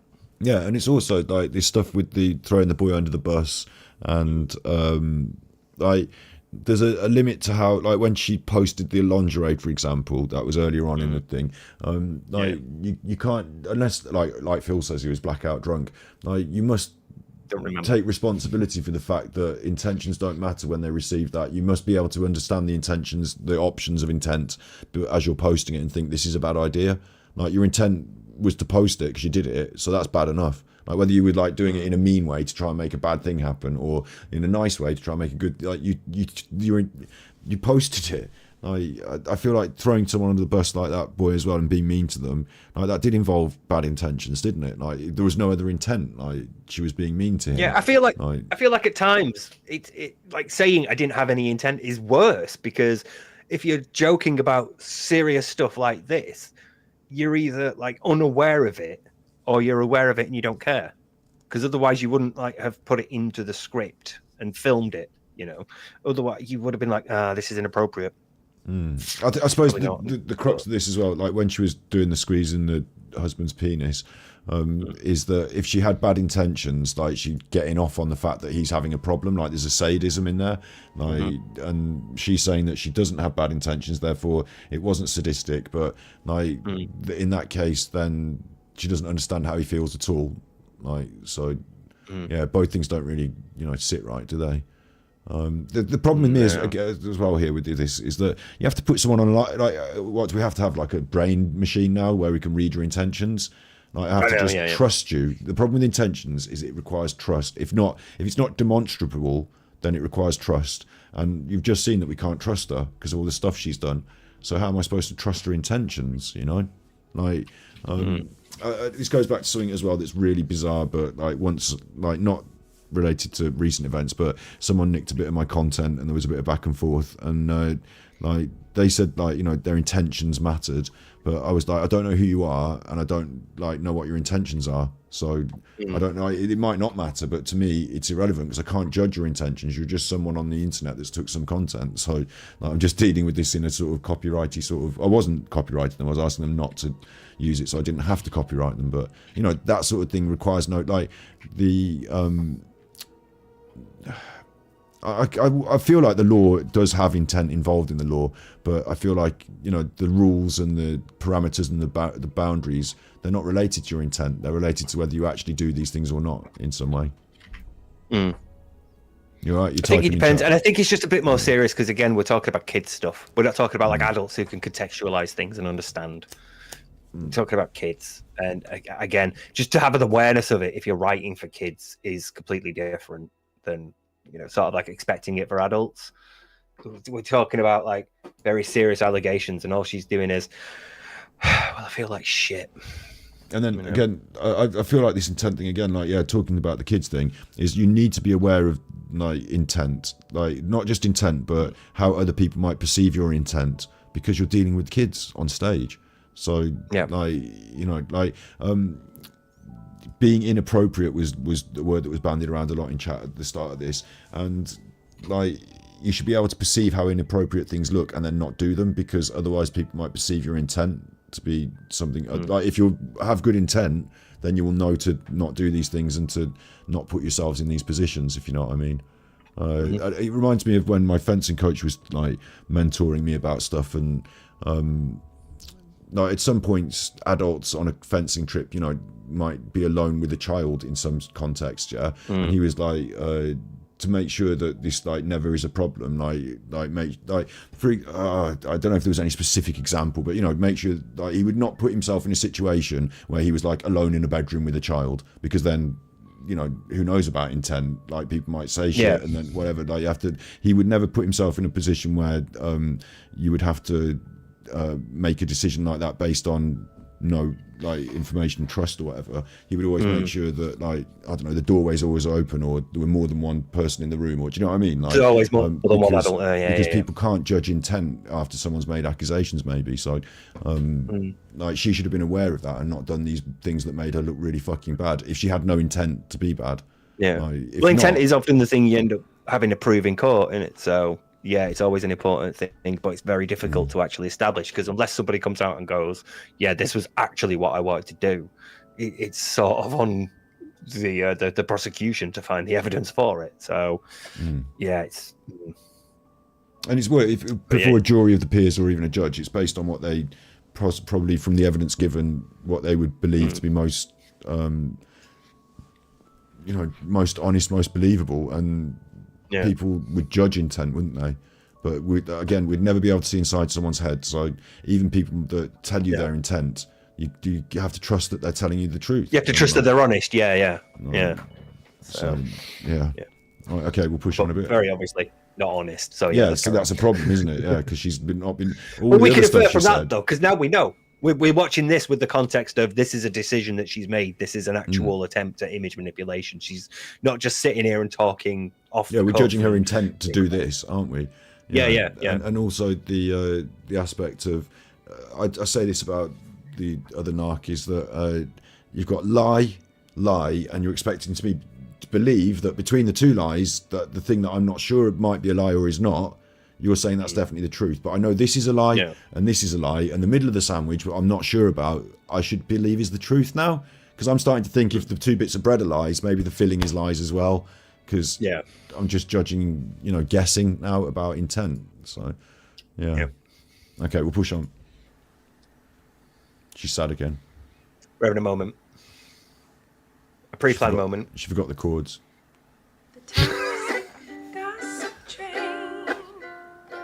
Chugging down the tracks of misinformation. Good chorus. Toxic gossip train. You got a one-way ticket to manipulation station. Toxic gossip train. Woo!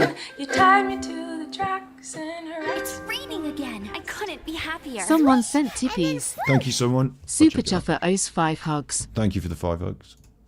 thank you. I appreciate it. You might notice my energy's toned down a bit now because it's getting later, and I'm starting to think this light headache. Lovely job. I used to have a ukulele. It's the most fucking frustrating thing. It was a flying V-shaped ukulele. Like my brother bought it for me for Christmas one year. Like proper, you know, like the heavy metal guitar that's shaped like that. It's the V. Yeah, it was a ukulele like that. And I thought, fucking gave it away ages ago. And I could have kept it. This would have been a fucking awesome moment.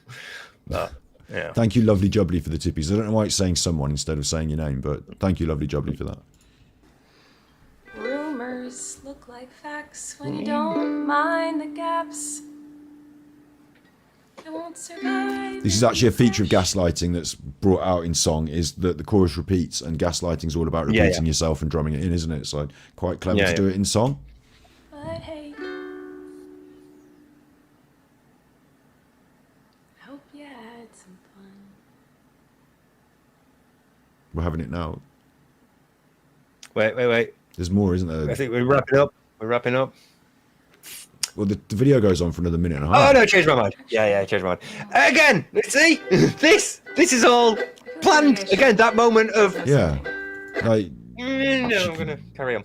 This is all completely planned, yeah. Like, so why would you do that? It feels really weird to be seeing someone act. Like this was being talked about. Again, we're going to bring Phil up again, right? I'm just going to put the background music on for a second. Phil, he behaves in a way. Recently, they were talking about it, that to act authentic, he behaves inauthentic because he's trying to act authentic. And it reminded me of there was a lad at my school who like almost sometimes behaved like a WWE wrestler or a WWF wrestler, like, you know, overacted their personality. And like you could tell they're not like really being, but that is themselves, that is them being that in public, so that's who they are doing that. But it was almost like they'd gone to stage school to learn how to behave. You know, it's almost like an over presentation of themselves at times, if that makes sense. And it feels like that was like that. It's like convoluted. People don't really behave like that, but they do on telly. Like, so she's like acting herself. This is how people look apologetic. This is how people sort of like look contrite and like they're serious when they're saying sorry, and then they get a ukulele. Yeah, she's trying to look serious, and even there at the end, like, well, we're done. So yeah, the huff, the big, you know, the big actually show. no, I've got more to say. You know, even something like that is it's theatrical, like almost pantomime, isn't it? Like it's a play. Yeah, it's playing your emotion. You're supposed to feel sorry for her at this point, and then but no, she's still got some more to go. You're supposed to feel sorry. This is what's weird about it, right? Is that they're not that good actors, these narcissists. They're not that clever at it. So they do what it's almost like watching a child, you know, trying to like, you know, when a child is like naughty or they try and pretend to be sorry, or, you know, like, it's like watching a child do it, and it might have worked with her parents, but now she's dealing with the wider world, and we see it as like a funny, weird, like, you know, manipulative act. So like instead of making me feel sorry for it, it makes me go, well, why are you doing that? You know, like it makes me take a step back and go, something smells fishy here, and it's not just the clam chowder. You little chuffer, did you eat all the cookies? And you're like, oh, sorry, I didn't. I was just really hungry, and I only had one or two. And it's that sort of business, isn't it? Yeah. Like, you're fully intending to finish off the rest of the jar later. Yeah. Like, it makes me feel like she got spoiled or something as a kid, where like it might have worked on the parents. Like I say, it's like it feels like a learned behaviour. Like, you know, if I am sorry, and like, you know, overact it, like, or maybe she just. Well, it worked last time. It worked last time. The apology that she gave like 3 years ago was a little more concise, and but it was accepted by her community, and as a result, Adam was, you know, excised from there. So, yeah. And she's only manipulating kids, isn't she? Really, like, not more sophisticated adults. So you don't need to put that much effort into actually trying to manipulate, because they're just kids. They're lower sort of like intellectual development. So simpler reasoning should work better. So portraying yourself as like, I'm the victim, this is all toxic gossip, people are just doing it for clout, all that stuff. Yeah. Okay. So we're nearly done. It seems like maybe you're confused about something. I don't know. Let me try to help. Sometimes people make a mistake, and it doesn't make them a horrible person. Whoa. Sometimes people can make a mistake, and they're still a good person. Crazy, I know. that's true, but that's not what's happening here, is it? Like, you're being outed as a bad person. It's not one mistake, it's a series of incidents that paint a picture of your character. Yeah. So I agree with what you're saying. Still message children inappropriately. Yeah. You got them on stage and embarrass them for free. Oh, Colleen, why can't you see? We should have you're got ukuleles for this. an idiot. And oh my God, where's my bass? No, another time. Sometimes people can make a mistake, and you don't have to take that mistake. Oh no, and twist it up and grind it and add some lies to it and pulverize it and stab it with knives and ruin a life and oh no. Little nugget of truth there, Scott. Nuggets of truth. You wouldn't believe who else said something like that recently. Surely not. Absolutely did. They take a little small thing and they'd spin it into this. Yeah. We've seen it before. Yeah, it's weird. Doesn't mean you gotta send them hate. Oh no. Sometimes people can make a mistake, and you can kindly let them know and help them to grow. Colleen, you're in your mid-30s. Sometimes people make mistakes simply because they made a mistake. That's it then. That's it. Yeah, that's your reason. That's your reason. Make them a terrible human. Repeating this now. Just makes them Yeah, just makes them human. a human. And I'm glad she taught us right. that at the end. Like, she taught us that. She said this is something that we need to learn. So I'm glad that as part of this apology, I got to learn something. Did you learn that people can make mistakes? Yeah, I realised I'm in the wrong in some way during this apology. So I'm glad that I was able to learn that. Yeah, go ahead, Steve. It's like, yeah, Colleen. Some people can make mistakes, and yeah, people are human and they're flawed. You sent sexual content to minors. That's not a mistake that most people make. That's a very serious thing. You know, that's like you behaved inappropriately with children. This isn't like, oh, I flagged speeding and I haven't paid me fine, or, I once cheated on a partner when I was on a night out. This isn't something like that. This is like you abusing children. You putting children in awkward positions, in sexual content that they are not prepared to deal with. These are very serious allegations. These are just, I made a mistake. I'm a flawed human, but I've changed. Yeah, it doesn't make her a terrible human, though, does it? It's just the one mistake that she made over and over again. That it doesn't make her a terrible human, but yeah, doing this ukulele song and not apologizing for it, but instead accusing everyone else of being wrong, and like that goes another long way to making her a terrible human, doesn't it? Actually, like having this position of massive authority, and I say authority, being an influencer, having this position. She's in a position of influence over children. Yeah, like, if you're a children's content creator and children watch your stuff, you and are then in using it to do this. Yeah. That makes you like. There's so much more she could have done to make her a good human, maybe. But then there's me, judgy McJudgeson, judging all the time with your judging. Yeah, because you're a hater. You're on the toxic gossip train, Scott. You're just riding down the tracks of misinformation. Toxic Station Boulevard.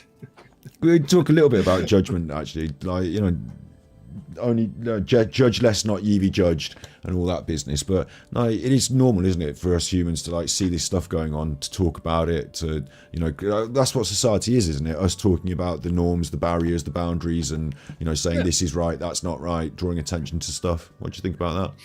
Well, norms vary across like time and social context. They are fluid and they're never fully set.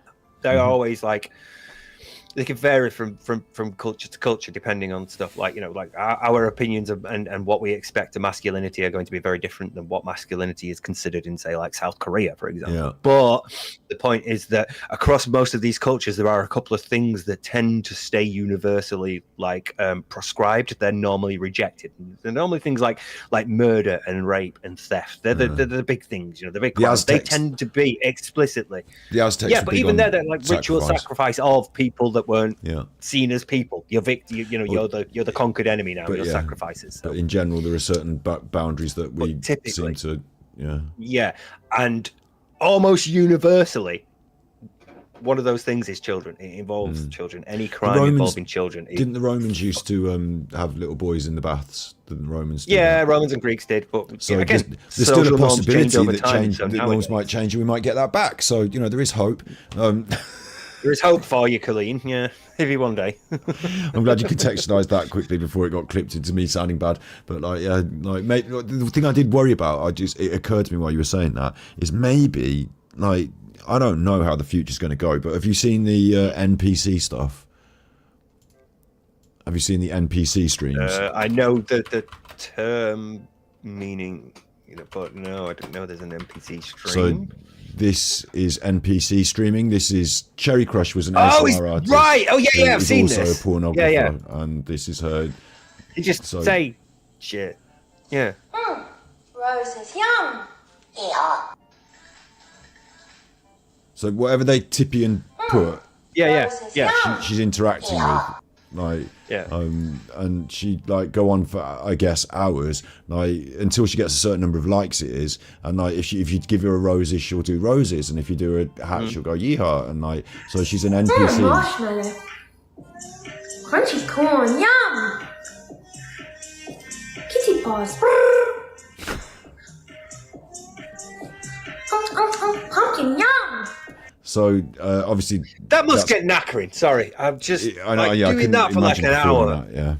Couldn't imagine it. It's considered to be quite a controversial talking point at the moment of being pretty. I don't know, fake and open to suggestion. You're basically a doll, and horribly misogynistic, the lowest sort of form of content that we've managed to come to. The TikTok NPC streamer is just and also, what are you watching? Because all she's doing is reacting to these emojis, and it's almost automated. She's trying to be as automated as possible, isn't she? That's the whole point. So, what? I feel like it's about the content there and then not later. Ice cream, yum.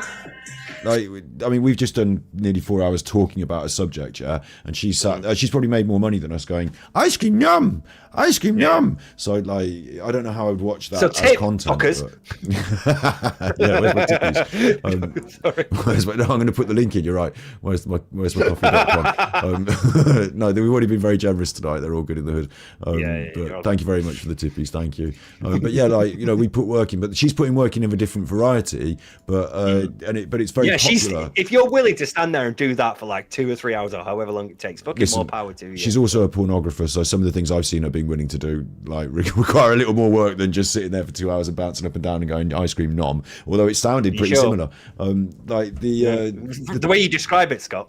The thing is, the reason I brought that up, I suppose, is because I was thinking about her apology and how bad it was, and about social norms and things changing, right? So it would this is a new phenomenon, and it's quite the norm among the TikTok generation to see this as wow, this is cool, let's all do it, rather than there's a sort of generational gap now where I am now officially into that. Oh, these young kids are doing stupid stuff on this. To me doesn't seem like something I want to jump into doing, or even would want to watch for any extended period of time. So I now don't understand the youngest generation who are playing Roblox and watching this, and so maybe there's a point where narcissism, gaslighting, apologies on ukuleles, maybe that becomes the norm, and people just sort of accept it more in the future. Do you think there's a possibility of that happening, or do you think that this is one of these things that as humanity we have this boundary drawn between murder, this stuff? Do you think this goes in the bucket of we all see it and want to draw the boundary, or do you think in the future people could just behave like shits on the internet? A little bit of both, I think. I think the sort of scope in which you can behave like shit is going to expand, but at the same time, there are always going to be lines like this where if you cross them, that's it. That's a line that not just your audience, not just the internet, but society as a whole does this. We are look, crimes against children are normally seen as the worst. There's a reason why sex offenders are put in their own little bit in prison, for example. So they're always drop it. See that, yeah. So of all the Chomos are kill on site, so they go in the Chomos kill on site, non-swing. But so if at least if your audience is adults, it's different. For us what we may think about Phil's audience, they're all adults, at least. They're all over 21, more or less. Darkside Phil. So, yeah. No, some of those they're are all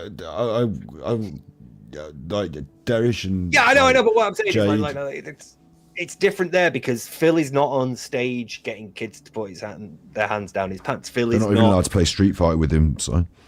Yeah, I know, yeah, but but they're at least adults, Yeah. you know. So at the end of the day, if you want to spend your money on Phil, fucking, it's your money, fine, do it. But just know where it's going is the point. But here, with children that can't comprehend or properly conceptualize what she's making them do, so it becomes a bit more serious. Definitely the case, isn't it? Like if you see someone, I was saying this about grifting the other day as well. Like if you see someone at the market, like we don't feel bad when people give Phil big amounts of money. Like it doesn't stick it to us like that Phil's got money. No. And the same with these other chuffers that I talk about is that they leverage that for their audience. But if you're in the market and you sort of like, oh, I've just bought like 5 of these Rolexes and they're all dirt cheap, they're £20 each, these brilliant Rolexes, you'd be like, well, like you got stung because they're not real, like you idiot. But like you don't like feel particularly hurt yourself, like personally. Like I didn't feel angry. I feel angry at the grifter. I feel like you've done something stupid, but I'm not hurt by the fact that you spent that silly money. So like it's almost like if people want to go and spend their money on something shit, then I suppose they can. But with this, it's not like, you know, we should just turn a blind eye and just let that go on because it's kids, isn't it? So yeah.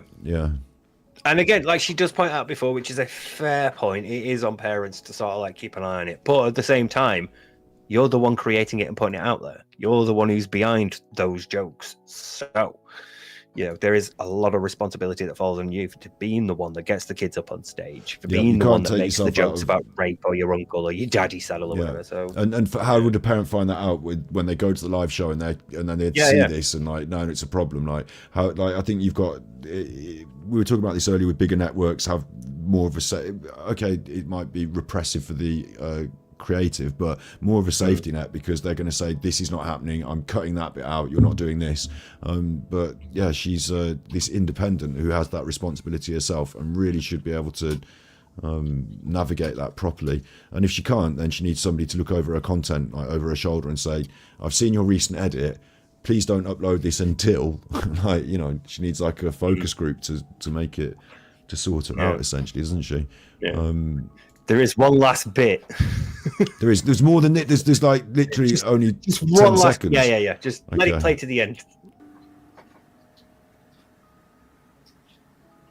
What do I know? Fuck me, right?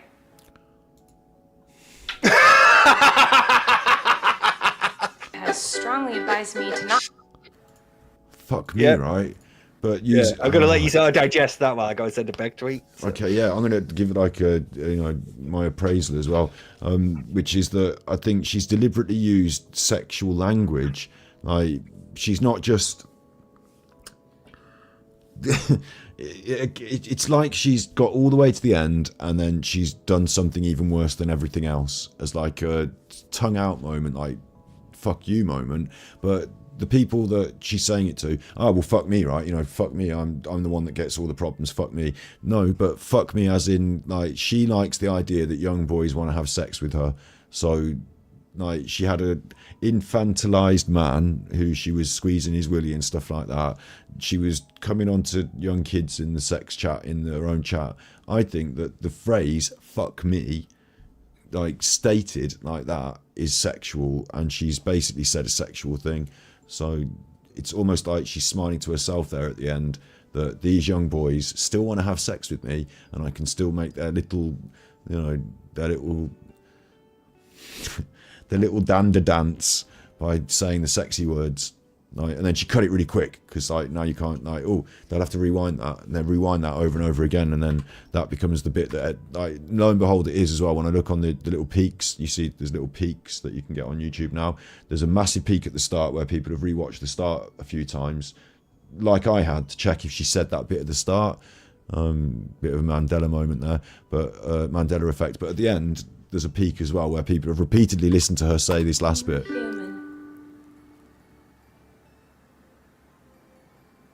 What do I know? Fuck me, right? but I don't like the face she pulls when she says it. So it's not very sexy. It's not very saucy, but she almost looks shocked at herself for saying it. Like, he's back. He's got his guitar. We're going to do a ukulele finish. We didn't practice it. I've got a guitar as well, but I can't. There's no way we're going to be in tune or anything. Mine's out of tune. Yeah. But, hey everyone. Ukulele finish. I'll let Steve do it. It's been a while. Thought we should talk. Yeah. Anyway. Avoid splatting the cat.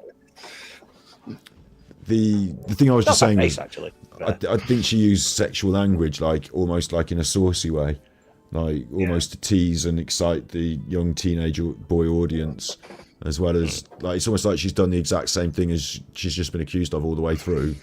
Like she said sexual words to the young audience, like fuck, like screw me, or like, you know, sod me, or like, but fuck me, like they're just straight sex words. Yeah, it's just straight up. Yeah, like fuck it. Yeah, fuck, fuck me. You know, but like for a woman to say that is very crude and also like directly sexual. If you like, just take it slightly out. Like if you think you're a 13-year-old boy who's got the hots for her, like she's just said "fuck me," and like you can rewind that bit and it's sexy. Do you know what I mean? And, like I think she's actually teasing make it your message tone, like But you know what I mean? I think she's actually deliberately said that for that. Like she must understand that it has that connotation, like as well as meaning, well, screw me, you know, sod me, like. I don't think she would necessarily be using in that context. She is like people are going to say, "Oh, fuck you, Colleen." So she's sort of leaning into that. Yeah, fuck me, right? You know, yeah, she could say it. Means trying to disarm that. There's your intent again. Yeah. There's your intent again. She can say it means that, but I'm saying, well, you know, in the context of all these things, talking about sex words with kids and the wrong words with kids and all that, like at the end saying "fuck me" is like well over the edge. Like even just using the word "fuck," like. The whole point and there is a slight art to slipping in adult jokes in children's media for the adults watching. People fucking love Bluey, and for good reason. Bluey's fucking amazing, right? But Bluey's written in a way that adults will follow as well. It's not just like, you know, simple morality lessons for kids. It's written for the adults that are watching, and I know so many adults that love Bluey, and it's a great show for kids. And there have been many shows across the years that have had little jokes here and there for the adults watching along at home, you know, but they're very rarely sexual because, and if they are, they're the innuendo rather than like overtly saying fuck, like It's deliberately the most provocative. Saying "fuck me" is a provocative act. It's a provocative act. And she's staring down the barrel of the camera as well when she does it. So wow. People keep telling me to play the no. So the wait, will. Have you got anything else in your notes that I haven't brought out or covered that you were wanting to talk about with this woman? Well, since this is when she started losing sponsorship deals and things, she's since got radio silent. I suppose the outcome, yeah. She's probably working on the album as we speak. Ukulele apology, but the greatest ukulele apology. Now that's what I call Ukulele Apologies Volume 1. Colleen plays the hits. Can you imagine? While my ukulele softly weeps. Like and all the different. Wait, she's done duets with loads of different peoples. Like. Chris, we used to joke about Chris Rea having a worst hits album called Diarrhea, the worst of Chris Rea. But like she could do like so. It's her and Tim Hancock. What's his name? Hancock from the government. You know. Oh, Matt Hancock. Matt Hancock. That's it. Matt Hancock. Sorry, I snogged that woman and fucked up, and all those people died. You know, and then she could do her and Jeffrey Epstein. Like, you know, sorry, I was a sex trafficker and I done a ukulele. I'm dead now, I suppose, but I might be living on an island somewhere, or I'm probably dead because of the government. Like, you know, I shouldn't have said that. That's ruined the episode now for the monetization. But she can do ukulele in chat. If you're watching this and you've got all the way to the end of this wonderful episode, thank you. Yeah, but also in the comments, put your person you think should also do a ukulele apology, which you know, public figure should also have been apologizing through the comedic medium of song. She didn't really apologize, did she? She just turned it into a big fucking. No, she just turned it into a big fucking drama and had a vent more than anything else. It was less about apologizing and more having her say out there, because she was being told by everyone near her, no, be quiet, don't say a thing. So that she was like, right, okay, well, you said I couldn't say anything, but so yeah. No wonder the internet's gone mad for it. I'm glad I didn't look into it at all, really, and I hope that what we've done has... I should have said this at the start, actually. You're going to hear an interesting new take, or you're going to fill in some interesting psychology on this particular, because I'm sure lots of people have made lots of videos about this, but hopefully ours is in our own inimitable style. And I'm just talking in cliches, aren't I now? But yeah... We've come to the end. We've come to the we've come to the end. Jedward own, actually. Jedward are pretty cool. So I think these might be people who they want to see do apologies, but right, yeah. Hugh Edwards. Hugh Edwards. He was innocent, no, Hugh Edwards. He was nothing to do with him. Right? Apparently so. Well, that hasn't still played out yet, has it? Really? You're all good in chat, aren't you? You've got like T-minus 2 minutes to say thank you to each other. I didn't plan a decompression section or anything. Jam for a bit, Scott. I'm not going to play my guitar randomly. I get in trouble every time I play songs on my stream. I get in trouble. Like, do you want to learn how to play Alan's Daughter? Do you want to learn?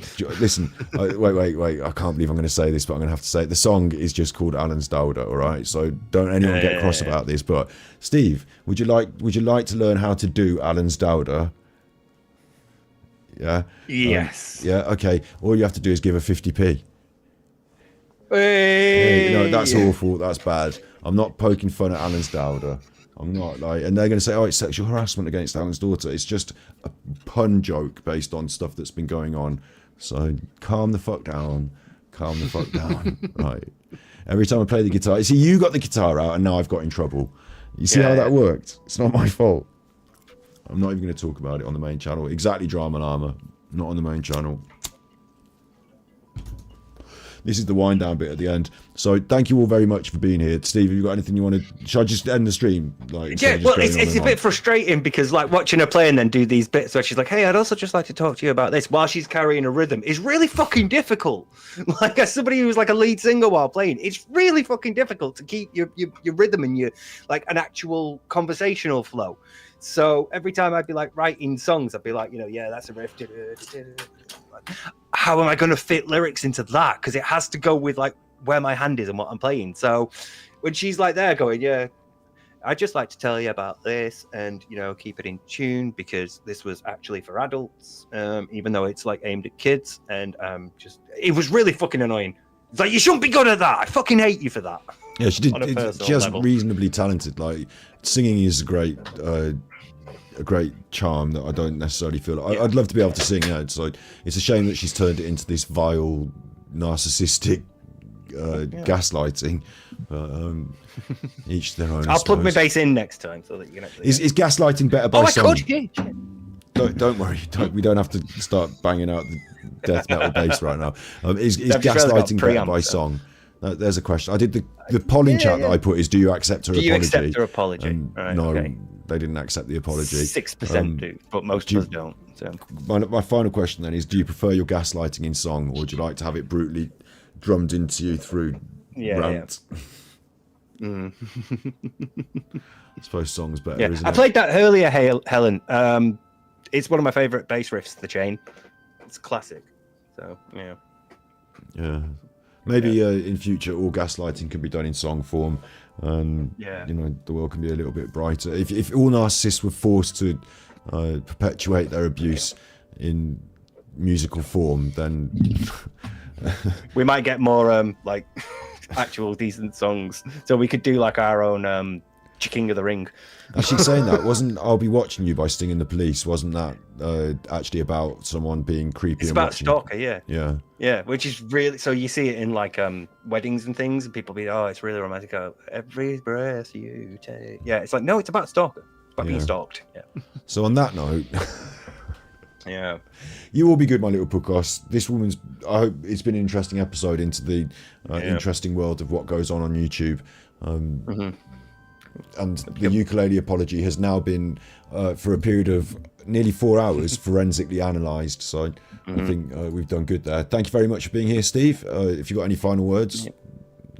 I might upload a video of me playing to my YouTube channel one day, but yeah, I can't play that much when we're back at the moment. So it's one day when we go on the tour, like you're going to be in the band and we're going to do meme songs. We'll cover it. We'll cover Colleen Ballinger's apology. We got the toxic gossip train. Toxic gossip train, yeah. It could work. So yeah, you be good, my little podcast in chat, and remember if